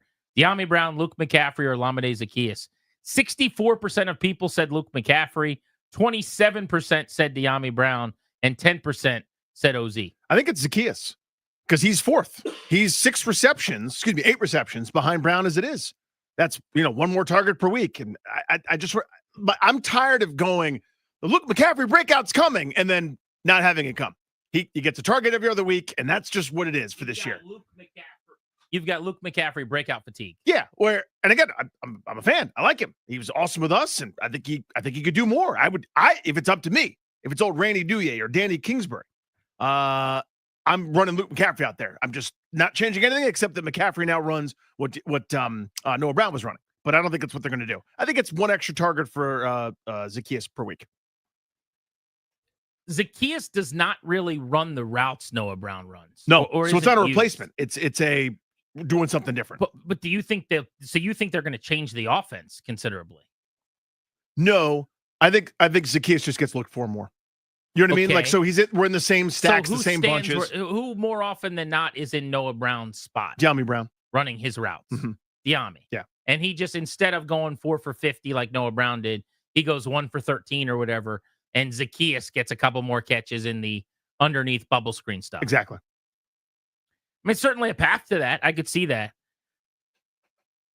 It should be noted, Luke McCaffrey was a 3rd round pick. They treat him, it feels like, almost like he was a 6th round pick to an extent. Like, we'll get to him when we get to him. I mean, top 100 pick, man. Now, I would say it looks like a pretty good pick so far because I think he's going to be a good football player. He's semi-new to the receiver position. He was a quarterback just a couple of years ago. The bloodlines, obviously, in that family with his pops Ed, a receiver, his brother, Christian, an MVP caliber running back, would make you bet on that player. And he's done nothing wrong. There's very few drops. I can't think of a single time where he ran a wrong route or got Jaden Daniels hung out to dry on a pass breakup or a pick or anything like that. I think he's been a conscientious, reliable rookie. He's made some huge catches too. He had a 30-yard catch on a 4th and 2 in Philly, if you remember. He had a huge 4th down conversion at home in a game about a month ago where he got 7 or 8 in the middle of the field, kind of running one of those Ertz routes where he just kind of sits down against the zone. Like, I think there should be trust being built in him, but it hasn't really paid off with more looks. They're treating him like he's Dax Milne. You know what I mean? Like, exactly. Who's the guy that did the scarn that everyone was going nuts about in Dallas? His name was Quinn. Trey Quinn, thank you. They're treating him like that guy. And so I'm sick of the scarn. I'm sick of basically going. Isn't that the Michael Scott? It's from Michael Scott office dance? I don't think that got enough play in town. That was so funny. It was really good. He scored against Dallas, so I was very pleased with it. But yeah, I mean, I'm just not going to predict it anymore. If it happens, great. This sort of reminds me, it's a very different circumstance, but of predicting when Curtis Samuel was going to return. It's like, just let me know when he does. But is your hesitation to say it's McCaffrey just because you feel burned, essentially? Pretty much. Okay. Yeah, like I look, there have been times where other guys have been injured, and you would think, hey, maybe there's more passing opportunity. It just hasn't happened, so I'm not going to count on it happening anymore. I'll admit that my take is overly simplified, but the guy that most resembles Noah Brown's stature, the guy that I think can run routes the way Noah Brown did the closest. Mm-hmm. Like if you want to if you're Cliff Kingsbury and you go, my offense is pretty damn good. We got right against the Titans doing it the way I wanted to do it. Noah Brown was pretty heavily involved in that game. You know, we are the number 6 offense in the NFL, and we're a top 3 passing offense in the league. Last 2 games out, Noah Brown 14 targets, 9 catches, 90 yards. I don't want to just go away from how we were using that role. I think McCaffrey is the guy that you could slot in and ask to do that. Agreed. That's what I would do. But you don't see it. I don't see it. Now, again, it'd be awesome if I'm wrong, because I think it forces, or let me rephrase, there's a less of a cascade effect where it's like, okay, so now Zacchaeus has to do something slightly different, or Diami Brown's doing something that we're not as comfortable with him doing, or whatever. It's easy to say next guy step up, or next man up. That's always adorable, but you could ask somebody to be playing kind of out of position or not accentuating the strengths. They've basically got guys slotted in to where they think they're the best and where the team is best served based on that. Like, we've always thought of Diami Brown as a deep threat, quote unquote. They don't think so. Otherwise, he'd go deep sometimes. They like him, and it's worked out well for them. When you classify somebody some way and it's been productive, you get credit for that. So they've said, this is not a deep threat. This is Timmy Tunnel screen. This is Sammy Smoke screen. This is, some bubbles, and that's it. And that's what he does. And he's doing really well with that, by the way. I just want to see it. Let him not do it and then tell me I told you so.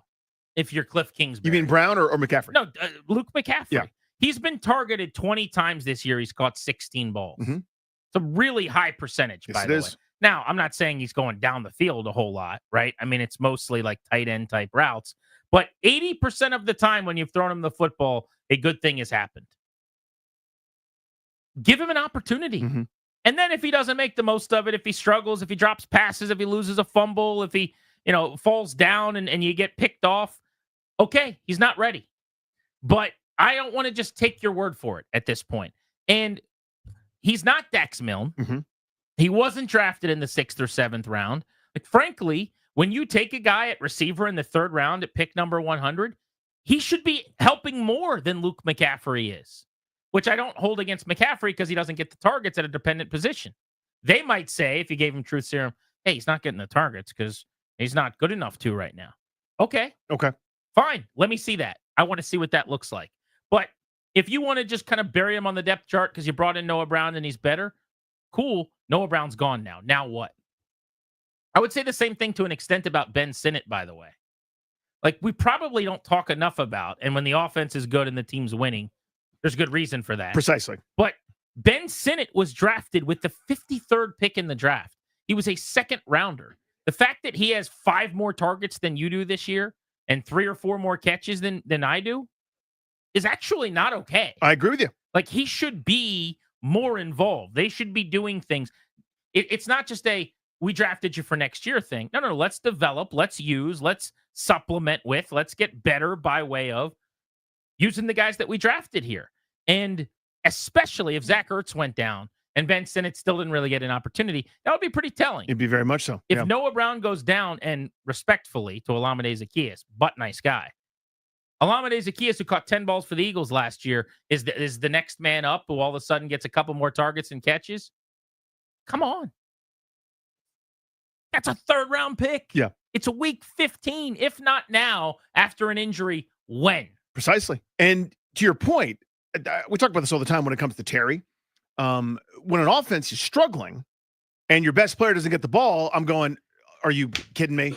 Like, I could just never live with myself. If my offense struggled like it did in Philadelphia and Terry McLaurin had, no targets and 1 catch for 10 yards at the end of the game, it wasn't until the 4th quarter, I wouldn't be able to sleep that night. That was my biggest problem at times with the enemy, although that wasn't as much with Scott Turner, especially. When the offense can't move, can't score, can't do anything, and he doesn't get the ball, that's wrong. When your offense scores, I don't give a damn how you do it. When your offense moves the ball like they did against Tennessee, I don't care who gets the targets, who gets the carries, who gets the touches, because you're rolling. To me, the criticism that you're allowed to levy is when you are struggling and you can't move the football, please default to your best players. If you're going to go down with Terry McLaurin getting 10 targets. And then now you kind of cascade out from that, right? Where you move on from there. If you've got 15, 20 targets to go around in the pass game, you don't have any for your 2nd round pick, who's a pass catcher. You don't have any for your 3rd round pick, who's a pass catcher. That's criticism worthy, I would say, at this stage. Again, I'm not complaining about what happened against Tennessee. They kicked Tennessee's ass, and it was awesome. Sign me up for another one of those this weekend when you and I are in New Orleans, stuff in our faces. I'll party all day with you in the stands. But just in general, at some point, December football comes, meaningful football games down the stretch. You don't just get to have laughers where you score 28 points before everyone else is sitting down in their chair. You're going to have these competitive games. Utilize some of these weapons to some degree, or we need to know that you made a mistake in selecting them. And that happens. I don't think PFF grades are gospel, okay? But this is instructive. Somebody has watched the tape on every play and grades on an equal scale every single one of Washington's receivers in various ways. Mm-hmm. If you look at run blocking at the receiver position this year, do you know where Noah Brown ranks among their wide receivers? I don't specifically. I bet high. So they have 6 guys listed here because Bryson Tremaine played a couple. He had 1 run snap, or it looks like 3 blocks in the running game. Well, let's say of the 5 guys counting Jamison Crowder, where would you rank? Where would you think he ranks in run blocking? For Crowder? No. For Noah Brown. Second. First. And by a lot, by the way. It's him. 6'2", 220, long arms. That makes sense to me. Exactly. Yeah. I think that's a sneaky part of this too. That's not going to necessarily, be overly interesting on the radio show.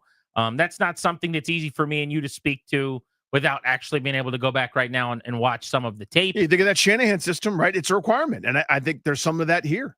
James asked, what about Jamison Crowder's health? They opened up his window that they can get him back, hopefully, within the next few weeks. They have 3 weeks now to activate him, but he's just starting to get back on the practice field. So I would imagine he's at the earliest next week, maybe a couple of weeks away. And he may play before the end of the year. In fact, I'd imagine that he would. If nobody steps up in the meantime, maybe he would get that chance to be that guy. But again, you think of him more in the slot. Rightfully so. Less on the outside in that Noah Brown role. Our double play is next. What's going on in our lives? Nothing to do with sports. We've got Wizards tickets we're giving away at the top of the hour ahead of the Beltway Blitz right at 4 o'clock on the Fan.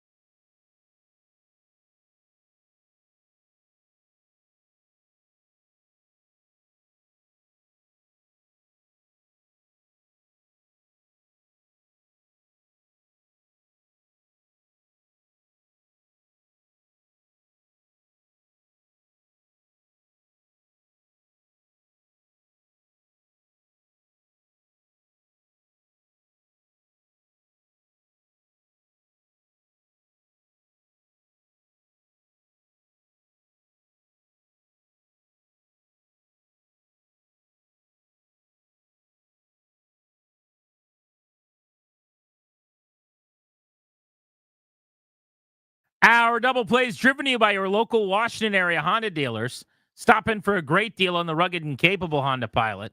Contact your local Washington area Honda dealers today. So I had not heard of this story until our boss, TK, asked me what I thought about it yesterday. And I was like, I fully admit I've been kind of off the radar for a little bit. And since he told me about it, sorry, it's all I can think about. How up to date are you on the drones in New Jersey? What file do you have? 0. Get on board. Get ready to start clicking and trying to figure out what the hell's going on. There will be a rabbit hole? Yeah. So now when I tell you drones, your probably first thought is Ruben drones, free agent pickup all the time in fantasy sports. Your second thing is all the little things that people like to take nice pictures of or military folks use here and there. Kyron drones at Virginia Tech will be my second thing. Right. And there's a Sean drones in history, I think, probably too. I can't remember what he did. It's a good call. What if I told you car-sized drones? I say again, vehicle, car, Chevy Blazer, Chevy Tahoe, Suburbans. I don't know why I'm picking all Chevy products, but large-sized drones flying overhead in a ridiculous pattern in New Jersey over civilian airspace, over potential military airspace, over president-elect's golf course and headquarters and different things like this. Here is a map of the drone sightings in the state of New Jersey. Does that look like a pattern to you at all?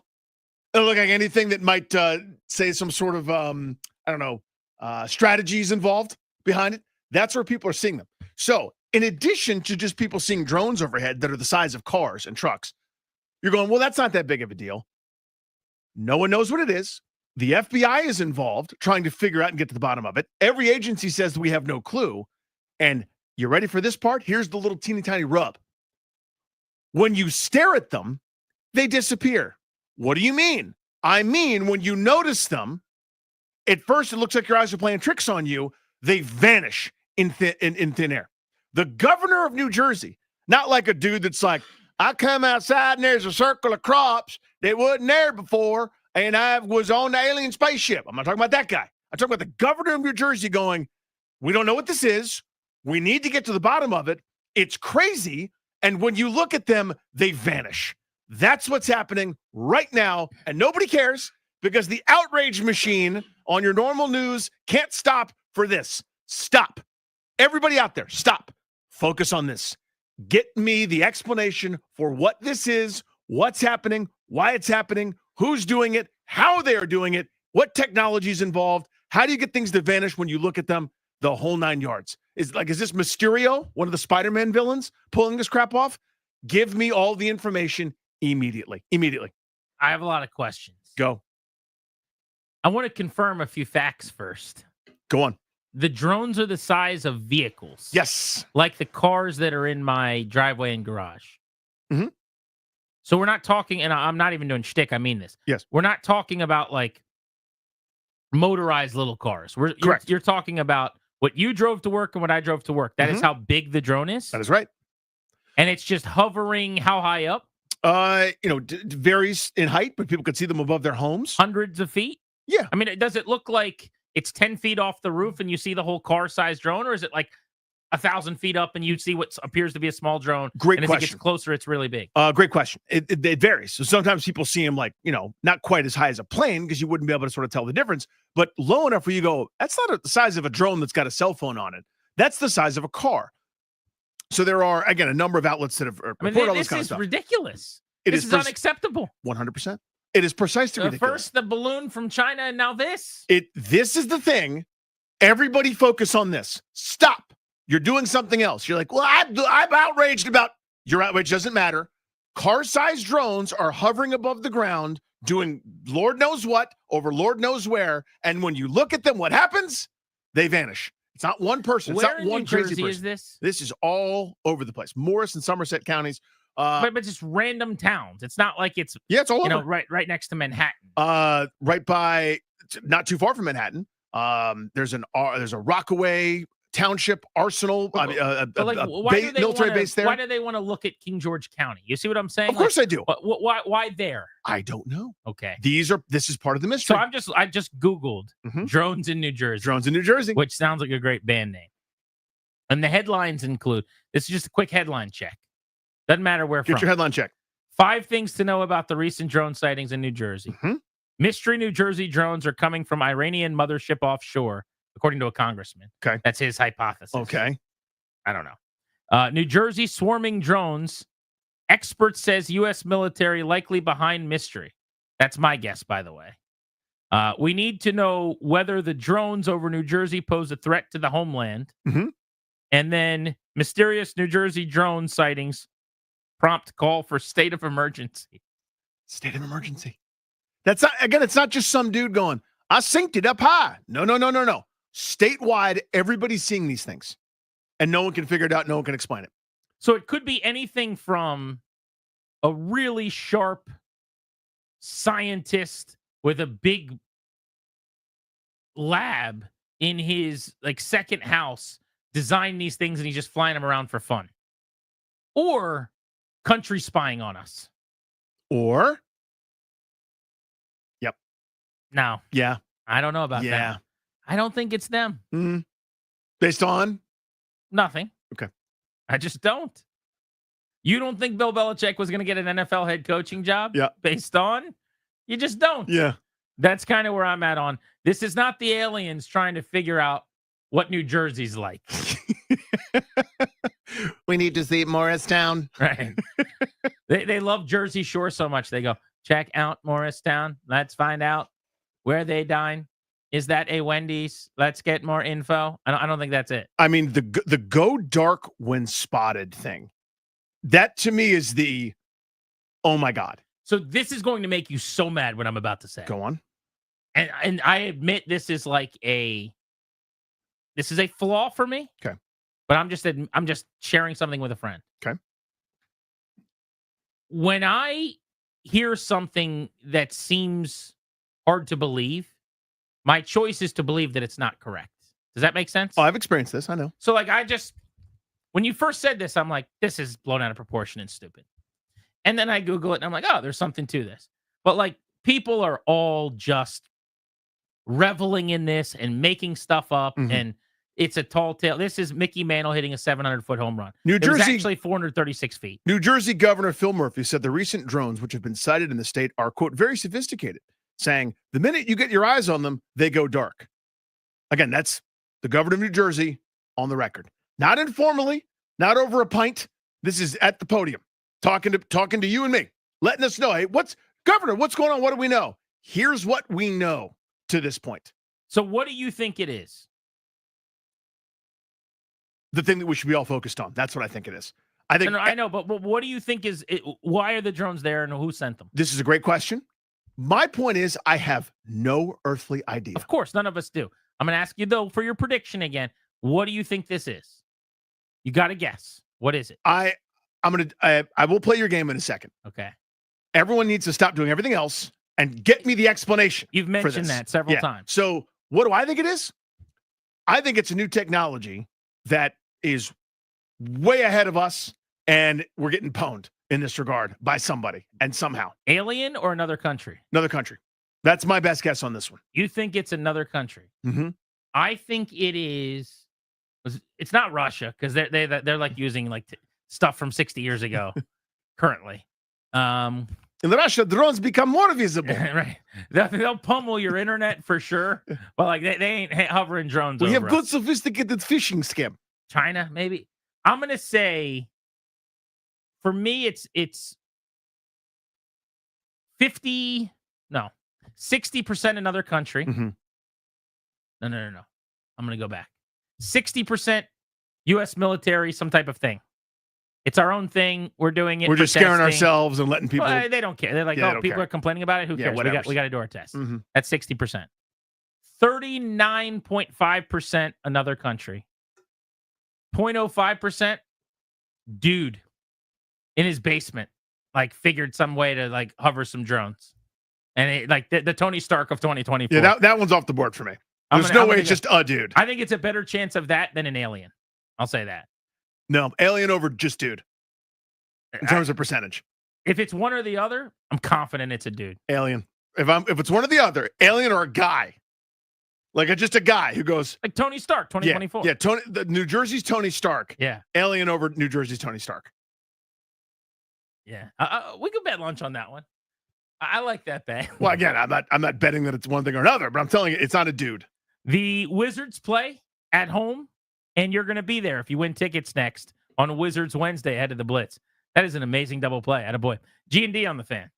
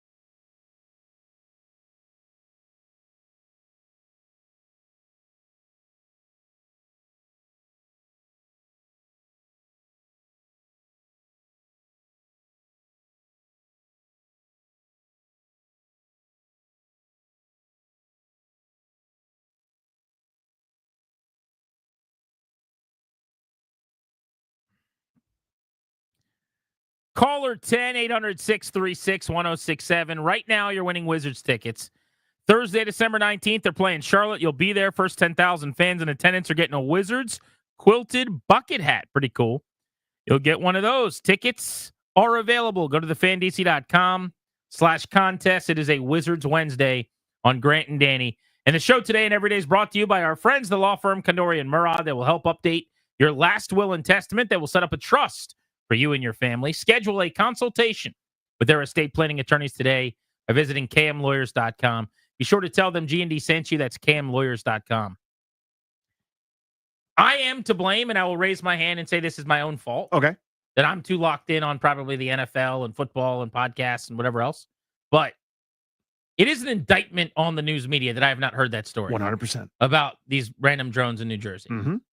I should have heard that. Yeah. It should have come up at some point. I see a lot of other dumb stuff that doesn't matter to me. Totally. That should have bumped into me at some point. Yeah. Indictment is the exact right word. The outrage machine never sleeps. Sleep. Rest for 1 second and talk about the car-sized disappearing drones over New Jersey. Let's get to the Beltway Blitz covering the Nats, the NFL, and the Commanders. Here we go. Andrew Golden of the Washington Post on the Nats to get us started. Andrew, what an amazing day yesterday was for the organization. Matt Adams told us on the show he's walking at 2:30 in the afternoon. He bumps into Mike Rizzo. Rizzo asks him to go represent the team at the draft lottery. And then the Nats win the lottery. They get the number 1 overall pick, had barely a 10% chance at it. And they will pick first overall this summer. Pretty incredible. Yeah, it was a pretty cool story. We saw Matt walking around on Monday, and he told us he was interviewing for jobs, looking at different places to kind of join a staff as a coach. And so it was pretty cool to see him up there all of a sudden. And then he seemed pretty excited. So it was a pretty cool day for the Nats, like you said. And can't go wrong with the number 1 pick, right? So it'll be pretty exciting. And obviously, the last number 1 picks have worked out pretty well, right? Yeah, they've had a couple that have done pretty well here. Obviously, way too premature to discuss who they would pick. There's so much baseball yet to be played, and guys will rise, fall, et cetera. But just in general, would you think this is hey, let's get somebody that can get to the majors really quickly, or just give me the highest ceiling guy no matter how long it takes? I mean, my guess is they're going to take the best player available, right? I mean, obviously you have, even Holiday seems like the guy that everybody talks about, and Jason Lavalette is college bat from Texas A&M. Those guys seem to be the 2 top guys that everybody refers to. But I think what they're going to do to get the best player available, that's what you want. And so I think that if they see a guy who's in high school with a really big upside, they think can kind of reach the potential they think, then I think they'll take that chance. But if there's a college bat that they can't miss, then they're going to go for it. So it should be interesting to see. And obviously, there's a lot of time to see how this all play out. Andrew, I'm already frustrated by this offseason. And it's not because they haven't signed someone yet. There's still a lot of time to do that. But it's because it does not seem like they were factors in or are factors in the sweepstakes for the best tier of players when they have almost no money on their books. There's no reason that they couldn't have been in on Max Fried or can't be in on Corbin Burns as an example.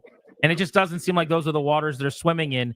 But give us the state of the union here. I mean, do I have to start preparing myself for Anthony Rizzo or Paul Goldschmidt and pretending like that's okay? Yeah, I think when you look at, I don't get the sense, and I wrote this story the other day, like I don't get the sense that they're going to spend major on any of these big name free agents at the very top. But obviously, I think if they get the right price, there could be a guy who they could feel like fits best into what their roster, what they're trying to do in the future. But I don't get the sense, as you mentioned, that they're going to go sign a Corbin Burns or a Bregman or somebody of that type. I mean, obviously they have the financial flexibility with Corbin off the books, but I just don't get the sense they're going to sign any of the big name guys or be in the mix of those big name guys. But I do think there's still some maybe mid tier guys that maybe they could add to their roster to kind of add on the margins. But I don't get the sense they're going to spend big on any major targets. Andrew, I got something I want to offer, and then I'd love your response. I think this Kyle Finnegan situation is a window into where the organization is. If you're not going to give him a contract extension or raise based on what you think is performance yet to come, that's a reasonable baseball opinion. If you'd like to pay him, that's also a reasonable baseball opinion. I think that's fine. By not trading him and then not paying him and getting nothing, it tells you there's some sort of disconnect somewhere in the chain of command or with the business people or something. Something is off about how that went down. Your thoughts? Yeah, I think you have to trade Finnegan. If you don't think that you're going to tender him a contract, you have to get something in return for him. That's my personal opinion on it. I think that if you knew you weren't going to trade Finnegan, or if you knew that you weren't going to tender Finnegan a contract, you have to try to trade him and get some value for him. Even if it's some scraps, I think you have to get something in return for him. I don't mind it from a baseball perspective of, obviously I don't think that he's worth what he might have gotten in arbitration. I can understand that. I think that kind of makes sense. But I do think you had to get something in return for him. And that I will say, when we talked to my Grizzly about it yesterday, he felt like it was like, he's like, how can we best use our resources? And he said, we wanted to figure out how we best use our resources to add to the roster. And so when I look at it, I get it in the sense of like, you can use that $9 million elsewhere, but I am interested to see how they use that extra $9 million they could have used on Finnegan. So it should be kind of all interesting, but definitely agree with you that I think they should have traded him. Andrew, thank you, buddy. We appreciate you. Thanks, guys. Take care. All right, be good. Let's talk football. Adam Schefter just tweeted, should point this news out, that he's got the Commanders having claimed KJ Osborne, the former Vikings wide receiver who was just cut by the New England Patriots. He says that the agents Drew Rosenhaus and Robert Bailey have announced that Washington put in a claim for KJ Osborne. So we'll get you some details on that in just a couple of moments. But let's talk NFL with our buddy Nate Davis of USA Today. I guess first, how big of a loss is that for Washington? They're a run-first team, but Noah Brown's been their wide receiver too. He's second on the team at that position in catches and yards. They'll be without him the rest of the way. Little deal or big deal in your opinion? I think it's probably closer to big deal than little deal. I mean, certainly he's had an impact there. I don't think you have, an obvious. I mean, Zacchaeus has done some of this stuff over the years. We haven't seen a whole lot of consistency from Diami Brown. So I think, certainly if nothing else, you want to get guys that can take a little bit of attention away from Terry McLaurin. It's good. Hopefully you get Eckler back and he can kind of bring that added component to the receiving game. I mean, as good as he is catching passes and coming out of the backfield, but this one hurts a little bit, I think, for the team. This Philadelphia discord between Hurts and Brown, I don't know how significant it is or not. They've won 9 straight games, so they're still obviously good. Is any of this? I don't think they're going to have a cascade or a big fall like they did last year, Nate, where they just couldn't get out of their own way and lost everything down the stretch and got blown out by Tampa Bay in the postseason. But is this kind of an issue now that might creep up, or is it not a big deal?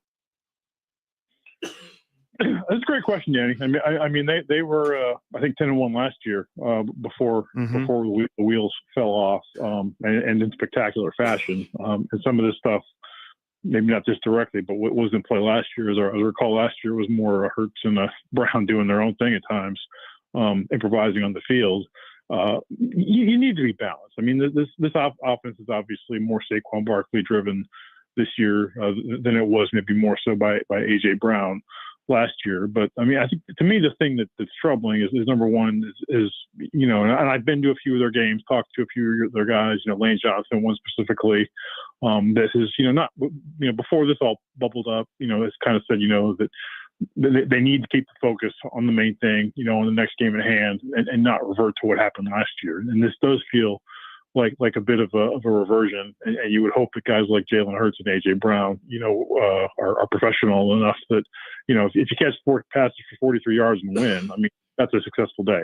And I think that's where the Eagles really need to get their focus if they're not going to have a repeat of what happened last year. The Lions are 12-1. The Bills are 10-3. They play at 4:25 on Sunday. This is going to be one of the most anticipated games of the season. What do you think about this matchup? Who do you think wins? Well, I think it's important to both teams. I mean, I'm certainly guilty of myself for you kind of lose sight of the Vikings. You probably don't give them enough respect and national prominence. But I mean, they're one game behind Detroit. I mean, we all talk about the Lions all the time. I mean, the Vikings are one win away from making up one game from getting tied there atop the North.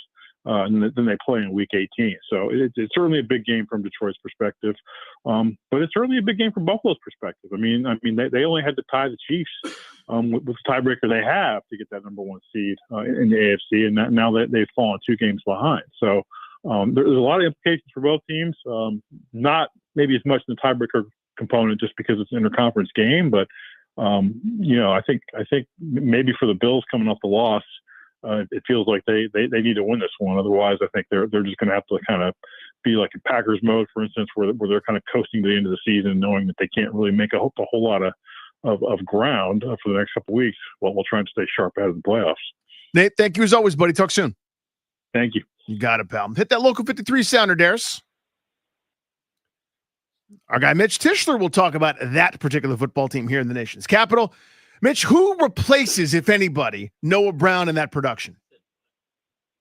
Yeah, that's a good question. I mean, the signing of KJ Osborne is interesting. Clearly, they don't love the options that are on the roster, and I think, we all can see why. There hasn't been a ton of production from that group. I think Olamide Zaccheaus is the guy that's going to probably immediately step in this weekend and be the guy that gets kind of those extra looks. But Noah Brown was a little bit of a revelation for this offense, and when he was able to get that separation a couple of times on those slants early on, when he was here, you could tell that the coaching staff loved his physicality, loved his size, and oh, by the way, he was kind of a beast in the run game, blocking downfield, opening up some of those holes for Brian Robinson and company. So that's I think that portion of it might be the biggest loss, but certainly they're searching for answers right now.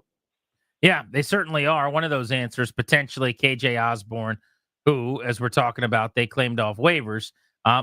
Luke McCaffrey was a third-round pick. I like reiterating that because it's not like he's a sixth-round pick.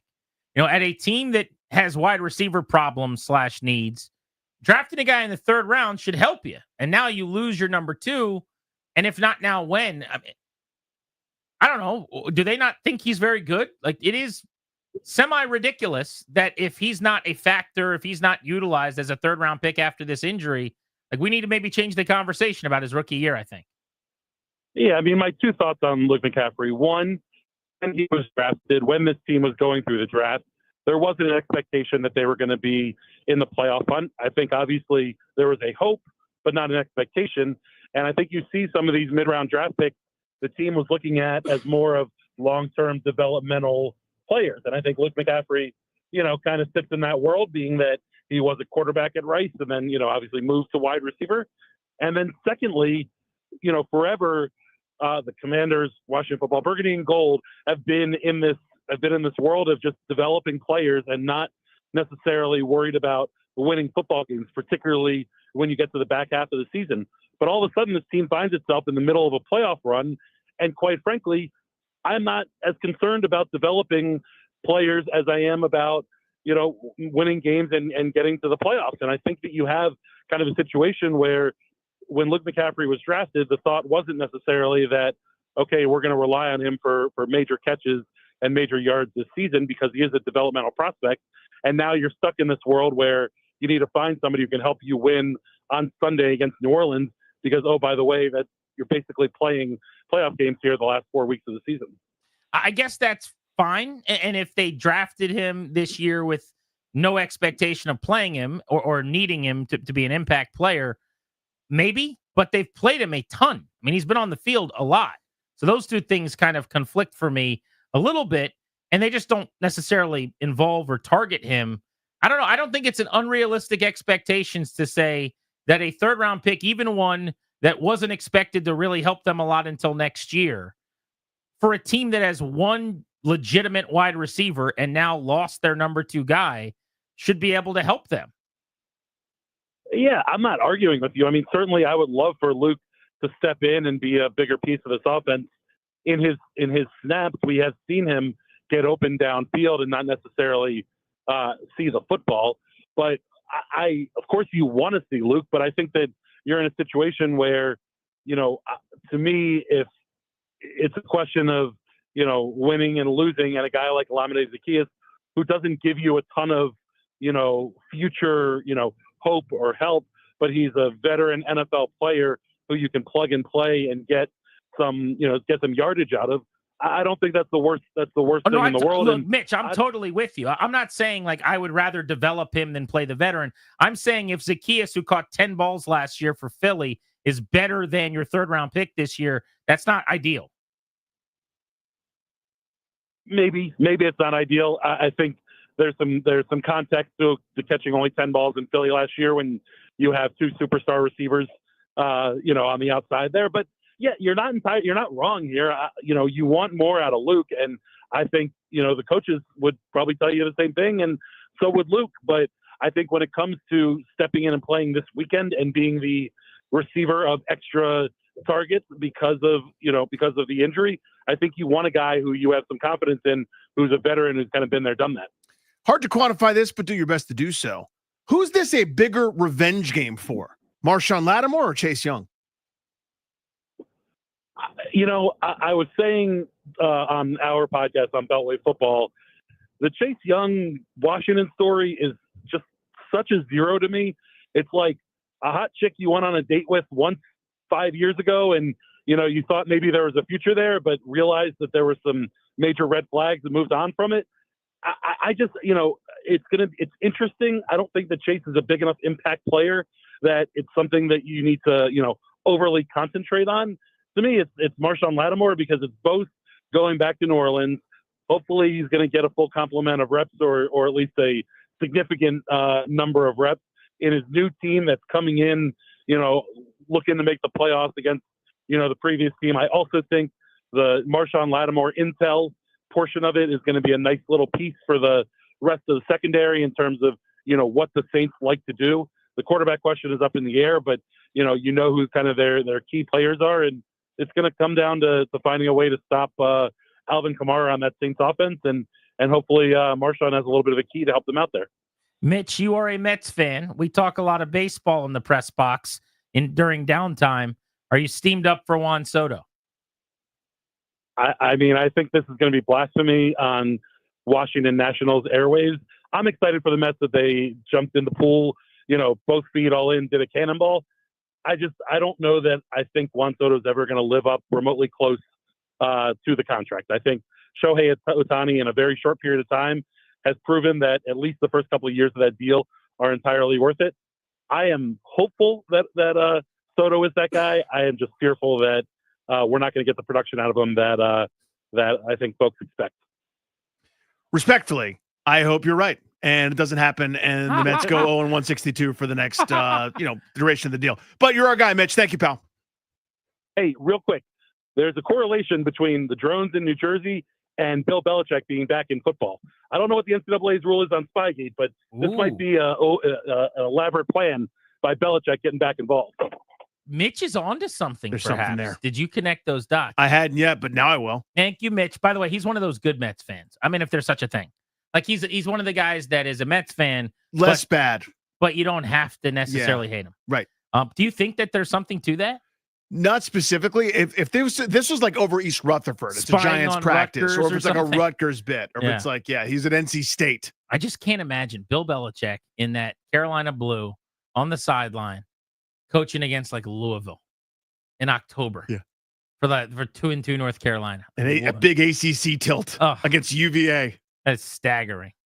The Commanders offense got right against the Titans, or just had a nice game against a bad team that had an off day? We'll get into that next on The Fan.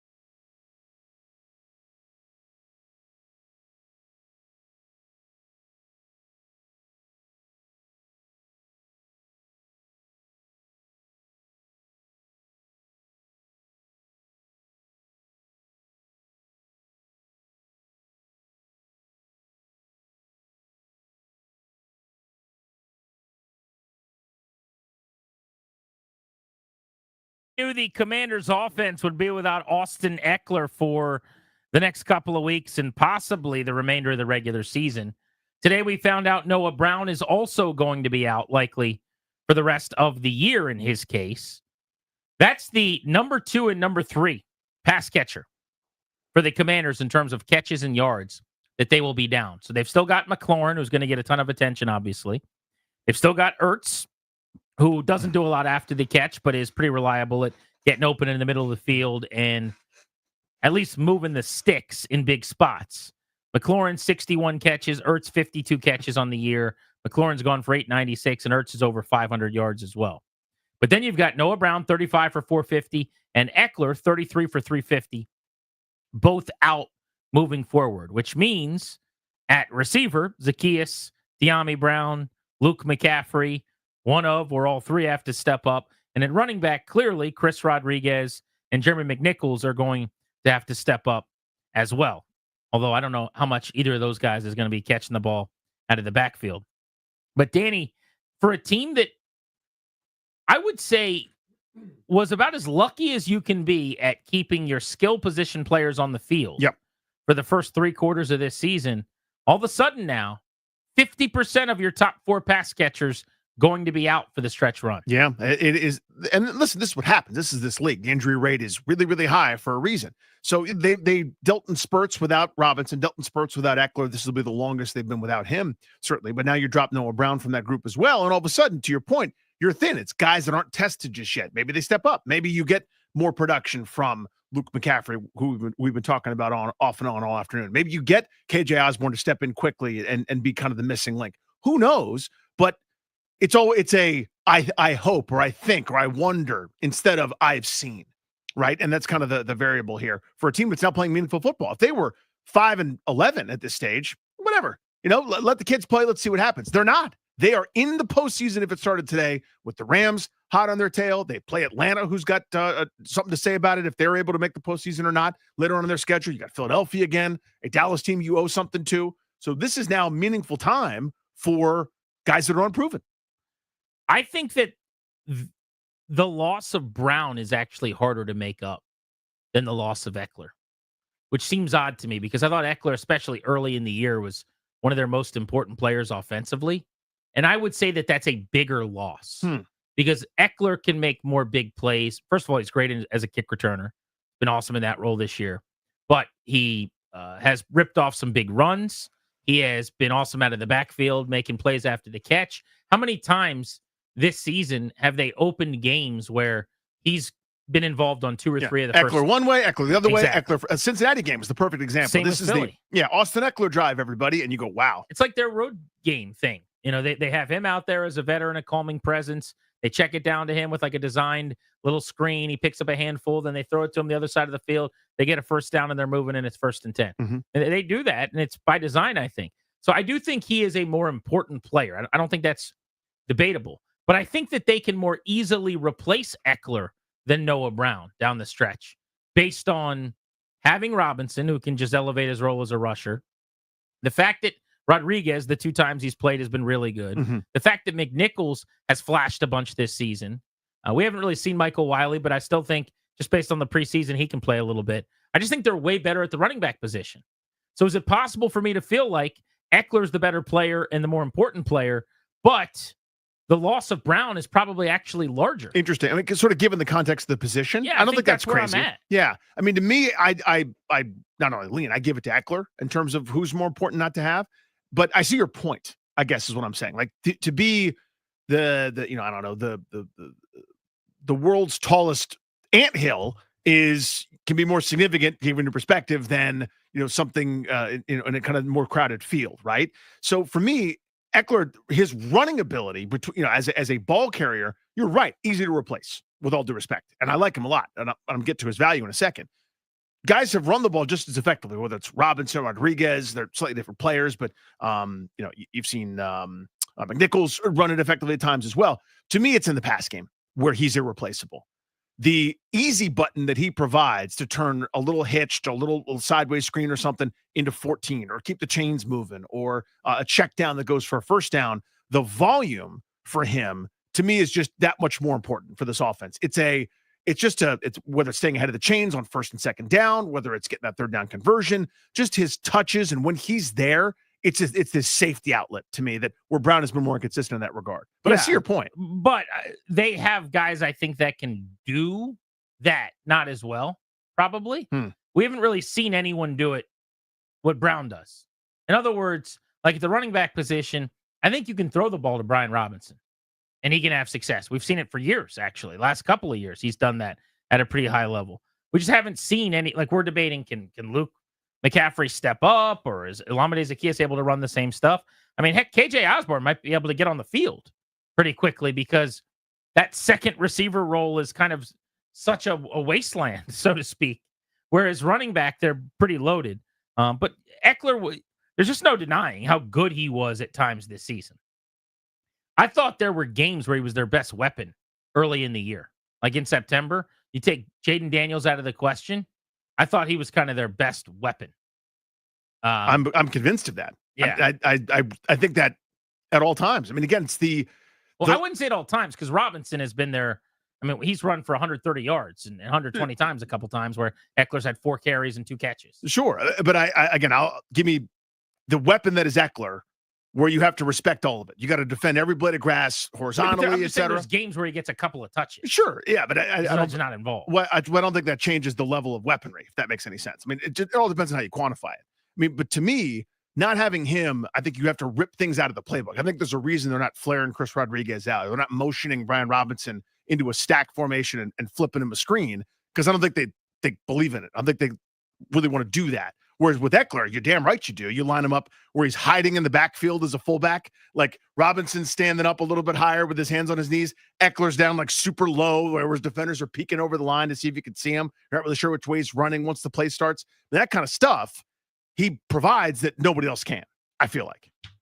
Because we haven't seen it. But you may be right that maybe, Chris Rodriguez could do that. Well, it's not even necessarily like it's 2 plays a game that you're talking about, maybe. Noah Brown's on the field for 40, and we're not sure that anyone can provide it. Eckler, if you look at his season, the games where he's caught 5 or 6 balls are pretty few and far between. So if you're saying, well, the receiving part of his game, which I agree with, is the hardest thing to replace, his catch totals by game, 2, 1, 2, 2, 2, 2. Like, so there's twice a game where he could do a thing that maybe Jeremy McNichols can't do. Whereas Noah Brown's out there 35, 40 times on passing downs, and we just don't know. Hopefully Luke McCaffrey can be him. Hopefully KJ Osborne in 2 weeks is comfortable enough in the offense. Maybe it's a lateral move. By the way, we should talk more about Osborne next hour or maybe next. For those of you that don't know, he was claimed by the Commanders. He was waived by the Patriots. That's the scary part. If you can't get on the field in New England, where they have one of the worst wide receiver rooms in the league, what is that? That's not great. What went on there? I need some intel on how that happened. Because I actually watched a lot of him in Minnesota the last few years, and he was a really solid third wide receiver. Pretty effective, yeah. It was him and Justin Jefferson before they drafted Jordan Addison. Mm-hmm. And he had 50 for 650, 60 for 650, and then 50 for 540. 3 straight years from 50 to 60 catches and right around 550 to 650 yards, which is about as good as it gets for a 2.5 or a 3. But he went to New England where you would have thought he would have had more opportunities, and he couldn't get on the field. Why? I mean, that's a pretty interesting question. Is he going to help them moving forward? You could chime in on the Commanders receiver room if you'd like. 800-636-1067 is the number on Grant and Danny.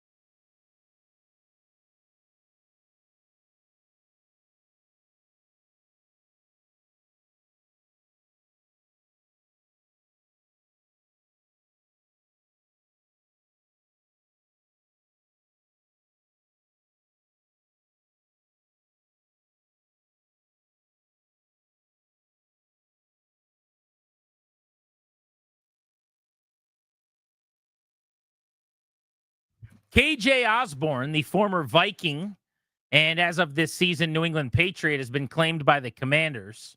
Adam Schefter first on the news. I think that's an indictment on what they have in the building, although you could make the case, and I'm sure they will, that they feel very fine about the guys that they have, and they just wanted to add to the position because they are light.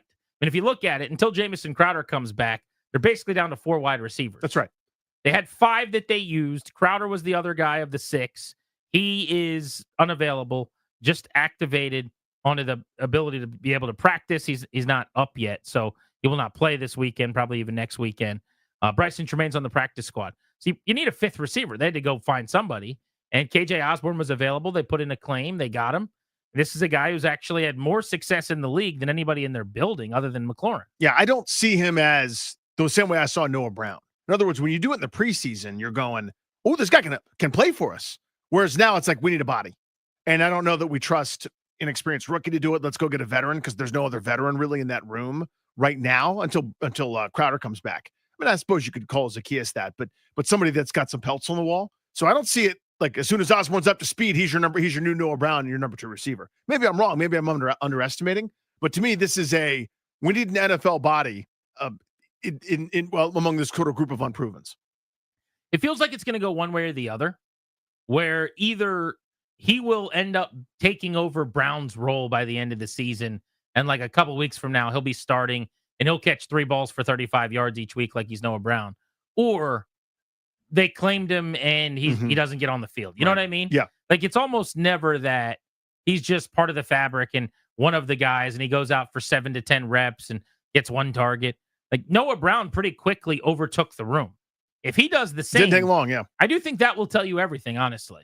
If Noah Brown can come in here and within a handful of days to a week, just be the number 2, and then when he gets hurt, rather than elevating from within, they just keep everyone in their same very minimal roles where you don't ask them to do much, and a guy that couldn't get on the field for the Patriots becomes your number 2, well, then the verdict's returned. Then you know everything you need to know about what they think about the receivers. Indeed. Yeah, so it'll be interesting to see in that regard. So I'm counting this as, or my guess is, the way it plays out is Osborne inactive for most weeks. Maybe he gets up one of the final couple of games or something like that, but not much of a contributor, not doing anything.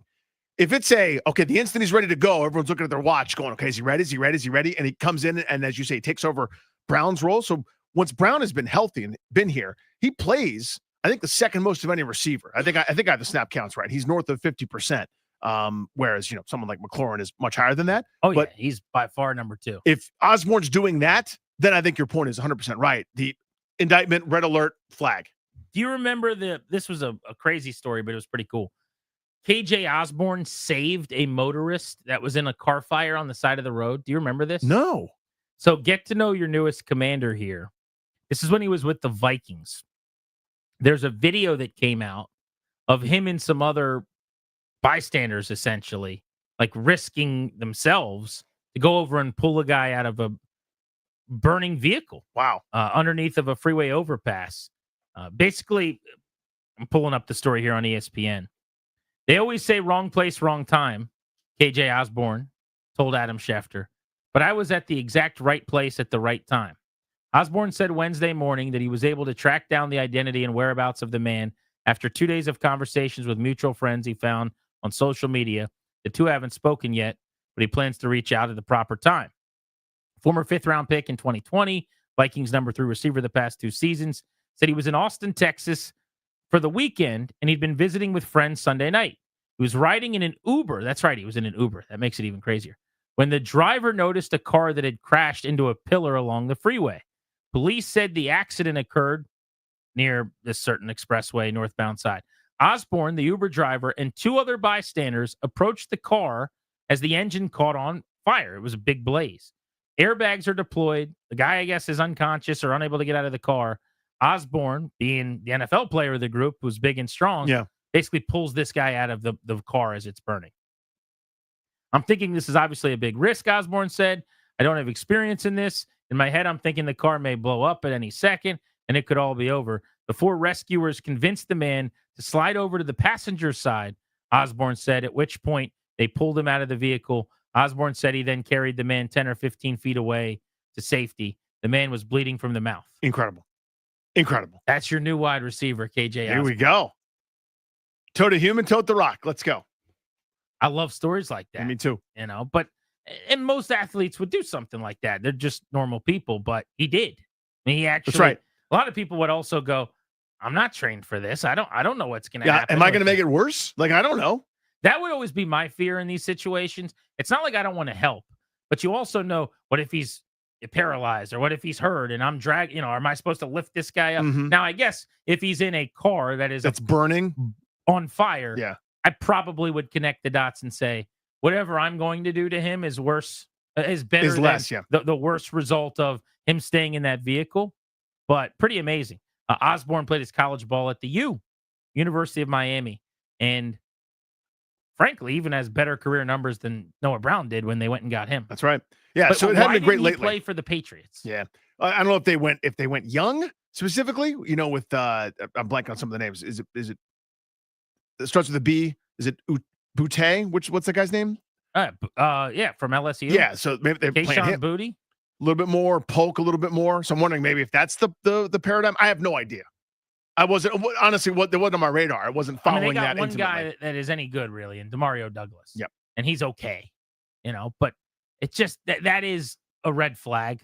The alarm bell goes off for me a little bit. Yeah, that's why I'm not going, here comes a major contributor. This is different than Noah Brown, who every time he played did something, not every time, but most of the time he played in Houston did something, and now it's a crowded receiving room with a couple of studs, and you add Stephon Diggs to it, where they're going, we're not going to have much of a role for you. Okay, I get that. This one, to me, goes available early December. Very different. I did really, really like him in Minnesota, but that was a different thing than what we've seen this year, where he just wasn't on the field. 7 catches, 7 games played, just barely involved with the Patriots. All right, next, let's blitz the East. We'll check in on the Cowboys, who are a mess. Is Mike McCarthy going to be back? The Eagles, speaking of a mess, seems like some turmoil in the locker room. And the Giants, how sure are we that their GM and head coach are going to survive this debacle of a season? You're listening to The Fan.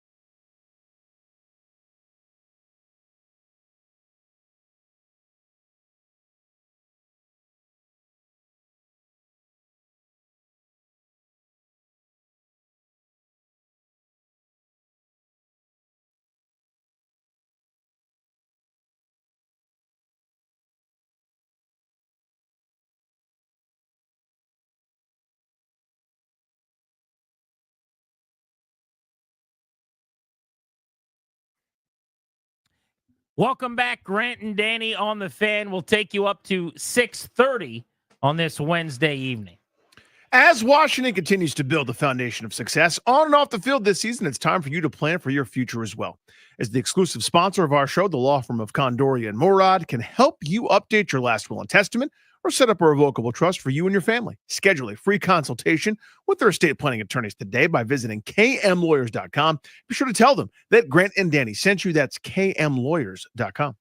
It is time to spin you around the division. Let's get to it.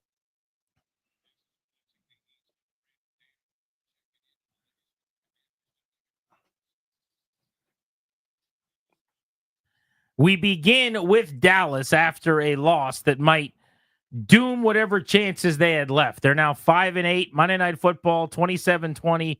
Losers to the Bengals after back-to-back wins.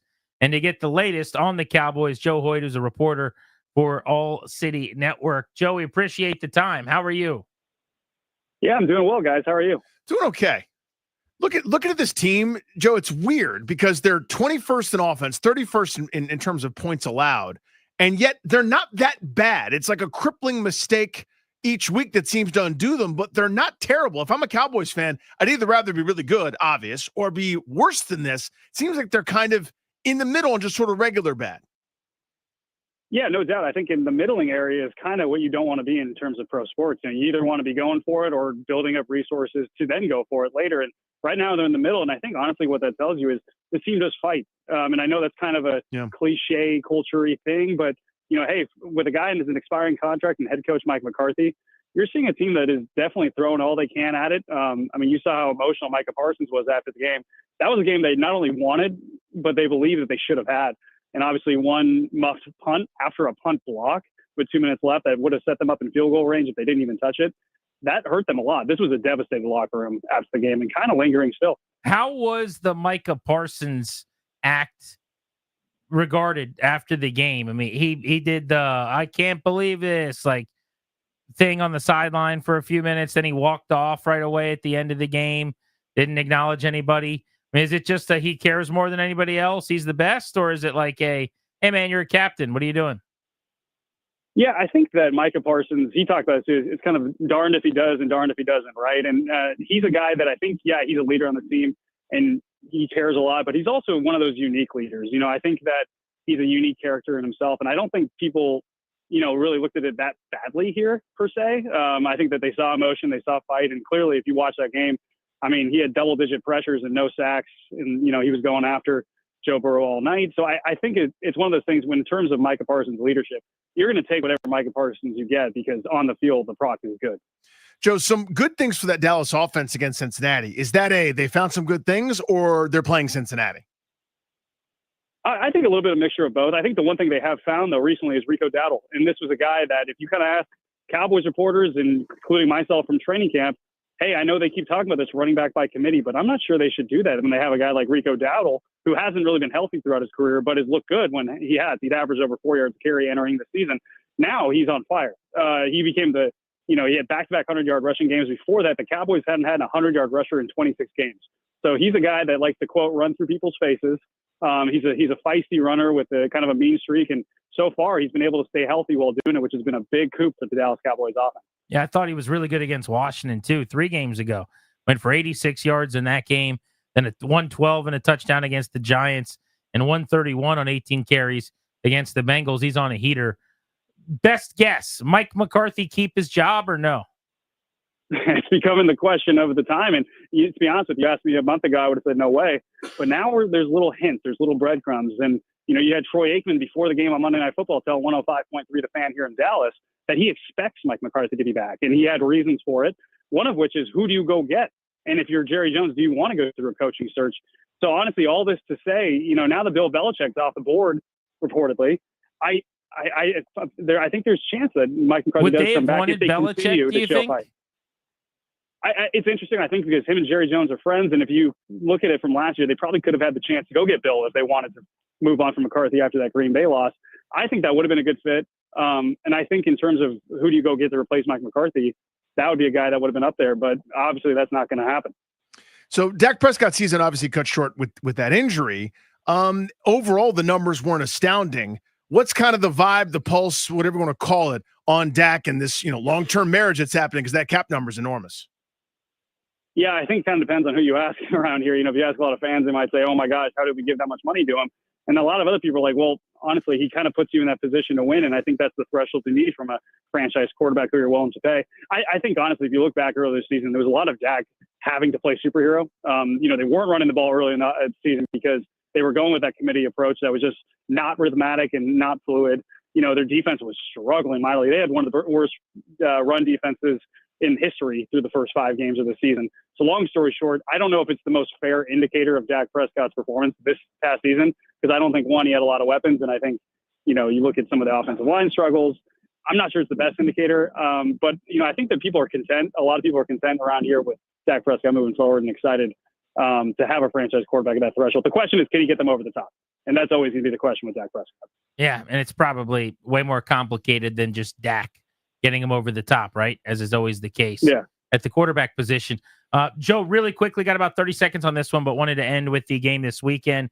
They're at the Panthers, 1:00 kick on Sunday. What's your feel? Yeah, I think that you're seeing a Carolina Panthers team that's been fighting, and Bryce Young looks like they're figuring it out. And my question is, do the Dallas Cowboys continue to fight like they have now that they're almost mathematically out of the playoffs? They got a less than 1% chance. I think if they really want Mike McCarthy to stay, I think that fight continues, but they also got a lot of expiring free agents. I'm going to say that the mood's a little bit down here, and I think Carolina pulls off the win. Joe, thank you as always, buddy. Appreciate it. Yeah, take care, guys. You got it. Let's talk about the Eagles.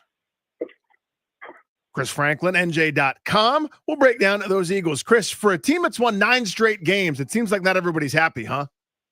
You're allowed to enjoy wins? I didn't know that was allowed. Weird, right? The way things are going right now. It's never a dull moment here in Philadelphia. So what do you think's going on between Jalen Hurts and A.J. Brown? Peel back some of the layers of the onion for us. Well, they just got finished talking, and the way they're acting is like nothing ever happened. If anything, it seems like they seem like a little peeved at Brandon Graham for saying something. But we're not born yesterday. I mean, we see the body language. Exactly. A.J. Brown is, every time he doesn't catch 10 balls, is a pain in the ass. So what's going on? No, a lot of times when you look at the way this teams operate, when there's times when you're open, and Jalen Hurts wasn't pulling the trigger, and you look at the way right now, that's the biggest problem with it, because there's been opportunities in the passing game, especially against the Panthers, where things were wide open, and he stared down A.J. Brown at one point, and he just didn't throw it away. And when you finish with 83 net passing yards, and you're looking at all the guys that are on this offense, you're wondering, like, what the heck is this? And when you look at the way that the relationship those two had, yeah, it was they weren't talking a lot to each other, especially when it wasn't going on as the game progressed. So maybe this is what they needed. Maybe they needed this out in the open so they can talk and hash things out. The biggest things we're going to see is when it happens Sunday against the Steelers. Does this, everybody's got the ghost of last year kind of in mind before that house cleaning, and they just fell off a cliff, Chris, and they could beat anybody, whatever the number of straight losses was before getting blown out by Tampa Bay. I don't think this is that, though, right? This is maybe more of a speed bump, or do you think this is kind of the beginning of the end? I think for me, I think it's speed bump, because when you look at last year, Sean Desai seemed like he was a questioning professor when he's running his defense, and everybody's like, well, we should do this. I don't know. I think big fans, like the coordinators are way better, so I don't think it's being that one too. And when you talk about the way that the mood, like you look at the new leadership that's in here now, I think that's helped out a lot too. You got guys that are more in tune with some of these guys as well too. Like Kelsey was a great leader, Fletcher Cox was a great leader, but I think as time went on, some of these new guys are more in tune with these guys are going on, and it's going better. And I don't think it's going to be anything like that collapse. Jalen Hurts in 2022 was unbelievable. He finished runner-up for the MVP. He did not play anything like that last year, and you just said it. I mean, this year, it's kind of been a lot more like last year. Is he just not that 2022 guy? Like, we've got a lot of sample now in his career that says that is the anomaly. I think he's so hesitant. I think once he went through that spat of turnovers last year, and he seemed they had it corrected, and then he started again this year with turning the ball over, and then all of a sudden that changed it now. So when we saw that Jalen Hurts in 2022, he was willing to throw over the middle. We were throwing to throw the deep ball and with regularity and some of these other passes. Now it's almost like he's so concerned about not turning the ball over now that you're seeing some of the potential explosive plays not happen there, because he's just like, okay, if I can't do this, let me just trust the check down, or let me scramble or run instead of that. And until that's cleared up and reflect, now you're starting to worry about, okay, well, this team's going to be them and the Lions. Now you worry about, do they go maybe a divisional round or have you? There's still some things that need to work out. They need to get that passing offense fixed quickly. And it starts with them. Is Barkley setting the single season rushing record like something that people are even mildly excited about, or is it more like all the negative and the sky is falling kind of stuff? If anything, that's the weird part. You got Saquon Barkley. I think everybody's looking towards that, and now that sours it a little bit. And I personally, I don't think they get it because I think they may rest him, especially if he's like 120, 130 yards away, and they're locked in the 2 seed. And it's a meaningless game against the Giants. I don't think he's getting that.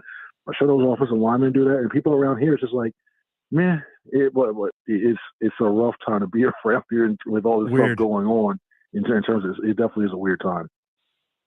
That's interesting to me. So you think if he's within striking distance, which for him this year, like if they go into a game and he's within 160, I think they could get it for him. You think they would shut it down at the end of the season if they have nothing to play for and just pack up shop for the playoffs rather than breaking the all-time rushing record? Yeah, because 160 to me, it's a lot. I think they give him a half, especially if it's a meaningless game. I think they maybe give him a half. They say if he's like 80 yards, he's playing. I think he is playing. They may give the starting offense like, all right, let him go, try to go after it. If it's anything more than like 150, 160, and you need him to get like 20, 30 carries, and you know you have a playoff game the next week, yeah, I think they shut it down on that. Chris, do they finish with the 1 seed or the 2 seed or something we're not thinking of? I think it's a 2 seed, and unless magic happens and like it's thunderstorm or whatever, or blizzard coming up here in Philadelphia next week. Yeah, there's no way that's happening. The Lions are just even with the Lions schedule, there's too many tiebreakers in their favor. The Eagles, I still think they falter either this week or next week. Not next week. Sorry, if I look at that or Commanders, because something about the Commanders is something about them that they play the Eagles tough. So I think there's a loss coming within one of these 2 games, but I still think the lock will be locked in the 2 seed, and they'll be hosting a playoff game all the way through the NFC Championship game. 11-2, 4 games to go for Philly. They have the Steelers, then at Washington, and then they finish with the Cowboys and the Giants. So that's 3 home games. Their only road game is barely a road game coming down 95 to take on the Commanders. Chris, thank you. We appreciate you. Thanks, guys. Y'all have a good one now. See you, buddy. All right, you got it. Let's keep the Blitz of the Division moving. And to talk about the New York Giants, we've got Patricia Traina, Giants Insider for SI.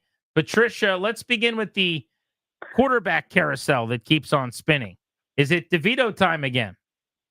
Yeah, it looks like it's going to be DeVito again. Drew Lock dealing with a heel injury. He's in a boot, did not practice. The hope is that, he'll make progress. At the very least, he'll be able to be QB2, but I'm not counting on it. Patricia, right now, would the Giants pick first, second? Like, where are they? They're right at the top of the board, I think, right? Yeah, I think they're first according to NFL.com, but second according to Tankathon. So depending on who you believe.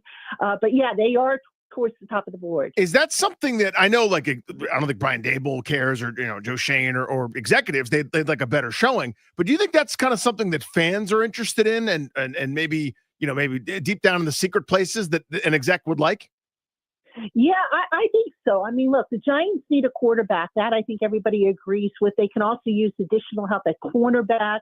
They can use help on the interior defensive line. But definitely, if they want a franchise quarterback, if they like one of these 3 top guys, Sanders, Milroe, or Ward, they're going to be in a good spot to get one without having to trade down. And on the flip side, if they don't like any of those guys, they could potentially look to trade down, pick up some additional draft picks, and be able to use them to move around the board if they need to.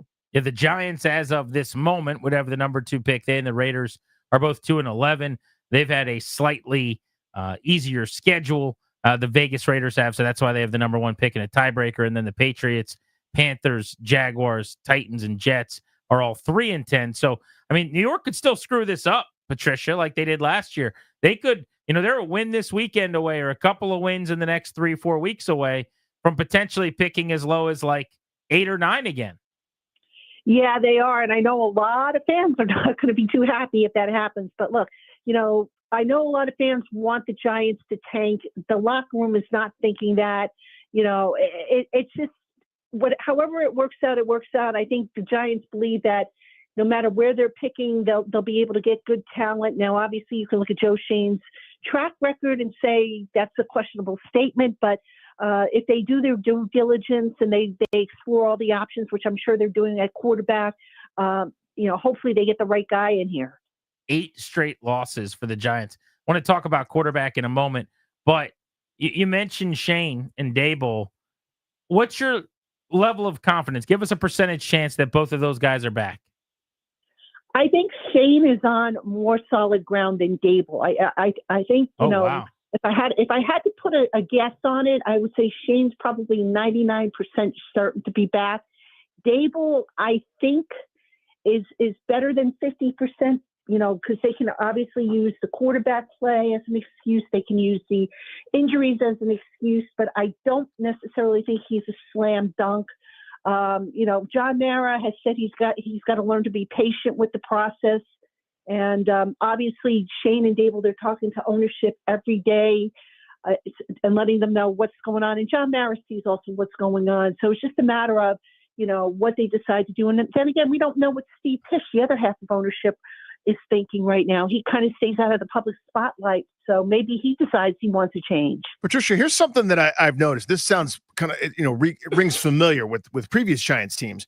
Yes, there's that blowout loss on Sunday the 24th of November against Tampa Bay where they weren't competitive. The other 5 losses out of their last 6 here, they have all been one-score games. There's a close loss to Washington, a field goal game in overtime to Carolina, a field goal game this past week against New Orleans, 1 score at Dallas. So it's not as if they've just rolled over and died. You know what I mean? Like there's still some friskiness here where they're in the game. They're just limited, I think, offensively. But it's not as if they're just a total disaster. Just your thoughts on that observation.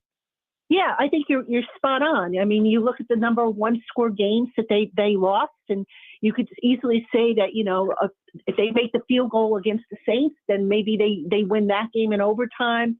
You mentioned the week 2 loss to the Commanders, where if they had a healthy kicker, maybe they win that game. So you're absolutely right. The players do play hard, and it hasn't been disastrous, but you look at it from a bigger picture standpoint, and this roster just hasn't played up to its talent level. So you can make that argument. You can also say, well, was it the quarterback? Is it the fact that the offense has been so bad? Is it the fact that the defensive coordinator is not a fit for the personnel? You can look at all those little micro pieces of the equation. But yeah, I mean, as far as being competitive, they have fought, and they've tried to make something of it. Patricia, thank you. Great information. Thank you. You got it. And that is how we blitz the NFC East. All the intel you need on the 3 rivals in the division. Kind of scary for pro athletes right now being targeted in home invasions. I want to get into that story and memo that was sent out to players next on Grant and Danny.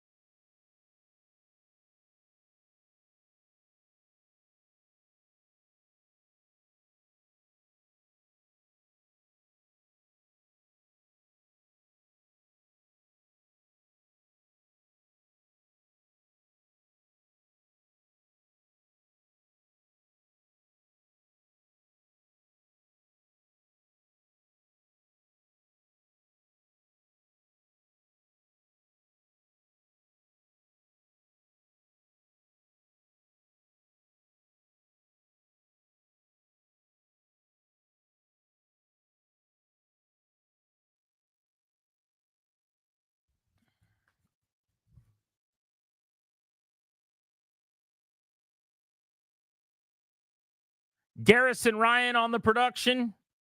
Grant and Danny with you on the Fan. Welcome back. Thanks for listening to the program, as always.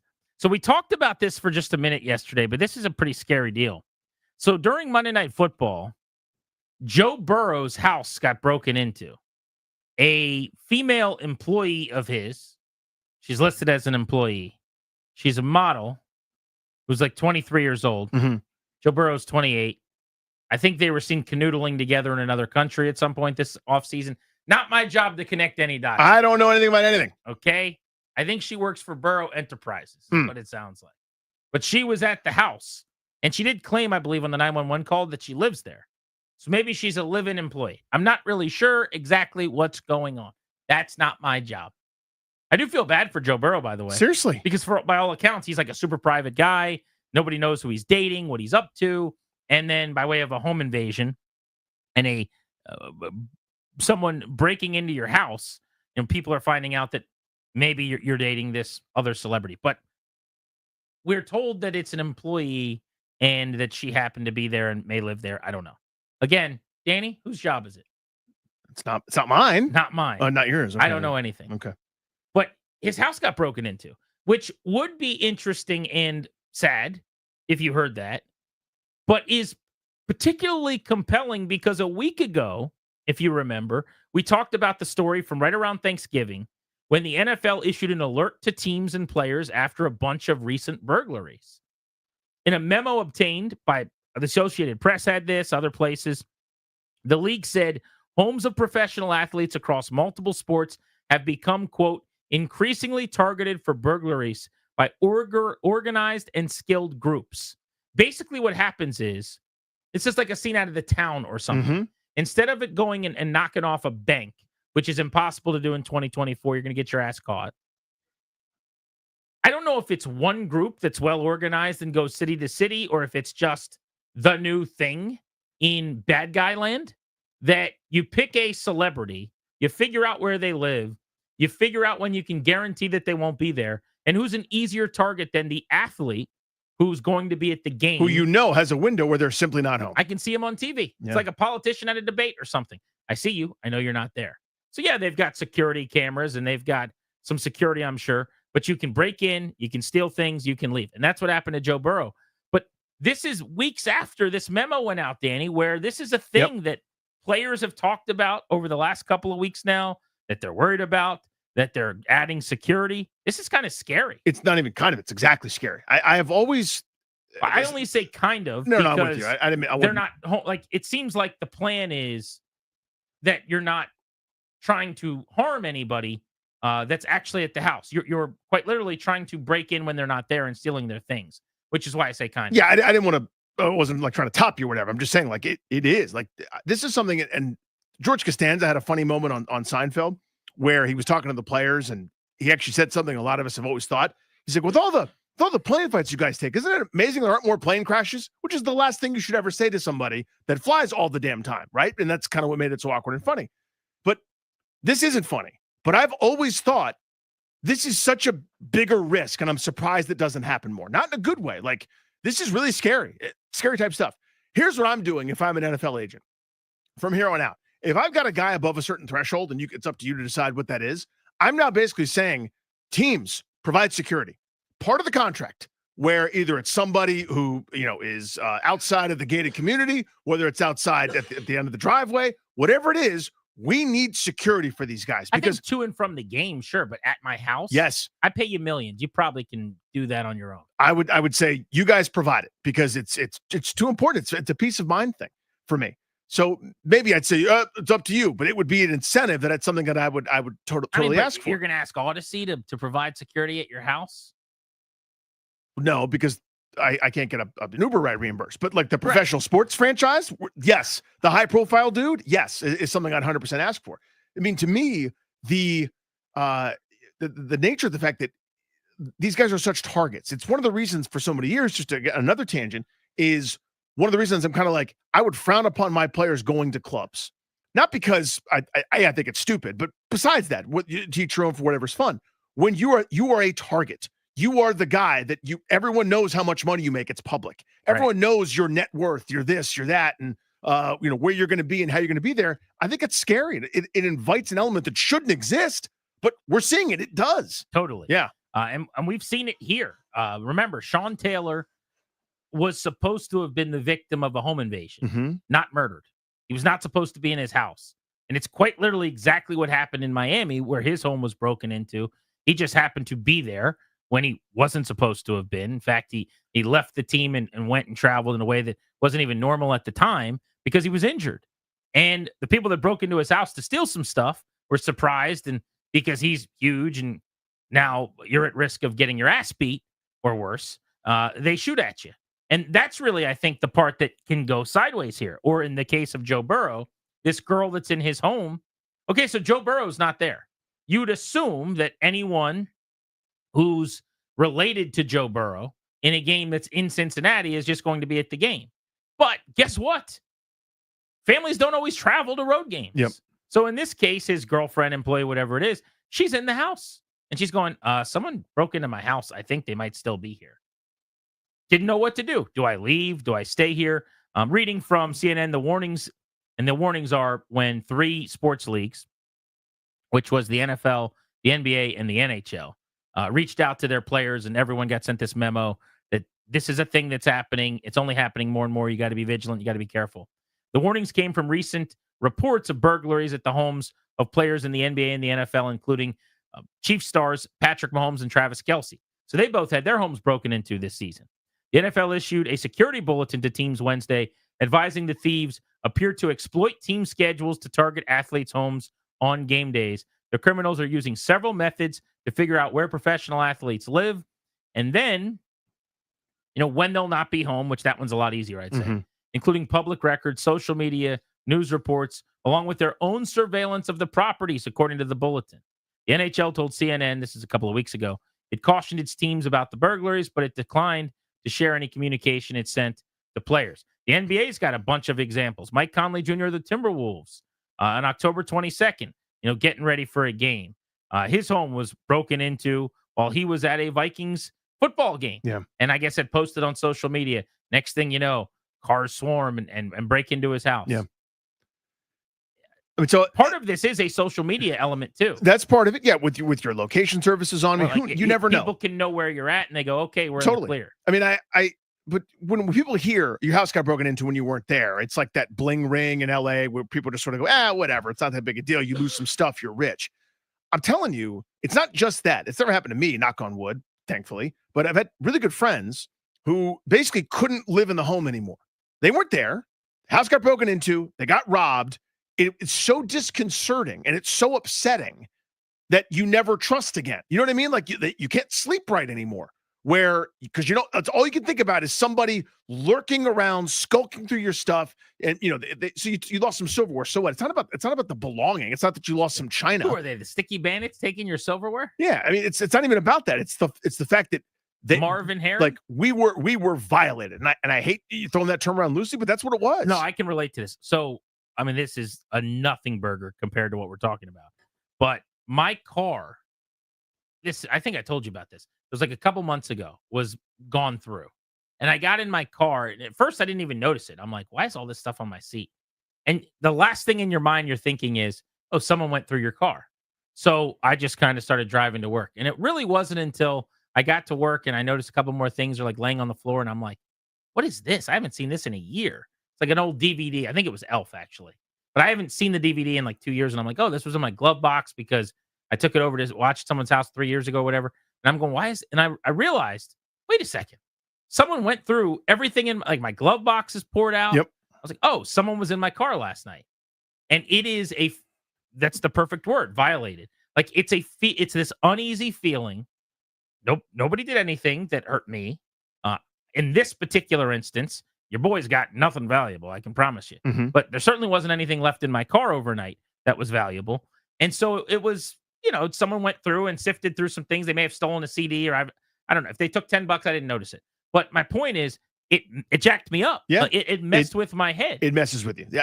Very similar thing. And that is not my home. My home's even worse. That's where my kids sleep. Right. I mean, that is a whole nother deal where I would be one of those people. It would be really hard to get past. Yeah. It again, nowhere near to this level. Same type of thing you're talking about. Car parked in front of my place when we lived in DC. And you at first thing in the morning, you go, wait, why is that on the street? Oh, because someone was in the car. 10 feet from the front, not 10 feet, 20 feet from the front door, you got to go through a little gate. But it's like they were right there. Whoever it was that said, I'm going to open this car door and rifle through stuff. I mean, who knows if the car was locked or unlocked or what they did or didn't do. I have no idea. We didn't hear it, but that it's unsettling. And that's as good as it gets, is unsettling and troubling, right? If you can move past it, God bless you. But going back to this far more serious, where like his home was broken into, like people just sort of use those words and it's like, maybe they stole some stuff. Maybe they got a couple of things. It's way different than that. And that insecurity and that, sort of the ability to kind of trust the world at large weighs on you, man. Like that is something that people should take really, really seriously. And again, that's what I'm saying. If I'm one of the teams or if I'm an agent or if I'm a player, like I am not leaving anything to chance anymore. He just bought the Batmobile. Yeah, enough's for happened. $3 million. Do we think that had anything to do with this? That they see that he has the Batmobile and they want to go find it or look at it? Who knows if that was the specific thing? But I tell you, it's a contributor. It's in that bucket of potentially matters. Honestly, we now know he just dropped $3 million on a toy. Basically, I mean, somebody hears that and they go, "Yeah, he's probably got some cool stuff if he's buying the Batmobile." But it's just ridiculous. So luckily everybody was okay. But it is a scary thing. This was Tua, by the way, at his press conference today, quarterback of the Dolphins, being asked about this. Listen to what Tua said. I have personal security just because my house had gotten broken into, not necessarily my house, but one of my cars. And so it's a little too close for my comfort with my family being in the house. So we got personal security to take care of all of that when we're on the road. We got someone with my wife, got, someone also at the house surveying the house. So just to let that be known, they are armed. So I hope if you decide to go to my house, you think twice. Everybody laughs about it, and it's a big funny joke. But I mean, I think he's being pretty serious there. Like, hey, just so everybody knows, I'm taking this seriously. It's not playtime here, and they should take this seriously. 100%, man. If you're a millionaire athlete, you are a target right now. You have been warned, you've been told, and it's happening more and more and more. It's scary. You're listening to Grant and Danny on the Fan. We're taking you up to 6:30 on G&D.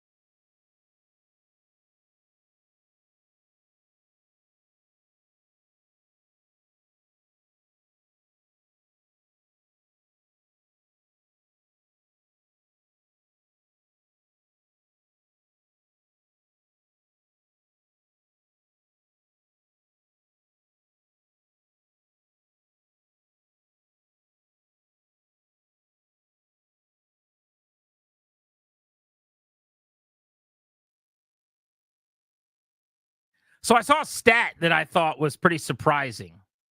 What receiver in the NFL has had more 100-yard games this season than anybody else? First, top of my head, I'd say Justin Jefferson, but I'm betting that's not right. That's why it's an oddity. The bell is going to denote that it's the wrong answer. All right. It's the opposite of how you would think a bell would go. Okay, so the bell's for wrongness. All right. Jackson Smith and Jigba. That's a random guess, but So no. he's like 4th or 5th in the league in catches and yards and stuff. It's somebody that you're not expecting to have that much. Jamar Chase. All right. CeeDee Lamb. Garrett Wilson. Amon-Ra St. Brown. Malik Neighbors. Having a good time with all the guessing. Brock Bowers. Terry McLaurin. There it is. Hey! Terry has don't think of 5 100-yard games this season. Nobody else has more than 4. That's insane to me, first of all. Second of all, because you don't think of it because there's too much 2 for 19 and 1 for 10 in there.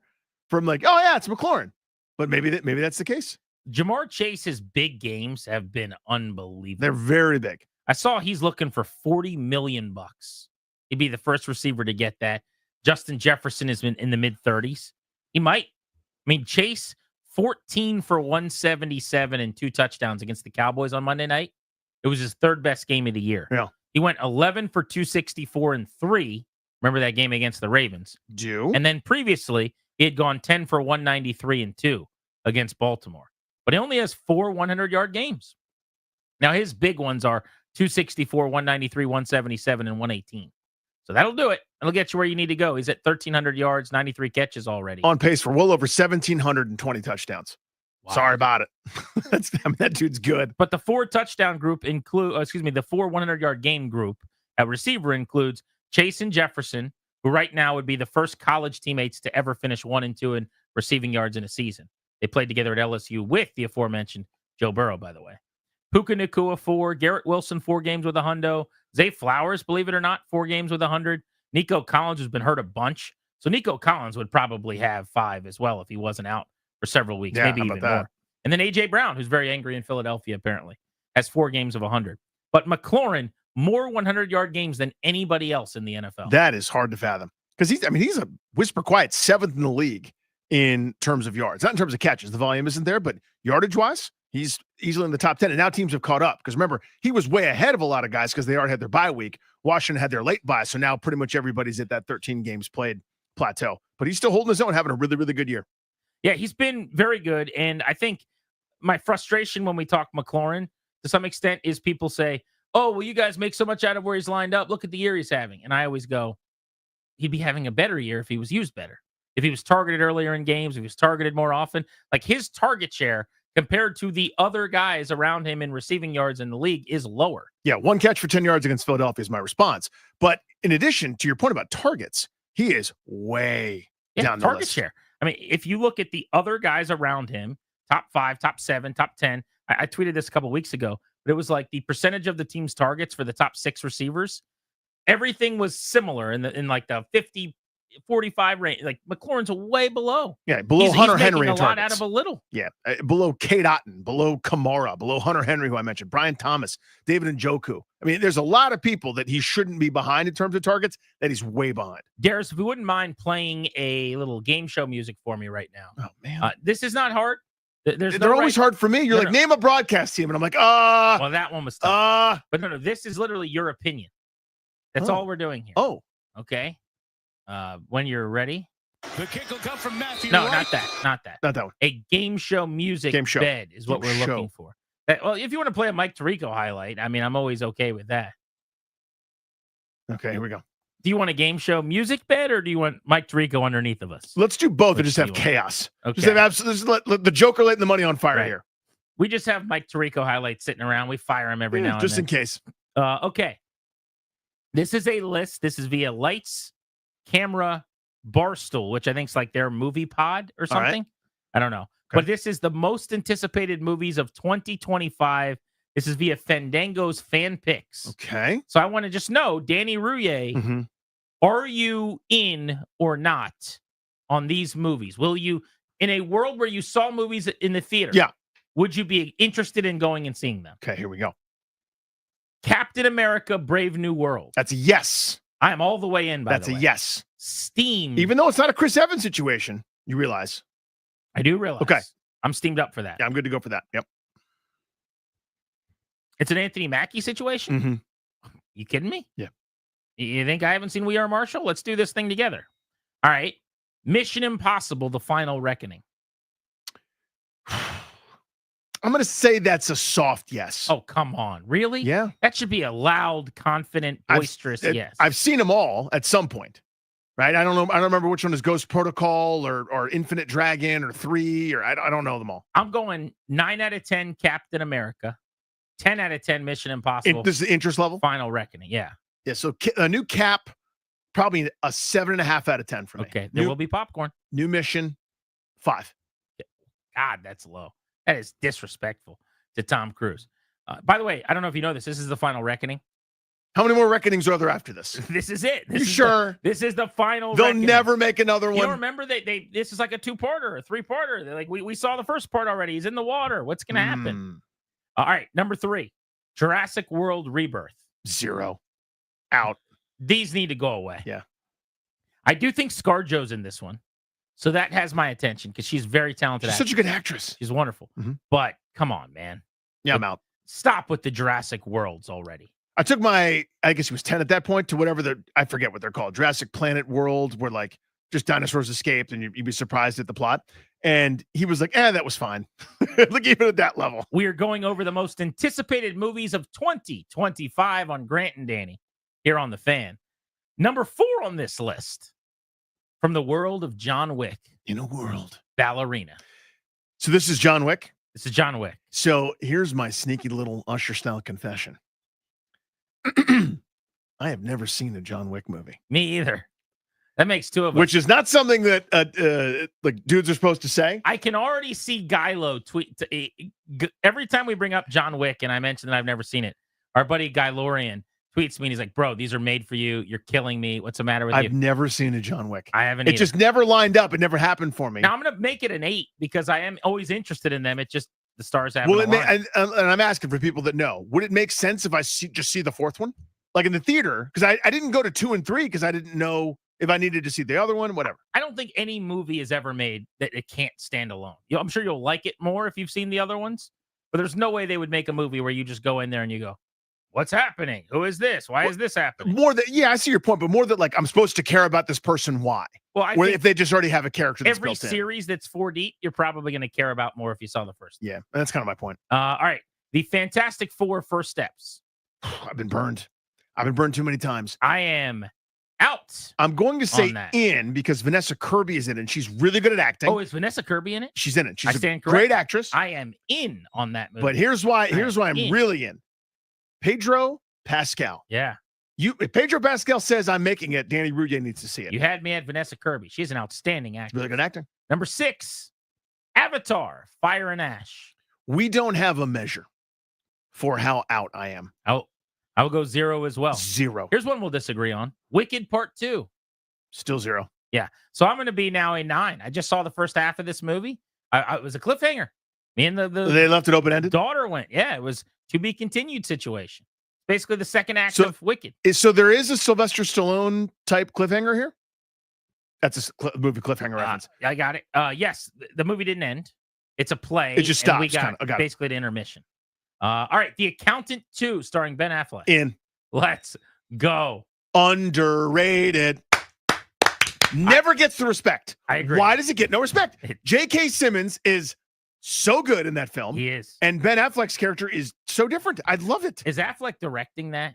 He is. I don't know. I'm sneaky one of the best directors in Hollywood. That movie never gets the credit it deserves. 9, Superman. I'm in. I got to see it. I'll see it, but I'm not excited about it. I need to see it. Again, I've been burned, but I I'll need to bet see it'll it. be dark and there's going to be a lot of purple colors. Enough already. Zack Snyder, or who I don't even know if he's making it, but I'm mad at him for some reason. And then 10, 28 years later. Oh, I got a little intrigue on that one. Those are sneaky good. Cillian Murphy, before he was a big, huge star, did one of those. I don't remember if it was days or weeks. I can't remember which one he was, but he was sensational. And I kind of went, okay, I'm into this one. I like how they did the that. OG 28 years later, whatever. Supposedly you can't buy it anywhere. It doesn't stream anywhere. Yeah. It's not available to be watched. Like, what movie is it that you can't see it if you want to? Yeah, we don't want to see it. There's no Peaky Blinders on that list? Because No. I think that movie's coming out. Those are the most anticipated movies of 2025, according to Fandango. Okay. And that's whether or not we're interested. Now you guys know. Just so I'm interested in a lot of those. You didn't know that several minutes ago. Now you do. That was like probably 6 or 7 out of 10 I was into. You'll That's see interesting. at least one of those. Yeah, in I theaters. might even see one. Grant and Danny with you, taking you up to 6:30 on the Fan.